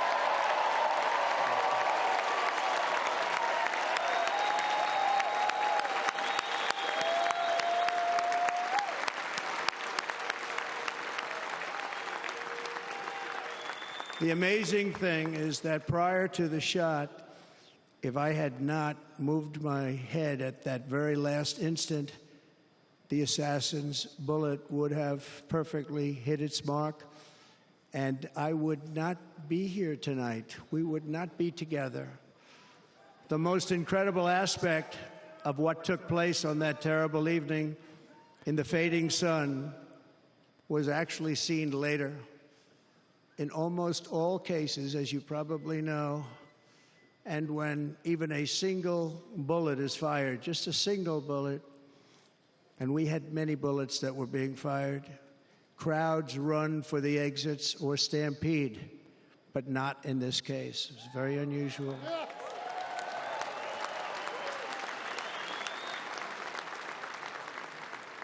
This massive crowd of tens of thousands of people stood by and didn't move an inch.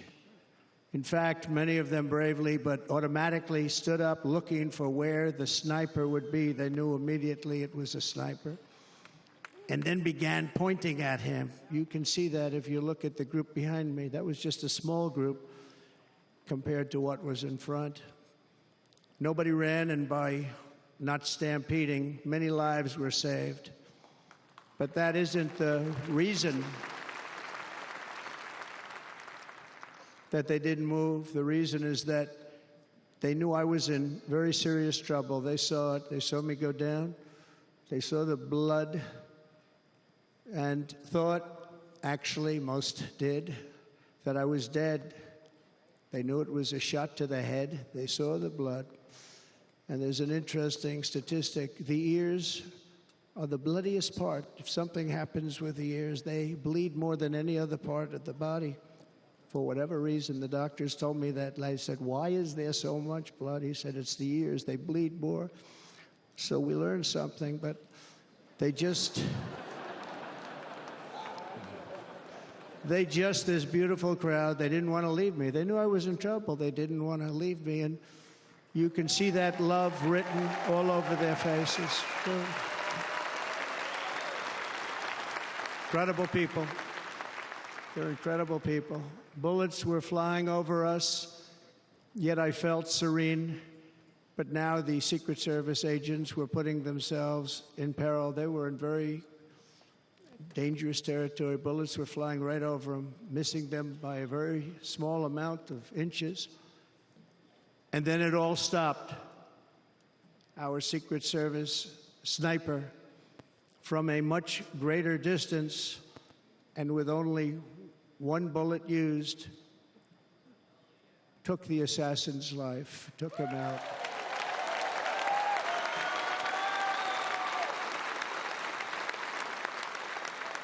I'm not supposed to be here tonight. Not supposed to be here. Yes, you are. Yes, you are. Yeah.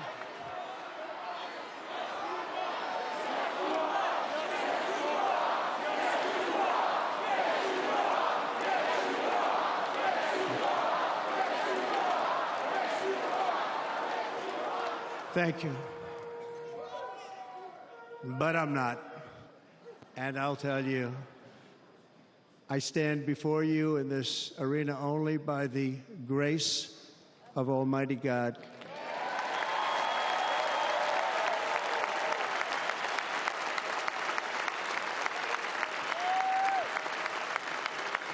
In watching the reports over the last few days, many people say it was a providential moment.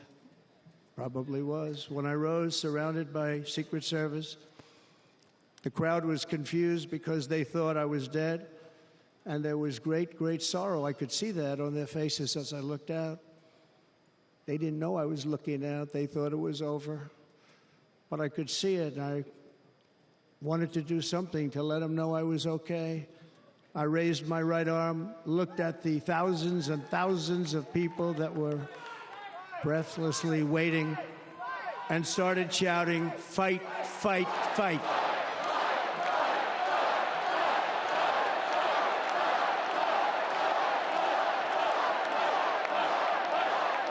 Thank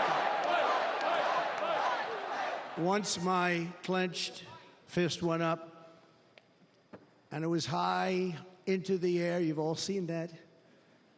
The crowd realized I was okay and roared with pride for our country like no crowd I have ever heard before. Never heard anything like it. For the rest of my life, I will be grateful for the love shown by that giant audience of patriots that stood bravely on that fateful evening in Pennsylvania. Tragically, the shooter claimed the life of one of our fellow Americans, Corey, comparator, unbelievable person, everybody tells me. Unbelievable. And seriously wounded. Two other great warriors, spoke to them today. David Dutch and James Copenhaver. Two great people. I also spoke to all three families of these tremendous people.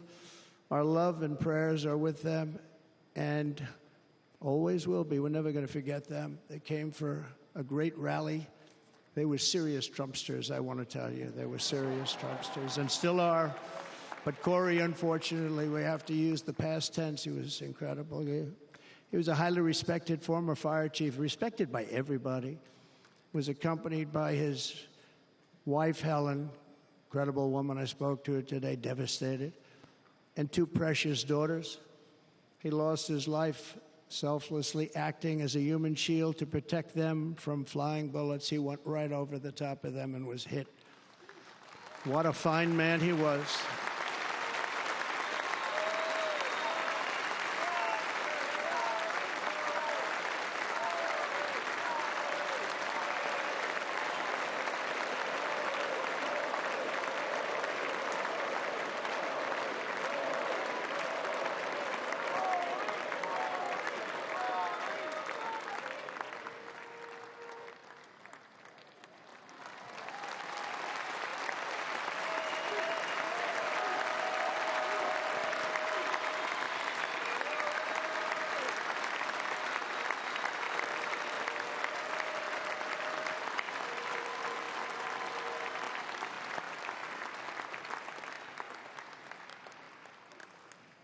I want to thank the fire department and the family for sending his helmet, his outfit, and it was just something, and they're going to do something very special when they get it. But we did something which cannot match what happened, not even close. But I am very proud to say that over the past few days, we've raised $6.3 million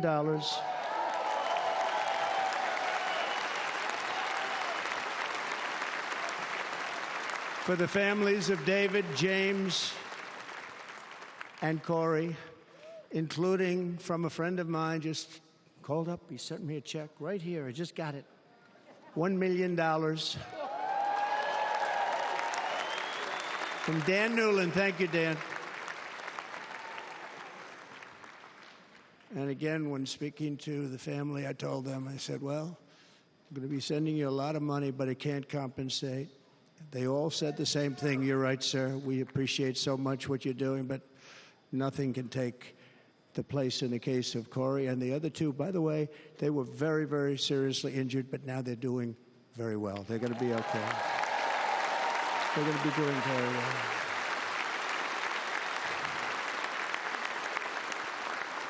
They're warriors. So now I ask that we observe a moment of silence in honor of our friend Corey.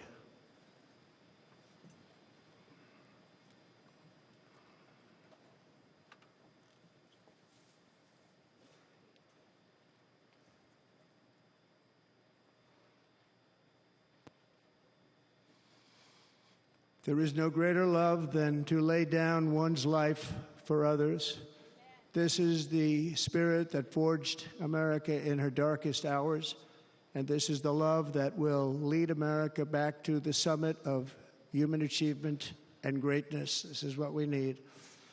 Despite such a heinous attack, we unite this evening more determined than ever. I am more determined than ever, and so are you. So is everybody in this room.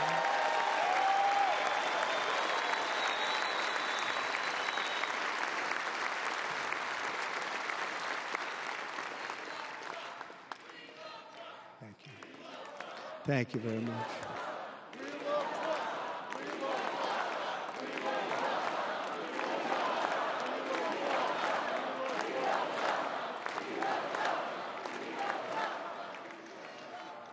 Our resolve is unbroken and our purpose is unchanged to deliver a government that serves the American people better than ever before.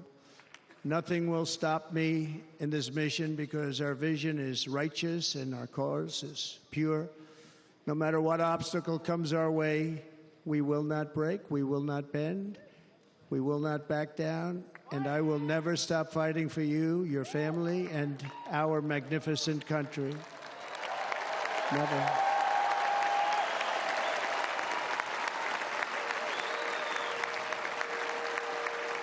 And everything I have to give with all of the energy and fight in my heart and soul, I pledge to our nation tonight. Thank you very much. I pledge that to our nation. We're going to turn our nation around, and we're going to do it very quickly. Thank you.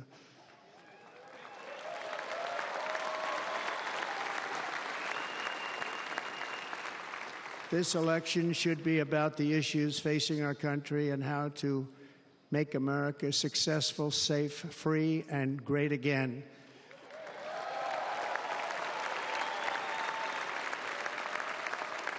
In an age when our politics too often divide us, now is the time to remember that we are all fellow citizens. We are one nation under God, indivisible, with liberty and justice for all.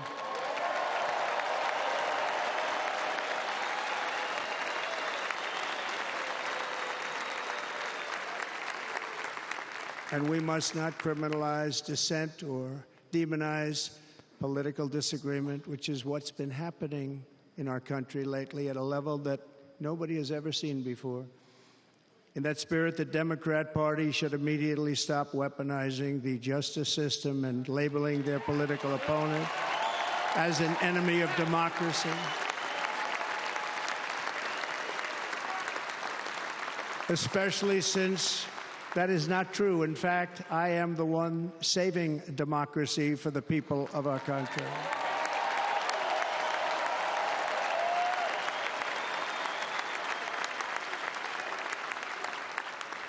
And very big news, as you probably just read, on Monday a major ruling was handed down from a highly respected federal judge in Florida, Eileen Cannon, finding that the prosecutor and the fake documents case against me were totally unconstitutional, and the entire case was thrown out of court. With all of that publicity, thrown out of court. If Democrats want to unify our country, they should drop these partisan witch hunts, which I have been going through for approximately 8 years. And they should do that without delay and allow an election to proceed that is worthy of our people. We're going to win it anyway, but worthy of our people. On this journey, I am deeply honored to be joined by my amazing wife, Melania.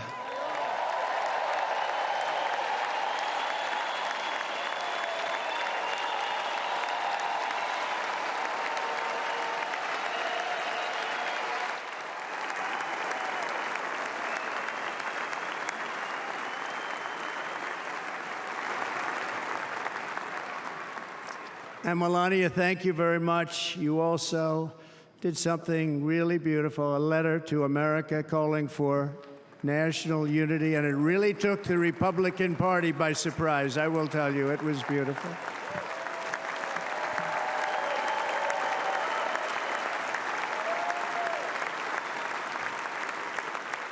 In fact, some very serious people said that we should take that letter and put it as part of the Republican platform. That would be an honor, wouldn't it? Right, Mr. Congressman? But it captivated so many, so I also want to thank my entire family for being here. Don, Kimberly, Ivanka and Jared, Eric and Lara, Tiffany and Michael, Barron. We love our Barron.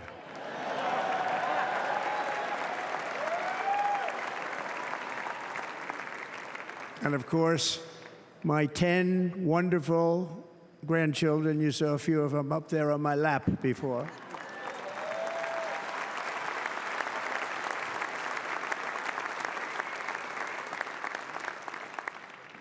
And how good was Dana? Was Dana good? I mean, was he good? He was on probably the only vacation he's had in about, maybe ever, because he works, but about 10 years with his wife, very far away. I won't tell you where, but very, very far away, beautiful place. And my people called, and he said, I won't be able to do it. This is many, many years. I promised my wife I can't do it. And they came in, they said, Dana won't be able to do it, because he was my first, second, and third choice. I said, well, that's too bad, but I understand he's away, and it's good. It's good for him. And that was it. About 30 minutes later, she came back in, sir, Dana just called. He's going to do it. And his wife, she said, you can't turn him down. You just can't do it. You have to go. That's a good wife.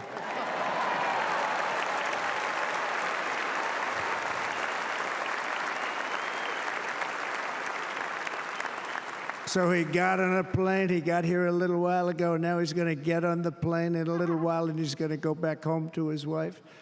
But they're great, and I just want to thank her and him and their whole family, because that's not easy. And Kid Rock, same thing. Called, he said, I want to be a part of it. I want to be a part, because, Kid does his great song, Big, Big Monster song. I had no idea. He became a friend of mine over the last 10 years. And he's amazing. Everyone loves him. I didn't even know how big he was. He has rallies, 35,000, 40,000 people he gets every time he goes out. I think he's making so much money, he doesn't know what the hell to do with it. You want to know? And then we have my other friend, and I've known him so long, and we took that song, and it was a big success, but we made that. I saw a chart of great songs to America. That was #1 on the chart recently, #1. So that's Lee Greenwood, very special, beautiful person. He's a beautiful man. But they all wanted to be here. They called. And how about the Hulkster? How good was he? Is he up?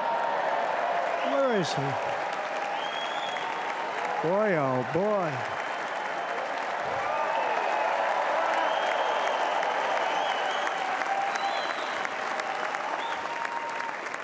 They may call that entertainment. I know about entertainment, but when he used to lift a 350-pound man over his shoulders and then bench press him 2 rows into the audience, I say, maybe entertainment, but he is one strong son of a gun. I will tell you, I watched it many times. There aren't a lot of entertainers that can do that, right? You were fantastic. Thank you very much. Followed by Eric. What was that all about? Boy, that was good. I didn't want to really come up here. But he was so great, and he's such a good young man. He went through a lot of trouble, and Don last night was incredible. They went through so much trouble. They got subpoenaed more than any people probably in the history of the United States. Every week they get another subpoena from the Democrats, crazy Nancy Pelosi, the whole thing, just boom, boom, boom. They've got to stop that, because they're destroying our country. We have to work on making America great again, not on beating people. And we won. We beat them in all. We beat them on the impeachments. We beat them on indictments. We beat them. But the time that you have to spend, if they would devote that genius to helping our country, we'd have a much stronger and better country.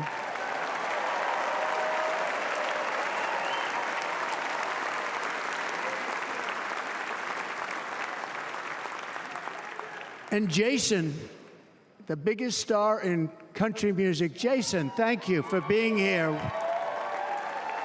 Jason, thank you very much. Jason Aldean, he's good. I like his wife even better, by the way. She's here. Thank you, Jason. But I'm thrilled to have a new friend and partner fighting by my side. the next Vice President of the United States, the current Senator from Ohio, J.D. Vance, and his incredible wife, Usha.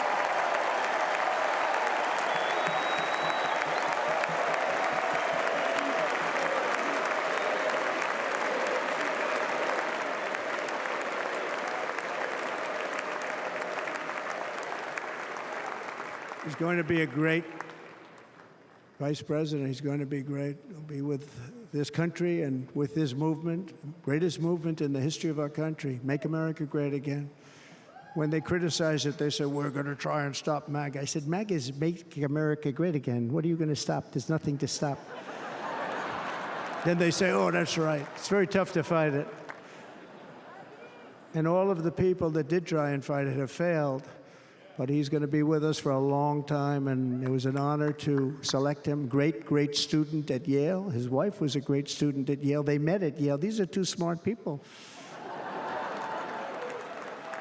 So, J.D., you're going to be doing this for a long time. Enjoy the ride.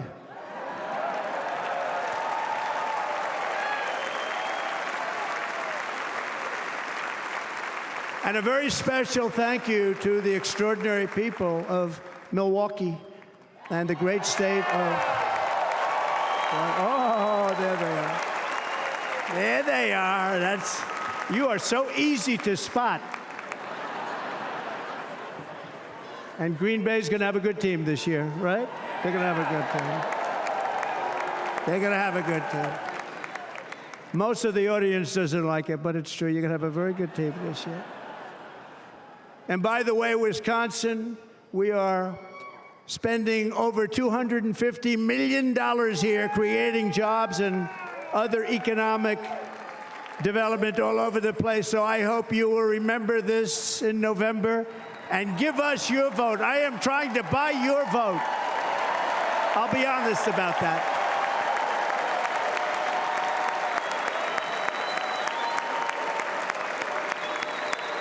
And I promise we will make Wisconsin great again. We're going to make it.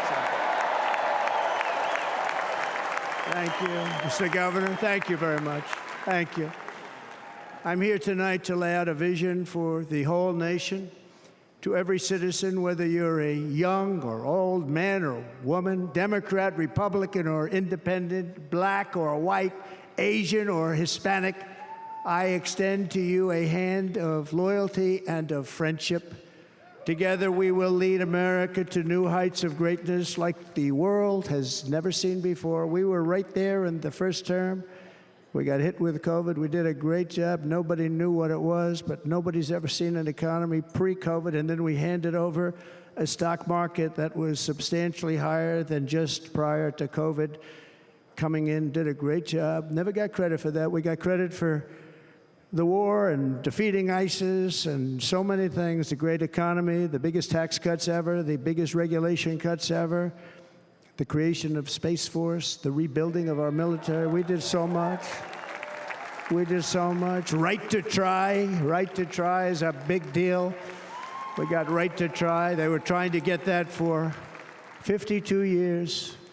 Somebody's terminally ill. And hopefully there's nobody in this audience, but it does happen a lot. They're terminally ill and they can't use our new space-age drugs and other things that we are way ahead. We have the greatest doctors in the world, the greatest laboratories in the world, and you can't do it. They've been trying to get that approved for 52 years. Wasn't that easy? The insurance companies didn't want to do it. They didn't want the risk. The labs didn't want to do it because if it didn't work, people are pretty far down the line toward death. They didn't want to do it. The doctors didn't want to have it on their records, so I got everybody into an office. 52 years they tried. Sounds simple, but it's not. And I got them to agree that somebody that needs it will, instead of going to Asia, Europe, or someplace, or if you have no money going home and dying, just die. We got them to sign an agreement, agree to it, where they're not going to sue anybody. They're going to get all of this stuff. They're going to get it really fast. And what's happened is we're saving thousands and thousands of lives. It's incredible. Right to try. It's a great feeling. Under our leadership, the United States will be respected again. No nation will question our power. No enemy will doubt our might. Our borders will be totally secure. Our economy will soar. We will return law and order to our streets, patriotism to our schools, and importantly, we will restore peace, stability, and harmony all throughout the world. But to achieve this future, we must first rescue our nation from failed and even incompetent leadership. We have totally incompetent leadership. This will be the most important election in the history of our country. Under the current administration, we are indeed a nation in decline. We have an inflation crisis that is making life unaffordable, ravaging the incomes of working and low-income families, and crushing, just simply crushing our people like never before. They've never seen anything like it. We also have an illegal immigration crisis, and it's taking place right now as we sit here in this beautiful arena. It's a massive invasion at our southern border that has spread misery, crime, poverty, disease, and destruction to communities all across our land. Nobody's ever seen anything like it. Then there's an international crisis, the likes of which the world has seldom been part of. Nobody can believe what's happening. War is now raging in Europe and the Middle East. A growing specter of conflict hangs over Taiwan, Korea, the Philippines, and all of Asia. And our planet is teetering on the edge of World War III. And this will be a war like no other war because of weaponry. The weapons are no longer army tanks going back and forth shooting at each other. These weapons are obliteration. It's time for a change. This administration can't come close to solving the problems. We're dealing with very tough, very fierce people. They're fierce people. And we don't have fierce people. We have people that are a lot less than fierce, except when it comes to cheating on elections and a couple of other things. Then they're fierce. Then they're fierce. So tonight, I make this pledge to the great people of America. I will end the devastating inflation crisis immediately, bring down interest rates, and lower the cost of energy. We will drill, baby, drill.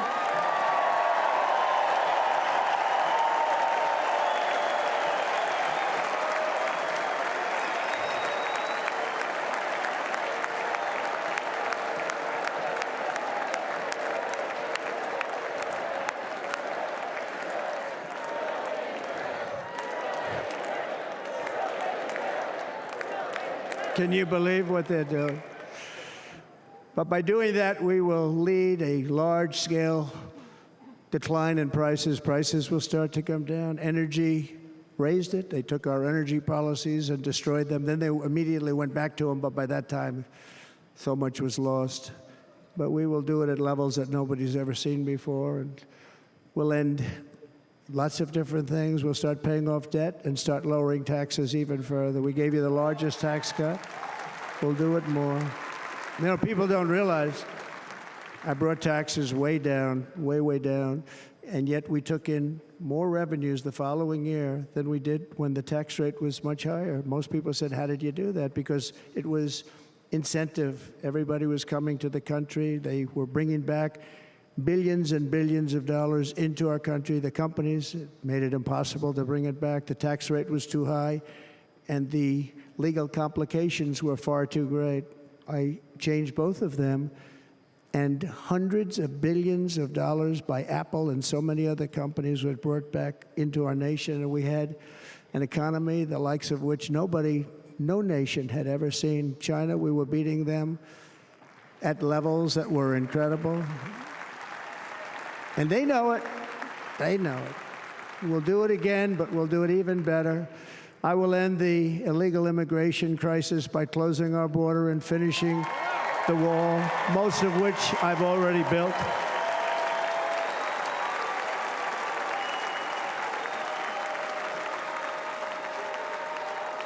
On the wall, we were dealing with a very difficult Congress. And I said, oh, that's okay. We won't go to Congress. I call it an invasion. We gave our military almost $800 billion. I said, I'm going to take a little of that money because this is an invasion, and we built, most of the wall is already built, and we built it through using the funds because what's better than that? We have to stop the invasion into our country that's killing hundreds of thousands of people a year. We're not going to let that happen. I will end every single international crisis that the current administration has created, including the horrible war with Russia and Ukraine, which would have never happened if I was president, and the war caused by the attack on Israel, which would have never happened if I was president. Iran was broke. Iran had no money. Now Iran has $250 billion. They made it all over the last 2.5 years. They were broke. I watched the other day on a show called Deface the Nation. Has anyone seen it? And they had a congressman who was a Democrat say, well, whether you like him or not, Iran was broke dealing with Trump. I told China and other countries, if you buy from Iran, we will not let you do any business in this country, and we will put tariffs on every product you do send in of 100% or more.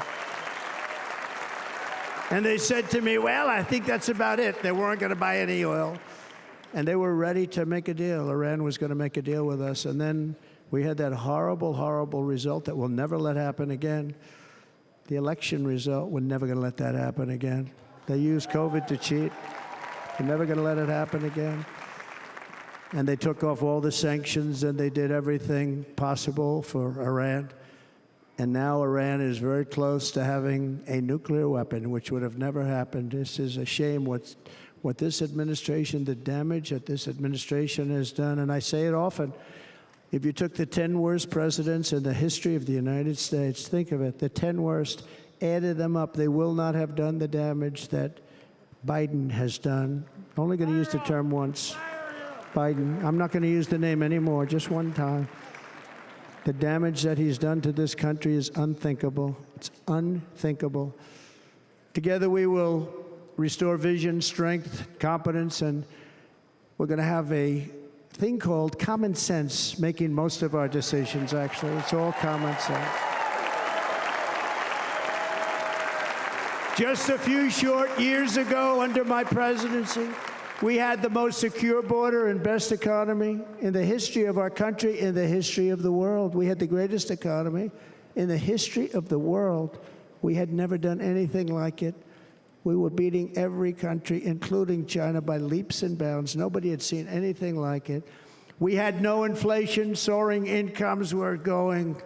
Nobody can believe it. You can't believe what happened 4 years ago is happening now in reverse. And the world was at peace. Inflation has been a killer for our country. No matter what you make it doesn't matter, because inflation is eating you alive. People that were putting away money, they were making great wages, the highest they've ever made, but they were putting away a lot of money. Now they are just being destroyed. They're not putting away anything. They're barely living. They're going into savings accounts. They're taking out their money to live because of inflation. Inflation, remember, it's called a country buster. You can go back to Germany from 100 years ago. You can go back to any country that suffered great inflation. We've suffered the worst inflation we've ever had. But go back and see what's happened to those countries. We've had the worst inflation we've ever had under this person. But in less than 4 years, our opponents have turned incredible success into unparalleled tragedy and failure. It's been a tremendous failure. Today, our cities are flooded with illegal aliens. Americans are being squeezed out of the labor force, and their jobs are taken. And by the way, you know who's taking the jobs that are created? 107% of those jobs are taken by illegal aliens. And you know who's being hurt the most by millions of people pouring into our country? The black population and the Hispanic population, because they're taking the jobs from our black population, our Hispanic population, and they're also taking them from unions. The unions are suffering because of it. Thank you. Thank you. I like you too. Thank you very much. Inflation has wiped out the life savings of our citizens and forced the middle class into a state of depression and despair. That's what it is. It's despair and depression. We cannot and will not let this continue. Less than 4 years ago, we were a great nation, and we will soon be a great nation again. We're going to be a great nation again.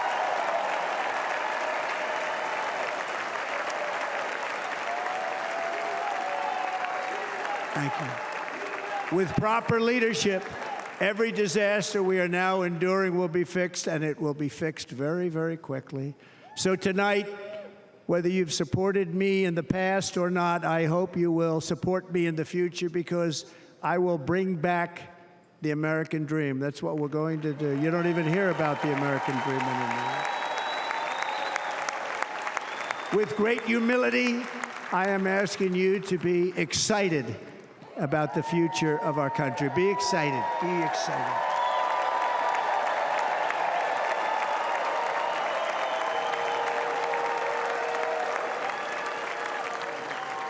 And by the way, the news reports, look at all of those big networks. Look at them. They're all here. But every one of them has said this could be the most organized, best run, and most enthusiastic convention of either party that they've ever seen. Every single one.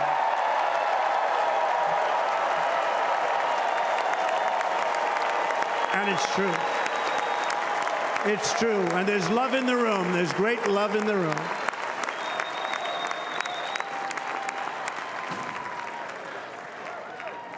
So I better finish strong. Otherwise, we'll blow it. And we can't let that happen. Now, this was great. All of the great people that spoke, and everybody hit a home run. I mean, there's not one that I can think of where I said, oh, gee, that wasn't great. Every single person. I refuse to be the only one. Don't do that to me. They're already getting ready. See, I gave them an idea. Now, this was a great convention. This was, I think we're actually going to go home and miss it. You know, usually with a first of all, look at these crowds. You'd never have this at a convention. Look at these crowds.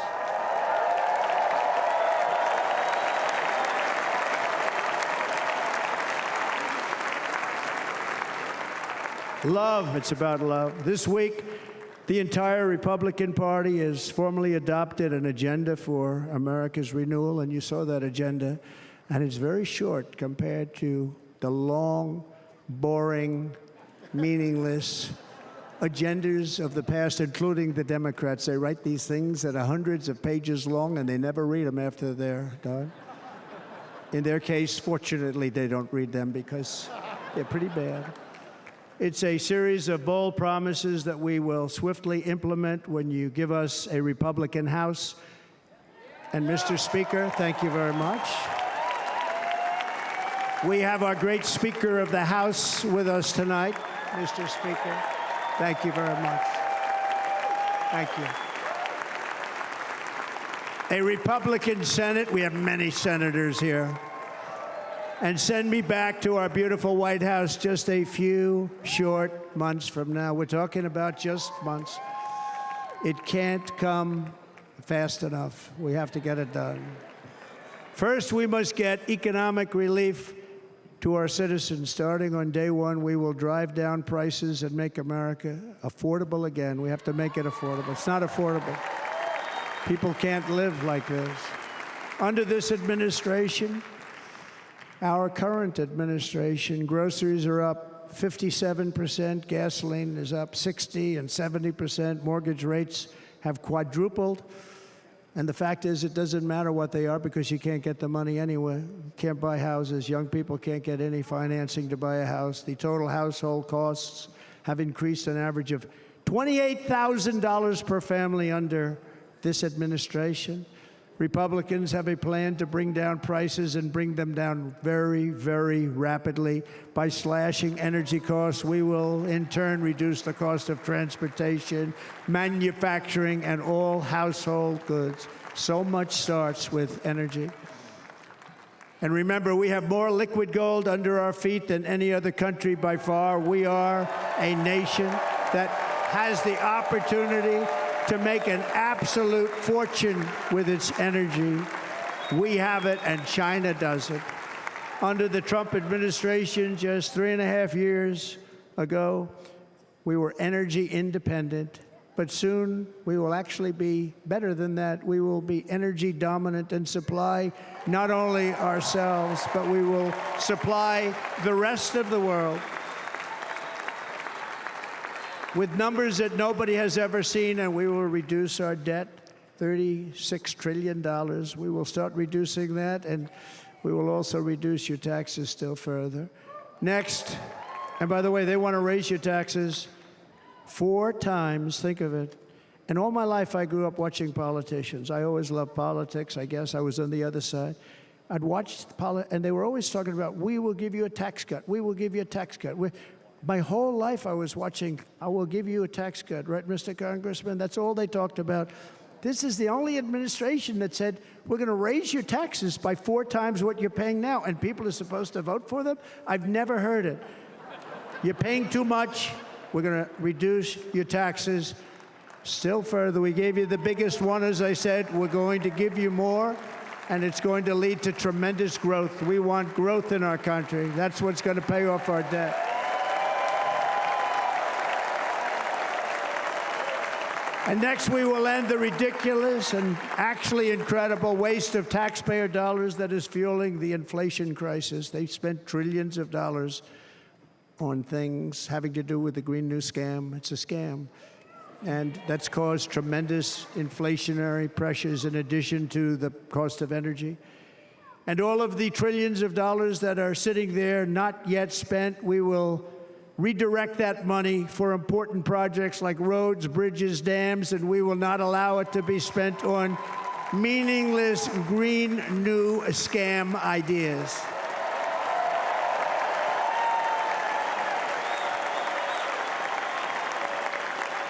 And I will end the electric vehicle mandate on day 1.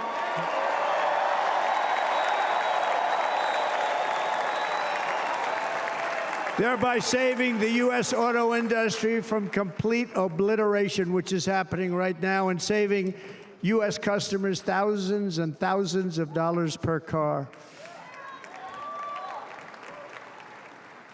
And right now, as we speak, large factories just started are being built across the border in Mexico. So with all the other things happening on our border, and they're being built by China to make cars and to sell them into our country. No tax, no anything.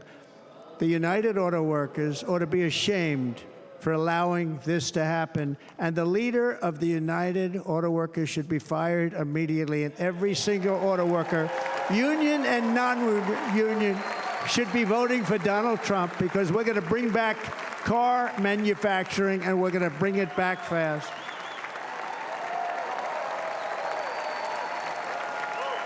They're building some of the largest auto plants anywhere in the world. Think of it, in the world. We're going to bring it back. We're going to make them. We don't mind that happening, but those plants are going to be built in the United States, and our people are going to man those plants.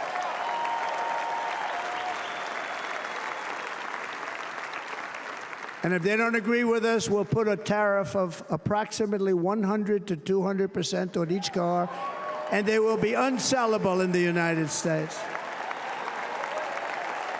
We have long been taken advantage of by other countries.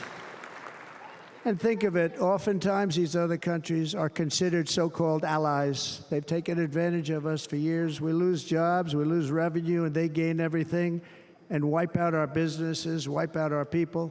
I stopped it for 4 years. I stopped it. And we're really ready to make changes like nobody had seen before. And remember, USMCA, I got rid of NAFTA, the worst trade deal ever made, and replaced it with USMCA, which is, they say, the best trade deal ever made. Actually, probably the best trade deal was the deal I made with China, where they buy $50 billion worth of our product. They were buying nothing. They buy $50 billion worth. They had to. But I don't even talk about it because of COVID. I don't even mention it, frankly, because of what happened with the China virus.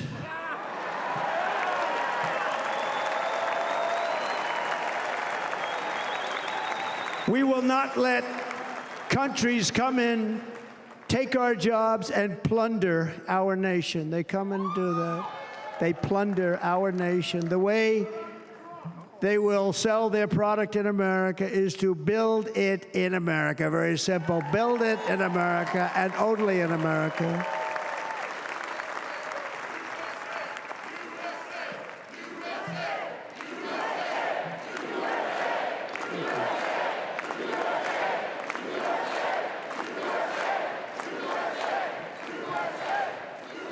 And this very simple formula, and Congress has to go along with us, and they will. This very simple formula will create massive numbers of jobs. We will take over the auto industry again, and many, many, hundreds of thousands of jobs. We lost so many jobs over the years. If you go back 20, 25 years, they've stolen, going to China and Mexico, about 68% of our auto industry manufacturing jobs. We're going to get them all back. We're going to get them all back, every one of them. At the center of our plan for economic relief are massive tax cuts for workers that include something else that's turned out to be very popular, actually. Here it's very popular, in this building and all those hotels that I saw that are so nice. I'm staying in a nice one. It's called no tax on tips. No tax on tips. No tax on tips.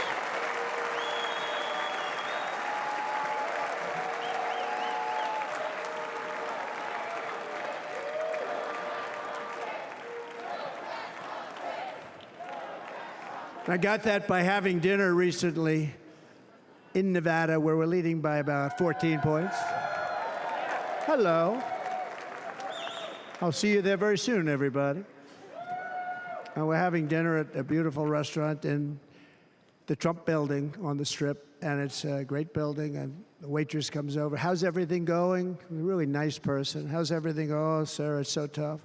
The government's after me all the time on tips, tips, tips. I said, well, they give you cash. Would they be able to find him? She said, actually, and I didn't know this, she said, very little cash is given. It's all put right on the check. And they come in and they take so much of our money, it's just ridiculous. And they don't believe anything we say. And they've just hired, as you know, 88,000 agents to go after him even more. And I said, this shows the level of my, most people go out, they hire consultants, they pay millions of dollars. But I said to her, let me just ask you a question. Would you be happy if you had no tax on tips? She said, what a great idea. I got my information from a very smart waitress. That's better than spending millions of dollars.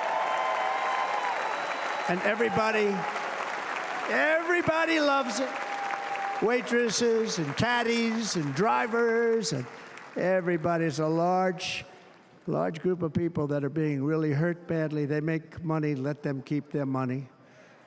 I'm going to protect Social Security and Medicare. Democrats are going to destroy Social Security and Medicare because all of these people, by the millions they're coming in, they're going to be on Social Security and Medicare and other things, and you're not able to afford it. They are destroying your Social Security and your Medicare.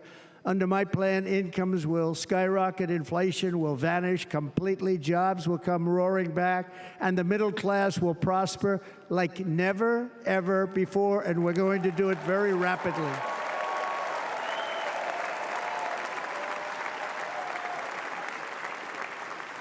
But no hope or dream we have for America can succeed unless we stop the illegal immigrant invasion, the worst that's ever been seen anywhere in the world. There's never been an invasion like this anywhere. Third world countries would fight with sticks and stones not to let this happen. The invasion at our southern border, we will stop it, and we will stop it quickly. You heard Tom Hohmann yesterday. Tom Hohmann, put him in charge and just sit back and watch. Brandon Judd, the Border Patrol, he's incredible. These guys, they really, their job is a lot easier if they don't have to do anything, but they want to. They're patriots. Brandon Judd, Border Patrol, ICE. ICE goes out. You have to see what ICE does with MS-13. You have these are probably the worst gang, and ICE goes in there. And I know a lot of people in these rows here, and they're very tough people, but they don't want to do this job.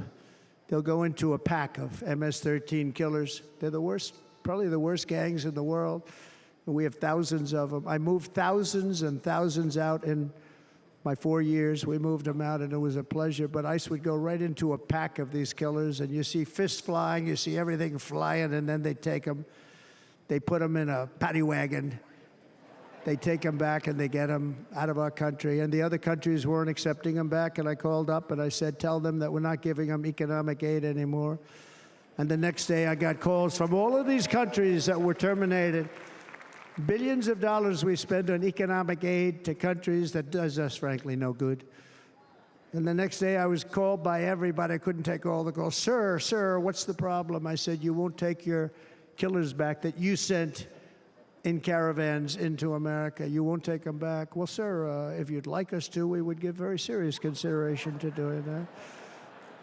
And within 24 hours, they were being taken back. For years and years, when I first came in, they said President Obama tried to get him to go back, and they wouldn't accept him. They'd put planes on the runway so you couldn't leave the plane. They'd close the road so you couldn't take the buses. They'd all have to turn back. As soon as I said no more economic aid of any kind to any country that does that, they called back and they said, sir, it would be our great honor to take MS-13. We love them very much. We love them very much, sir. We'll take them back. At the heart of the Republican platform is our pledge to end this border nightmare and fully restore the sacred and sovereign borders of the United States of America, and we're going to do that on day one.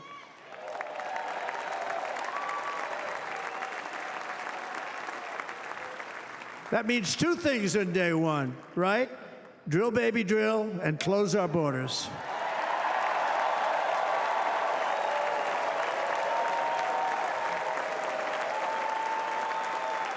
And by the way, and I think everybody as a Republican, as a patriot in this room, and most Democrats, we want people to come into our country, but they have to come into our country legally. Legally. Less than 4 years ago, I handed this administration the strongest border in American history.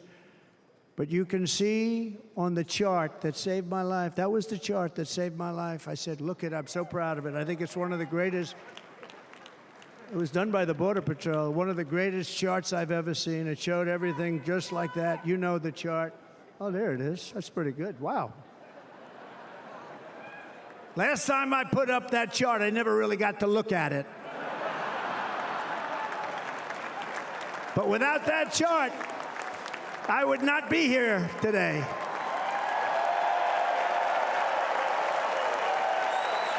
Never got to look at it.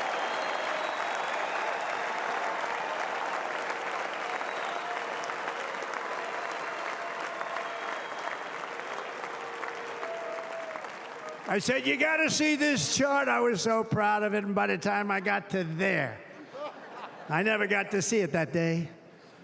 But I'm seeing it now, and I was very proud. If you look at the arrow on the bottom, that's the lowest level, the one on the bottom, heavy red arrow. That's the lowest level of illegal immigrants ever to come into our country in recorded history, right there. Right there. And that was my last week in office. And then you see what happened after I left. Look at the rest. And if you go out a little bit further, it's getting to be a little bit old, but I love it anyway, right? But you can go much higher with those numbers. Look what happened right after that. The invasion began. We had the opposite. We stopped the invasion. But the invasion that we stopped was peanuts by comparison to what happened after I left. Look at what happened after I left. They took over our country. We ended all catch and release.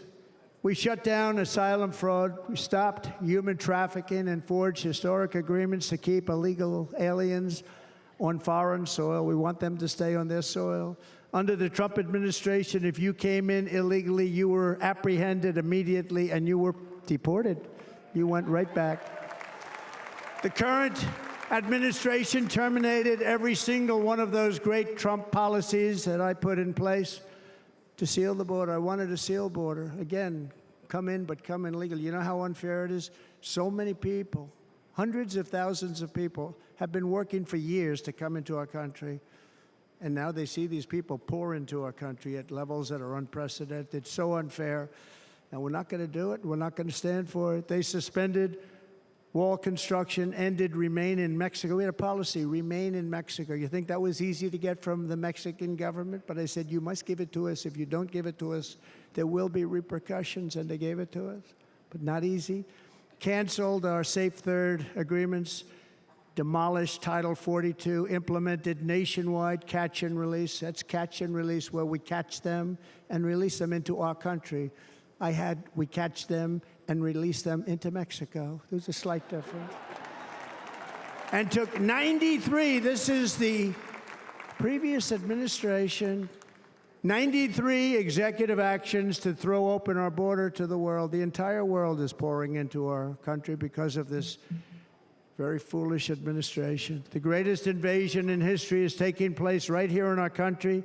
They are coming in from every corner of the earth, not just from South America, but from Africa, Asia, the Middle East. They're coming from everywhere. They're coming at levels that we've never seen before. It is an invasion indeed, and this administration does absolutely nothing to stop them.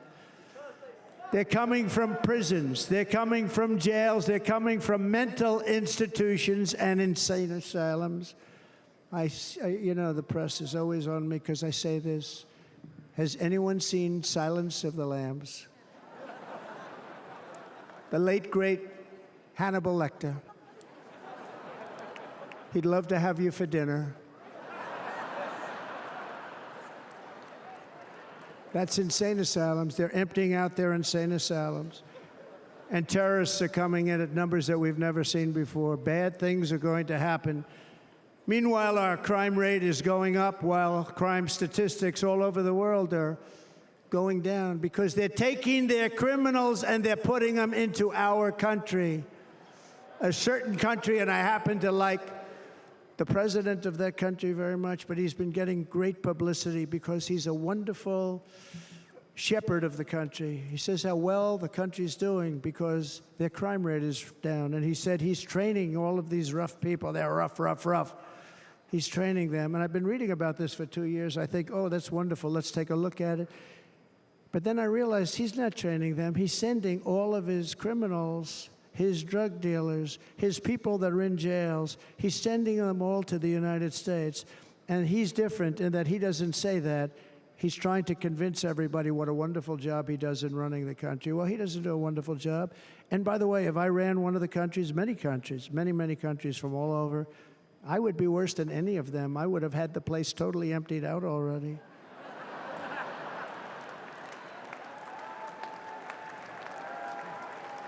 But we become a dumping ground for the rest of the world, which is laughing at us. They think we're stupid. And they can't believe that they're getting away with what they're getting away with, but they're not going to be getting away with it for long. That's what I can tell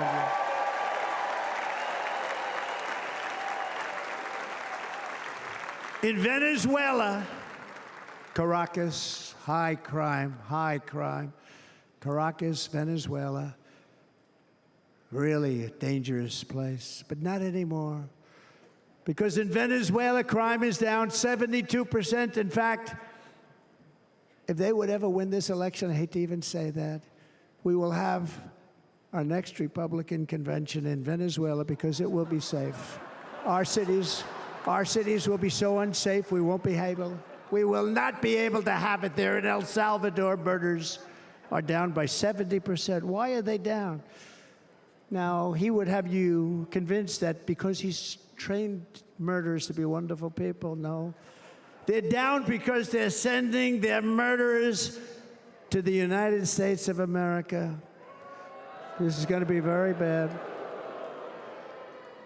And bad things are going to happen, and you're seeing it happen all the time. That's why, to keep our families safe, the Republican platform promises to launch the largest deportation operation in the history of our country.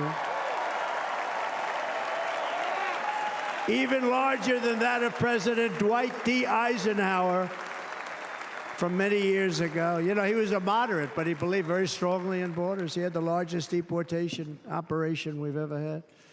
Just recently, I spoke to the grieving mother of Jocelyn, Nungary, a wonderful woman. A precious 12-year-old girl from Houston who last month was tied up, assaulted, and strangled to death after walking to the convenience store just a block away from her house.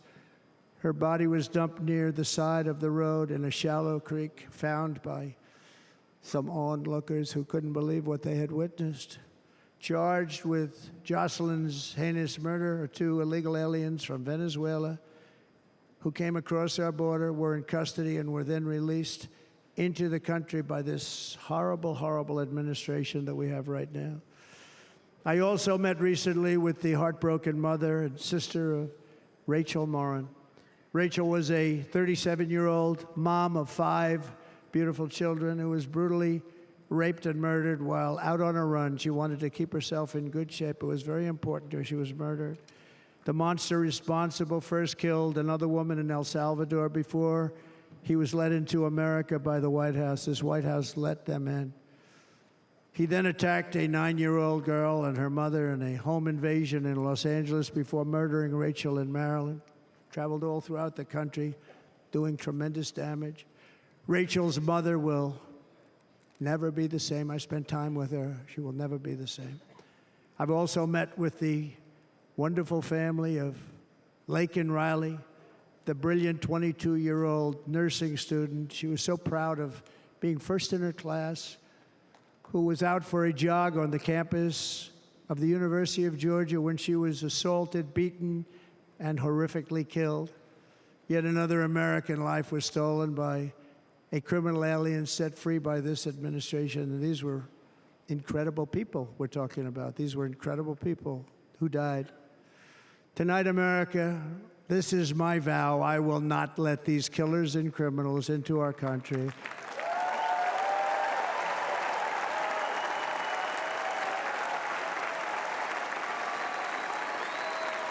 I will keep our sons and daughters safe.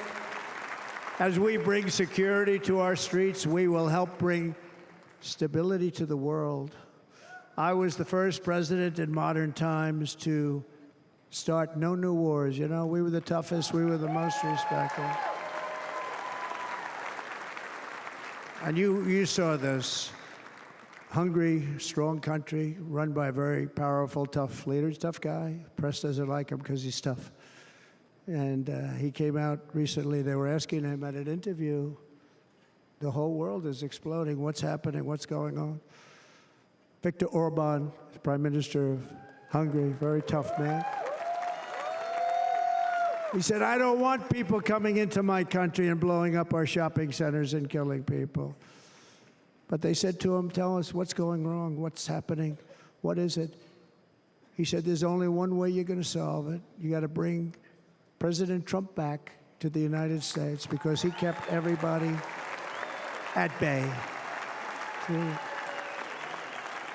He used a word I wouldn't use because I can't use that word, because you'd say it was braggadocious. The press would say he was a braggart. I'm not a braggart.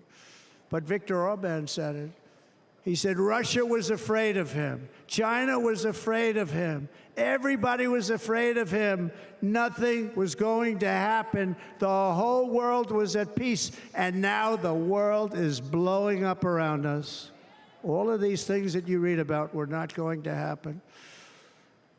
Under President Bush, Russia invaded Georgia. Under President Obama, Russia took Crimea. Under the current administration, Russia is after all of Ukraine. Under President Trump, Russia took nothing.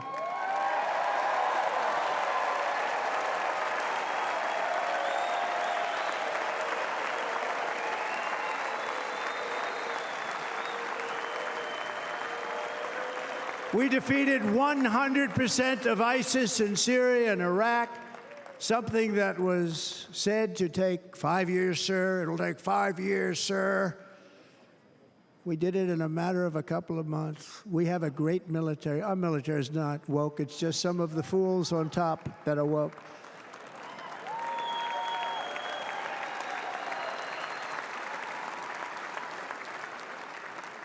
I got along very well. North Korea, Kim Jong-un, I got along very well with him. The press hated when I said that. How could you get along with him? Well, you know, it's nice to get along with somebody who has a lot of nuclear weapons or otherwise, isn't it? See, in the old days, they'd say, that's a wonderful thing. Now they say, how could you possibly do that? But no, I got along with him, and we stopped the missile launches from North Korea. Now North Korea's acting up again, but when we get back, I get along with him. He'd like to see me back, too. I think he misses me, if you want to know the truth. Our opponents inherited a world at peace and turned it into a planet of war. We're in a planet of war. Look at that attack on Israel. Look at what's happening with Ukraine. The cities are just bombed out. How can people live like that where buildings, massive buildings, are falling to the ground? It began to unravel with the disastrous withdrawal from Afghanistan, the worst humiliation in the history of our country. We have never had a humiliation like that. 13 heroic U.S. service members were tragically and needlessly killed. 45 others were horrifically wounded. Nobody ever talks about them. No arms, no legs, face explosions, horrifically wounded. And by the way, we have a man in this room who's running for the U.S. Senate from a great state, Nevada, named Sam Brown, who paid the ultimate price. Thank you, Sam. Thank you, Sam. Thank you. He paid the biggest price probably ever paid by anybody that is running for office, and I think he's going to do great. He's running against a person that is not good, not respected, a total lightweight. But Sam, I think, paid, really, we were talking about it with some of the senators that are working so hard for Sam, but he paid the biggest price of any senator ever to run for the Senate. I don't think anybody's ever what he did. He was a real hero, a really great person, and he's running, and I hope that everybody gets out and votes for Sam Brown.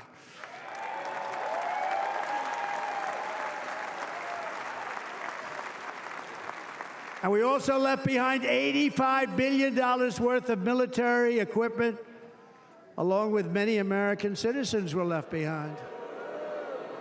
Many, many American citizens, emboldened by that disaster, Russia invaded Ukraine. They saw this group of people that were incompetent. We took the soldiers out first. No, we're going to take the soldiers out second. If they would have followed my plan, we had a great plan.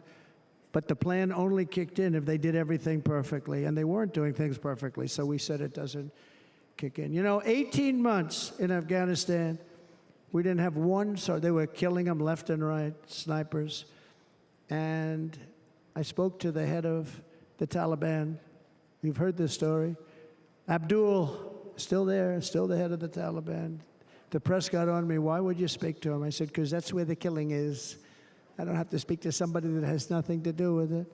And I told him, don't ever do that. Don't ever do that again. Don't ever do that again. You've got to stop. Because during the Obama administration, many great people and soldiers, but a lot of soldiers were being killed from long distance. I said, if you keep doing that, you're going to be hit harder than anybody's ever been hit by a country before.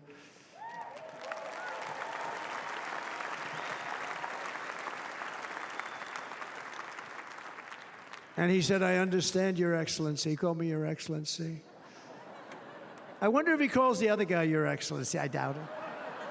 The other guy gave him everything. I mean, what kind of a deal was that? He walked out, gave him everything. Do you know that right now Afghanistan is one of the largest sellers of weapons in the world? They're selling the brand new, beautiful weapons that we gave them. But think of it. He actually said to me, but why do you show me a picture of my home? I said, you'll have to ask your people or one of your wives. But he could figure it out. And for 18 months, we had not one attack on an American soldier by the Taliban. 18 months.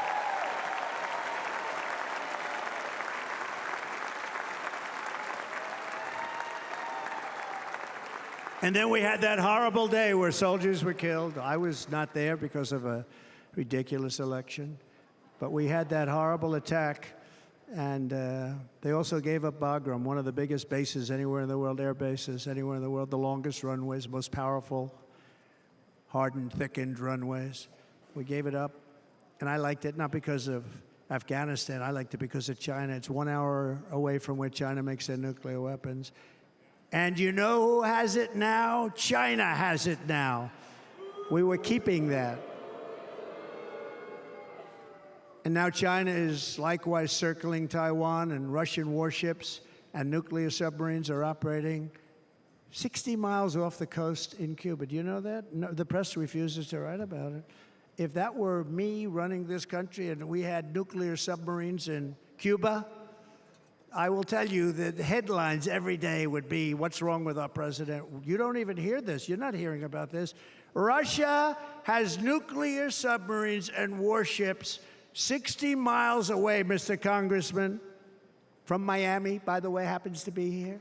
Correct? In Cuba. And that would not be stood for if it were somebody else. They don't want to mention it, but now maybe they will. And the entire world, I tell you this, we want our hostages back, and they better be back before I assume office, or you will be paying a very big price.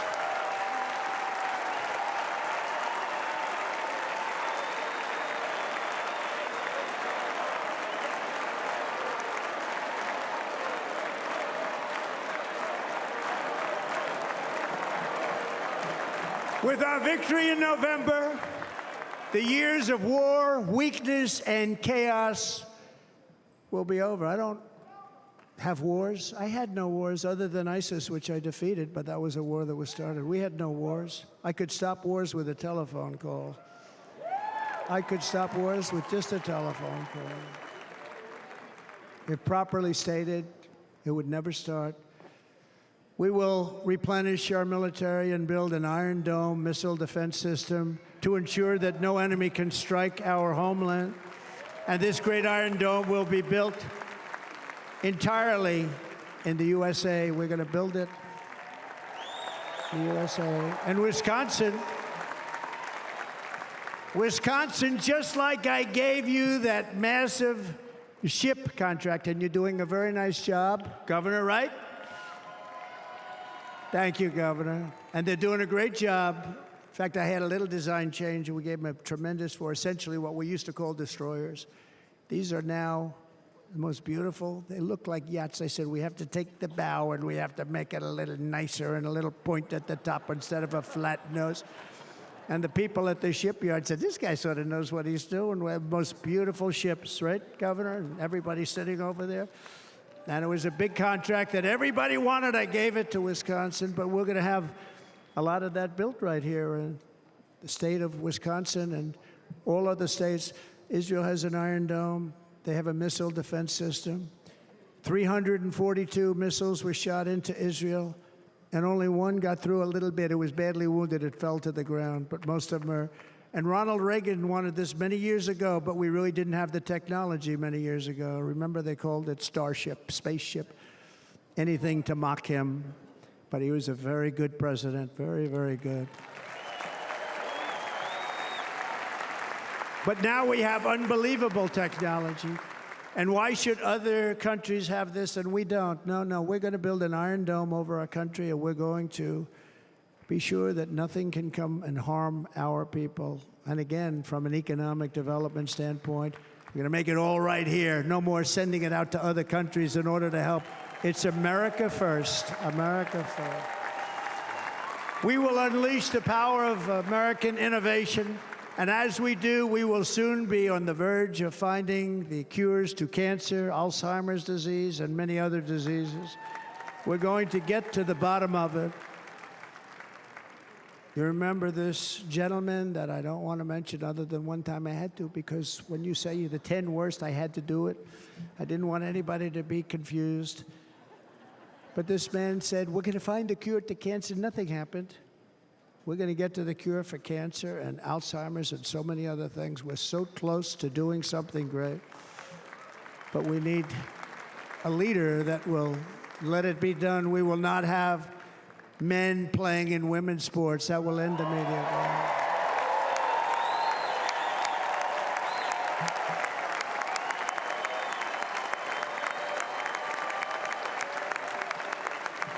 And we will restore and renovate our nation's once great cities, making them safe, clean, and beautiful again. And that includes our nation's capital, which is a horrible killing field. So many things. They leave from Wisconsin, they go to look at the Washington Monument, they end up getting stabbed, killed, or shot. We will be very soon very proud of our capital, again, Washington, D.C.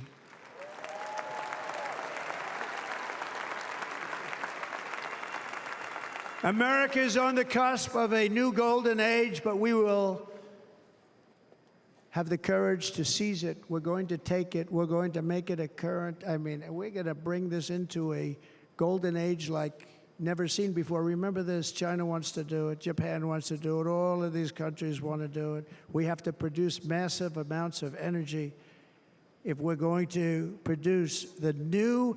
If you look at some of the things that have been done, and some of the things that we're going to do. But AI needs literally twice the electricity that's available now in our country. Can you imagine? But instead, we're spending places where they recharge electric cars. They built 8 chargers at a certain location toward the Midwest. 8 chargers for $9 billion. Think of them as a tank for filling up your gas. Think of it. They spent $9 billion on 8 chargers, 3 of which didn't work. And if you were going to do this all over our country, this crazy electric mandate, if you're going to do this all, and by the way, I'm all for electric. They have their application. But if somebody wants to buy a gas-powered car, gasoline-powered car, or a hybrid, they're going to be able to do it. And we're going to make that change on day 1.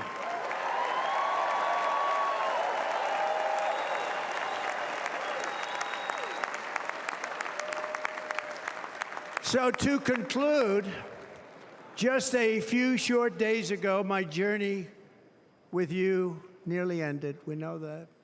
And yet, here we are tonight, all gathered together, talking about the future, promise, and a total renewal of a thing we love very much. It's called America. We live in a world of miracles. None of us knows God's plan or where life's adventure will take us. I want to thank Franklin Graham for being here tonight. He's an outstanding man. He wrote me a note recently. I have a lot of respect for him. Sir, I love your storytelling. I think it's great in front of these big rallies. But, sir, please do me one favor. It won't make any difference. Please don't use any foul language. I was a little embarrassed. I said, he said, it won't make any difference. Actually, it does. The story's not quite as good, but I've been very good. The story is not quite as good, to be honest. I've got to have a little talk with Franklin, but he was great. He's a great gentleman. His father was so incredible, Billy Graham. My father used to love taking me to see Billy Graham. My father would take me to see Billy Graham at Yankee Stadium. He had the biggest rallies you've ever seen. He was a good rally guy, too. But he'd get up, and he was a fantastic guy. My father loved Billy Graham. But I love Franklin Graham. I think Franklin's been fantastic, and I'm working so hard to adhere to his note to me. I'm working hard on it, Franklin. But if the events of last Saturday make anything clear, it is that every single moment we have on earth is a gift from God.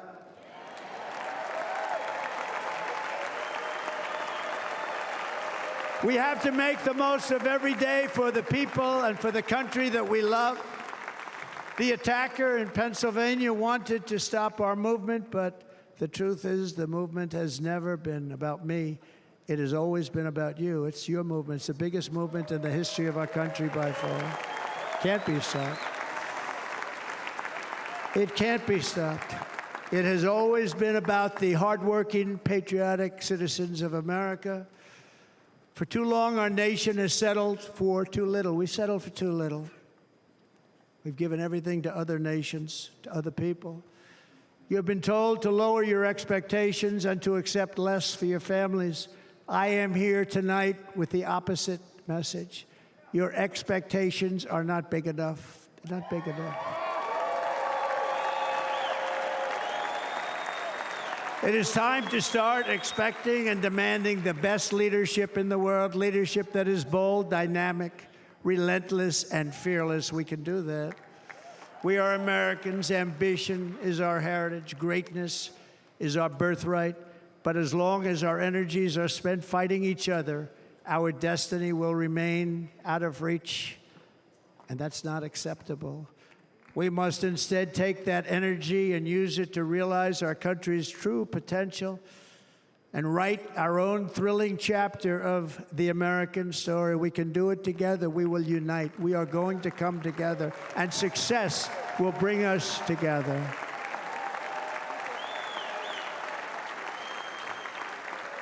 It is a story of love, sacrifice, and so many other things. And remember the word, devotion. It's unmatched devotion. Our American ancestors crossed the Delaware, survived the icy winter at Valley Forge, and defeated a mighty empire to establish our cherished republic. They fought so hard, they lost so many. They pushed thousands and thousands of miles across a dangerous frontier, taming the wilderness to build a life and a magnificent home for their family. They packed their families into covered wagons, trekked across hazardous trails, scaled towering mountains, and braved rivers and rapids to stake their claim on the wide-open, new, and very beautiful frontier. When our way of life was threatened, American patriots marched onto the battlefield, raced into enemy strongholds, and stared down death and stared down those enemies to keep alive the flame of freedom. At Yorktown, Gettysburg, and Midway, they joined the roll call of immortal heroes. So many just so many heroes, so many great, great people. And we have to cherish those people. We can't forget those people. We have to cherish those people.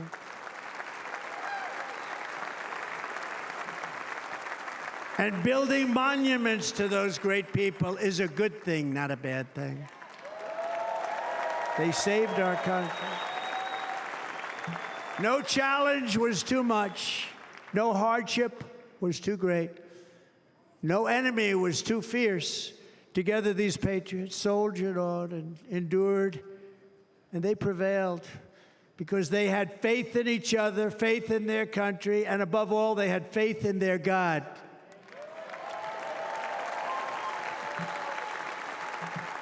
Just like our ancestors, we must now come together, rise above past differences. Any disagreements have to be put aside and go forward, united as one people, one nation, pledging allegiance to one great, beautiful, I think it's so beautiful, American flag.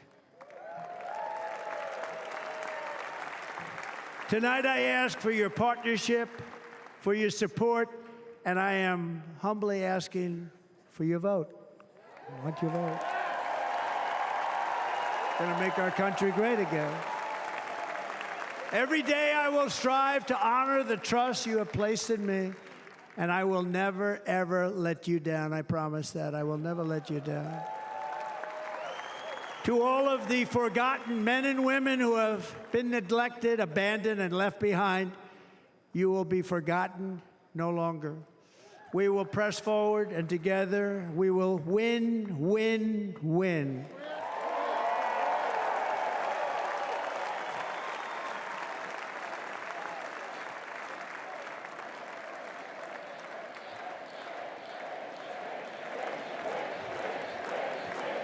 Win, win, win, win, win, win.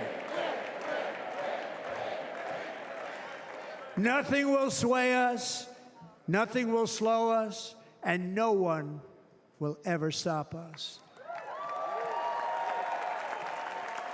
No matter what dangers come our way, no matter what obstacles lie in our path, We will keep striving toward our shared and glorious destiny, and we will not fail. We will not fail.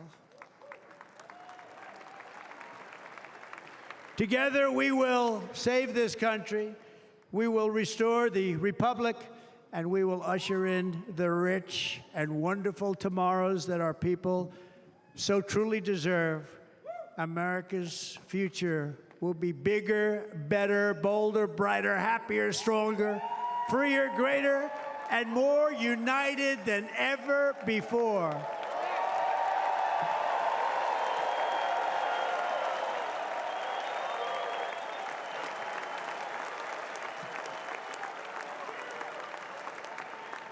And quite simply put, we will very quickly make America great again. Thank you very much. Thank you very much. Wisconsin, God bless you. God bless you, Wisconsin, and God bless the United States of America, our great country. Thank you very much, everybody. Thank you.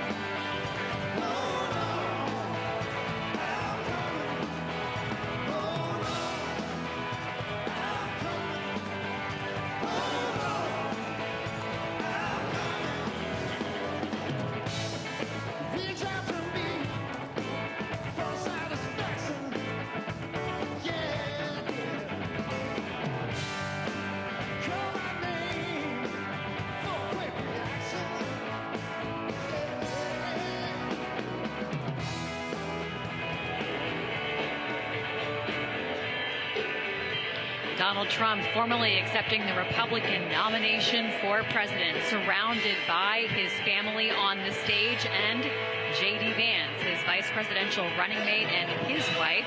Trump wanting to share a message of confidence, strength, and hope. He pledged to tackle inflation and make borders secure. This was a prepared speech that often veered off the script. It lasted more than 90 minutes. He warned of immigrant invasions, claimed that the last election was stolen. And after a while, frankly, the delegates took their seats again because it was going very long. This was Trump's first speech since the shootings at his event in Pennsylvania on Saturday, and he did tell the story of what happened from the stage, saying that he won't tell it again because it is too painful. Rhonda, takeaways from Donald Trump's speech tonight. You were listening closely for tone and content. Yes, I certainly was, and I think a lot of Americans tuned in. Even Americans who may not vote Republican wanted to see what his tone was, since this is the first time that we've heard from him at length after the shooting. You know, as you mentioned, he did start off by talking about it, saying he's not going to say it again. He gave sort of a play-by-play of what happened that day, talked about a chart that he looked to that he said saved his life, because had he not turned his head, he may have passed away. So that was a somber part. But I think what a lot of people were curious about was, what Donald Trump were we getting tonight? We had heard, you know, calls for unity. I think what we got tonight was, you know, there was a somber mood at the top, but we also heard some very familiar familiar Trump refrains, especially when it came to immigration. Drill, baby, drill was said a few times. He talked about foreign policy in ways that we're very familiar with. He talked about his relationship with North Korea's leader and how he missed him. I mean, they were very familiar things that were in there that we've heard before from Donald Trump. So I don't think that there was a massive transformation, if anyone was wondering. He is still the same candidate. But that kind of summarizes what we got from the former president. And if you're thinking this is an operatic moment, you are right, because this is live singing that's happening behind us. Let's go to Jorge Ribas, who's on the floor with the delegate. Jorge. Is this going to be on TV? We don't know. Hi, Libby. Yeah, so we're down here on the floor. The speech just wrapped. I'm here with Vicky and with Andrea from, these are Illinois delegates. And all right, so first of all, that was a long speech. So Very long. Let me hear what you all thought about it real quick. Well, we love Donald, so we let Donald do Donald, but that was very long. Very long. I would have liked it if it had been a little bit shorter.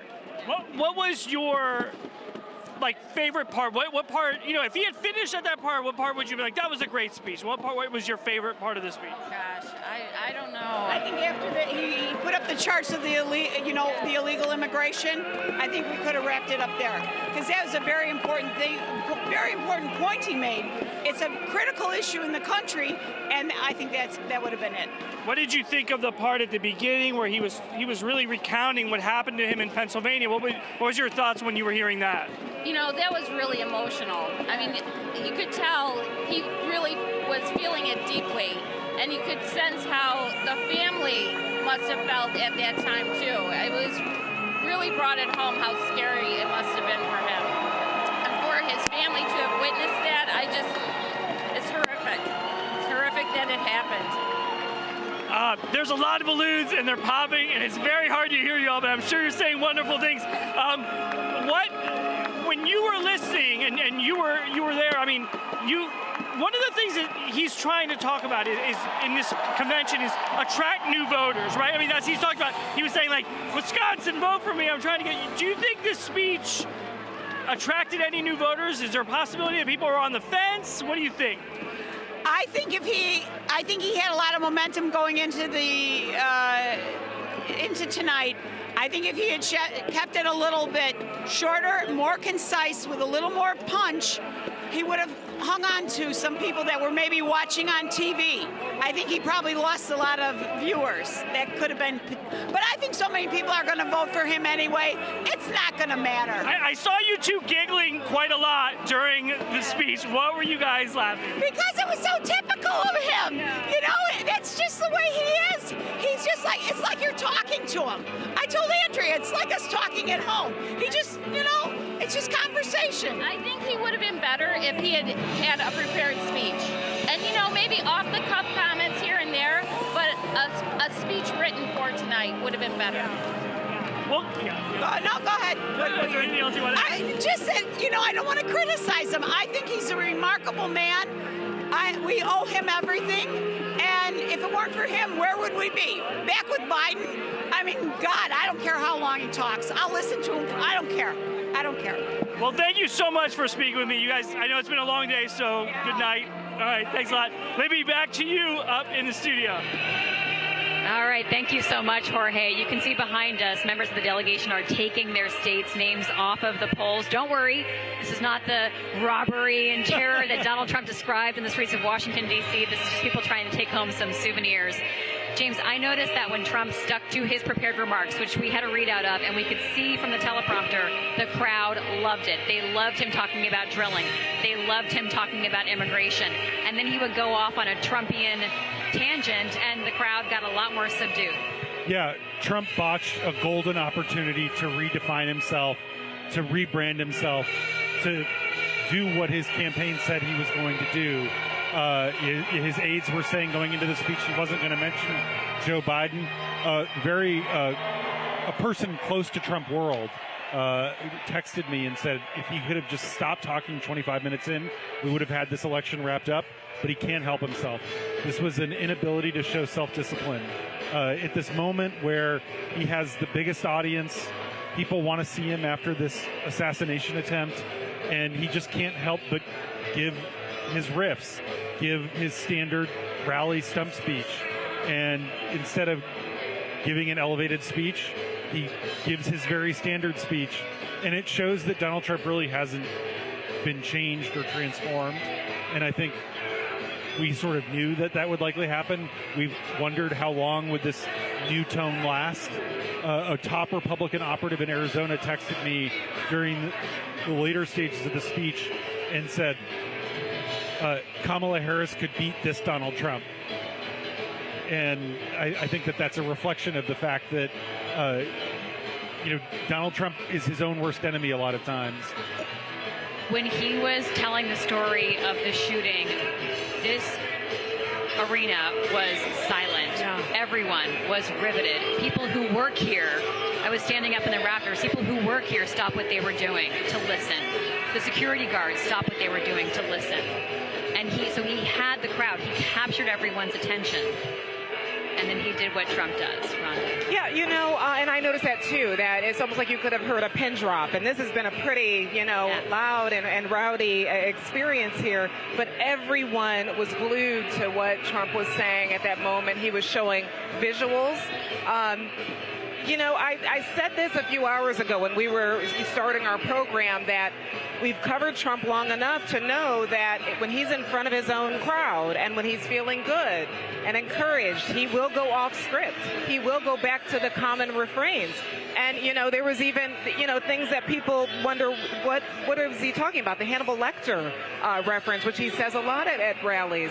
It is interesting to hear what your contact said there, that it could have been shorter. And in fact, our correspondent just talked to a delegate that said she wished it was shorter and more concise. So that kind of is the vibe, and what that does from here on out, I don't know. He is going to a rally in Grand Rapids, Michigan after this. This is going to be his first time at a rally since the shooting.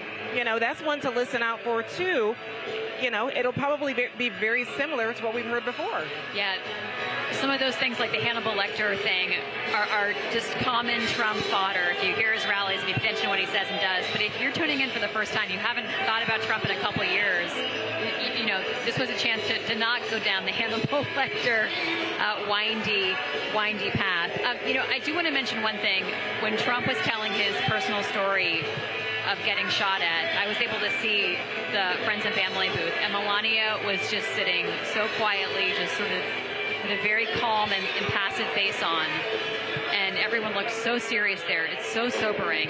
And then when Trump started saying, "I shouldn't even be here," and the crowd started chanting, "Yes, you should. Yes, you should." That was when the family sort of smiled, and you saw Melania relax a little bit and smile. But operatic music. What an operatic convention in time this has been, in time for Donald Trump. But it did seem to be a wasted opportunity.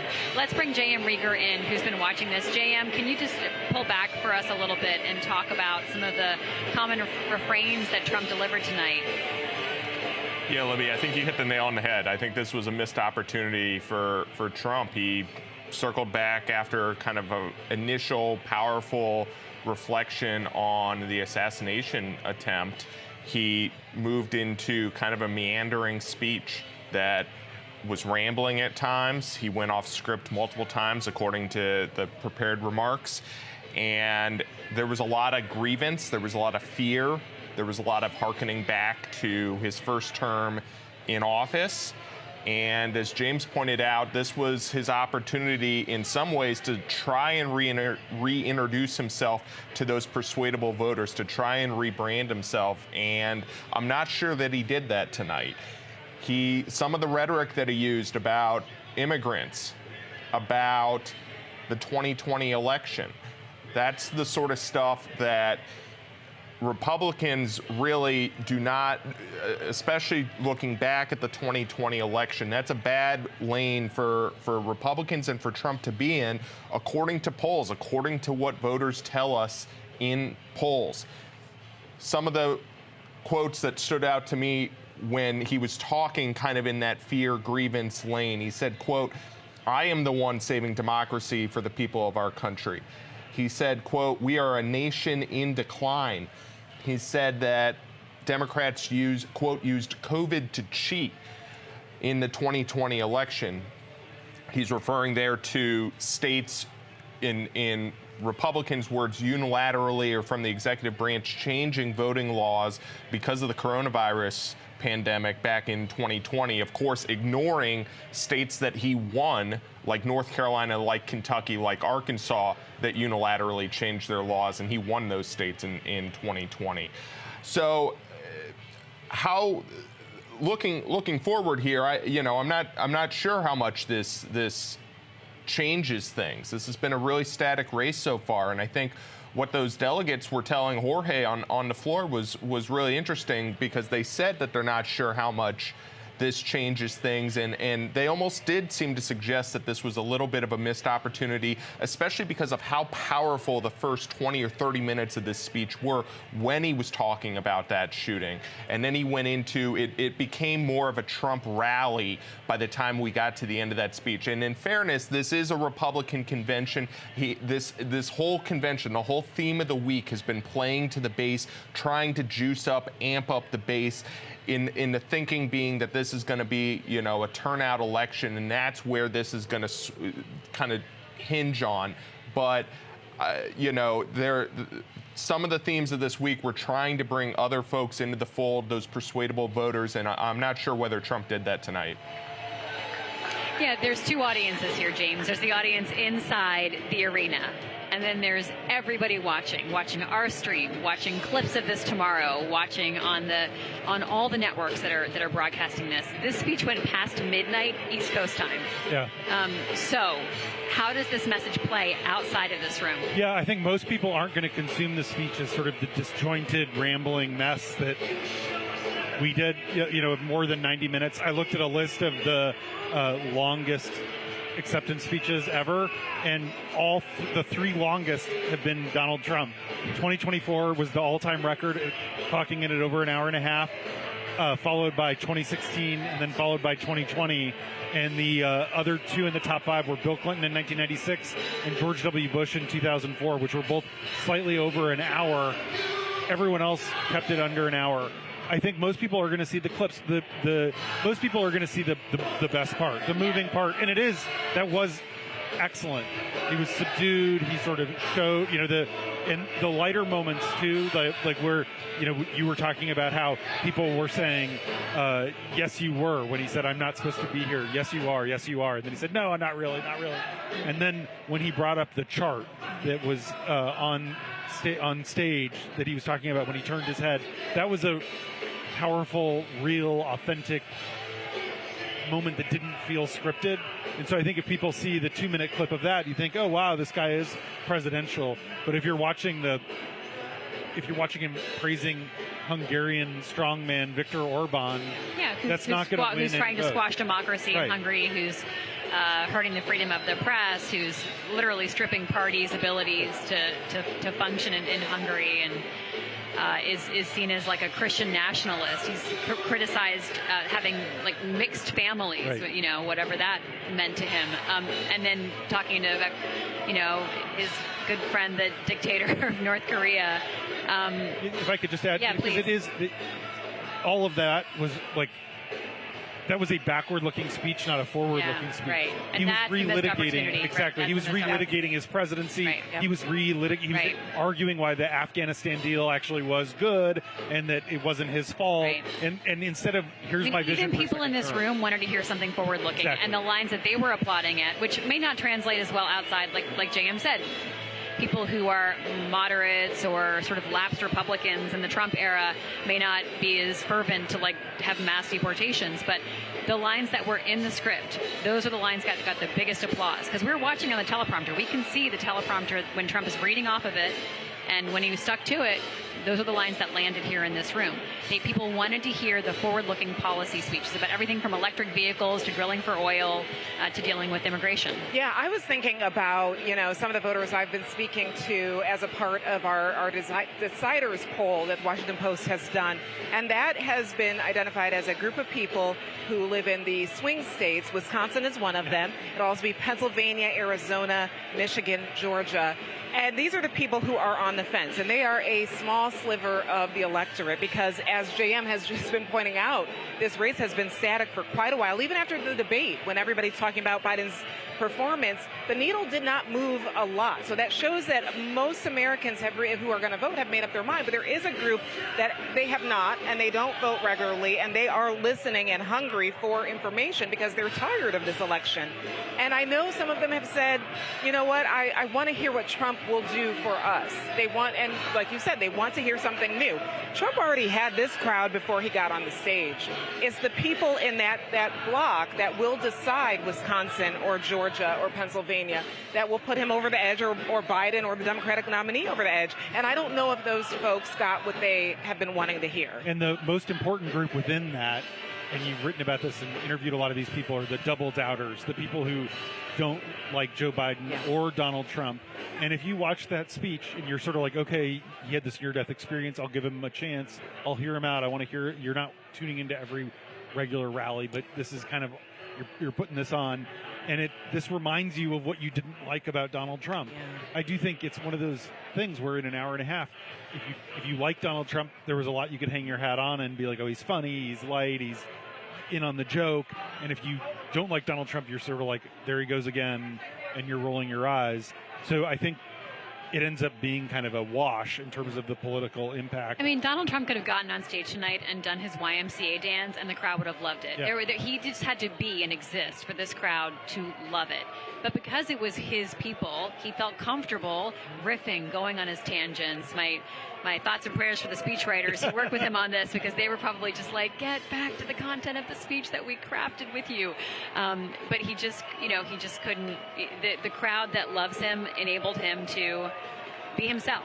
And what he needs to show Americans is what he wants to do next, not what he's doing. I mean, this is such an unusual election in so many ways, not least of which these men have both been president of the United States before. So Americans know what they experienced, they know what they lived through, and they want to see what's next. To that end, let's check in with JM. JM, since we are talking about looking forward, look forward for us. Where does this race go from here, and what are we all watching in the coming days? Yeah, well, outside of the convention, the question right now is Democrats, right? There's been increasing calls from Democrats for President Biden to step aside atop the Democratic ticket. We had Senator John Tester, Democrat from Montana, come out tonight calling for President Biden to drop out. We had Adam Schiff this week, close ally of former House Speaker Nancy Pelosi, calling for Biden to drop out. The Democrats are set at this point to hold a virtual convention roll call vote to nominate Biden in the first week of August. That's the timeline that's on the table right now. So that's about 2 weeks from now. If, how, when that changes is to be determined, because the Post has reporting out today that former President Obama has told allies of his concerns about whether Biden can win in November. Pelosi has told allies about that. Chuck Schumer and Hakeem Jeffries, the Democratic leaders in Congress, have talked to Biden about concerns of their members about Biden's drag on the ticket and about Biden's ability to win in November. We talked about how this has been a static race, but post-debate, Washington Post polling average has the national race moving about 2.5 points towards Trump. And given how close this race is expected to be, given how close 2020 was, that could be a very significant margin.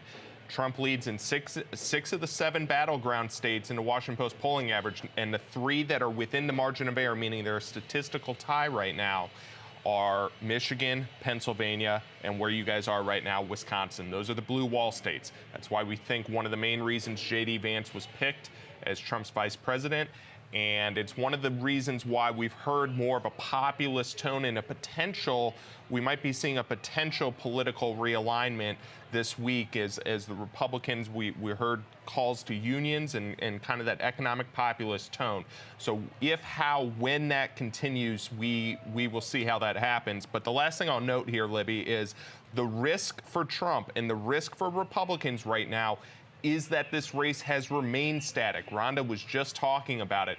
The fact that Trump, in the 3 weeks since the debate, we've been talking nonstop about Biden and the concerns among Democrats about Biden's ability to win, and the race has not moved that much.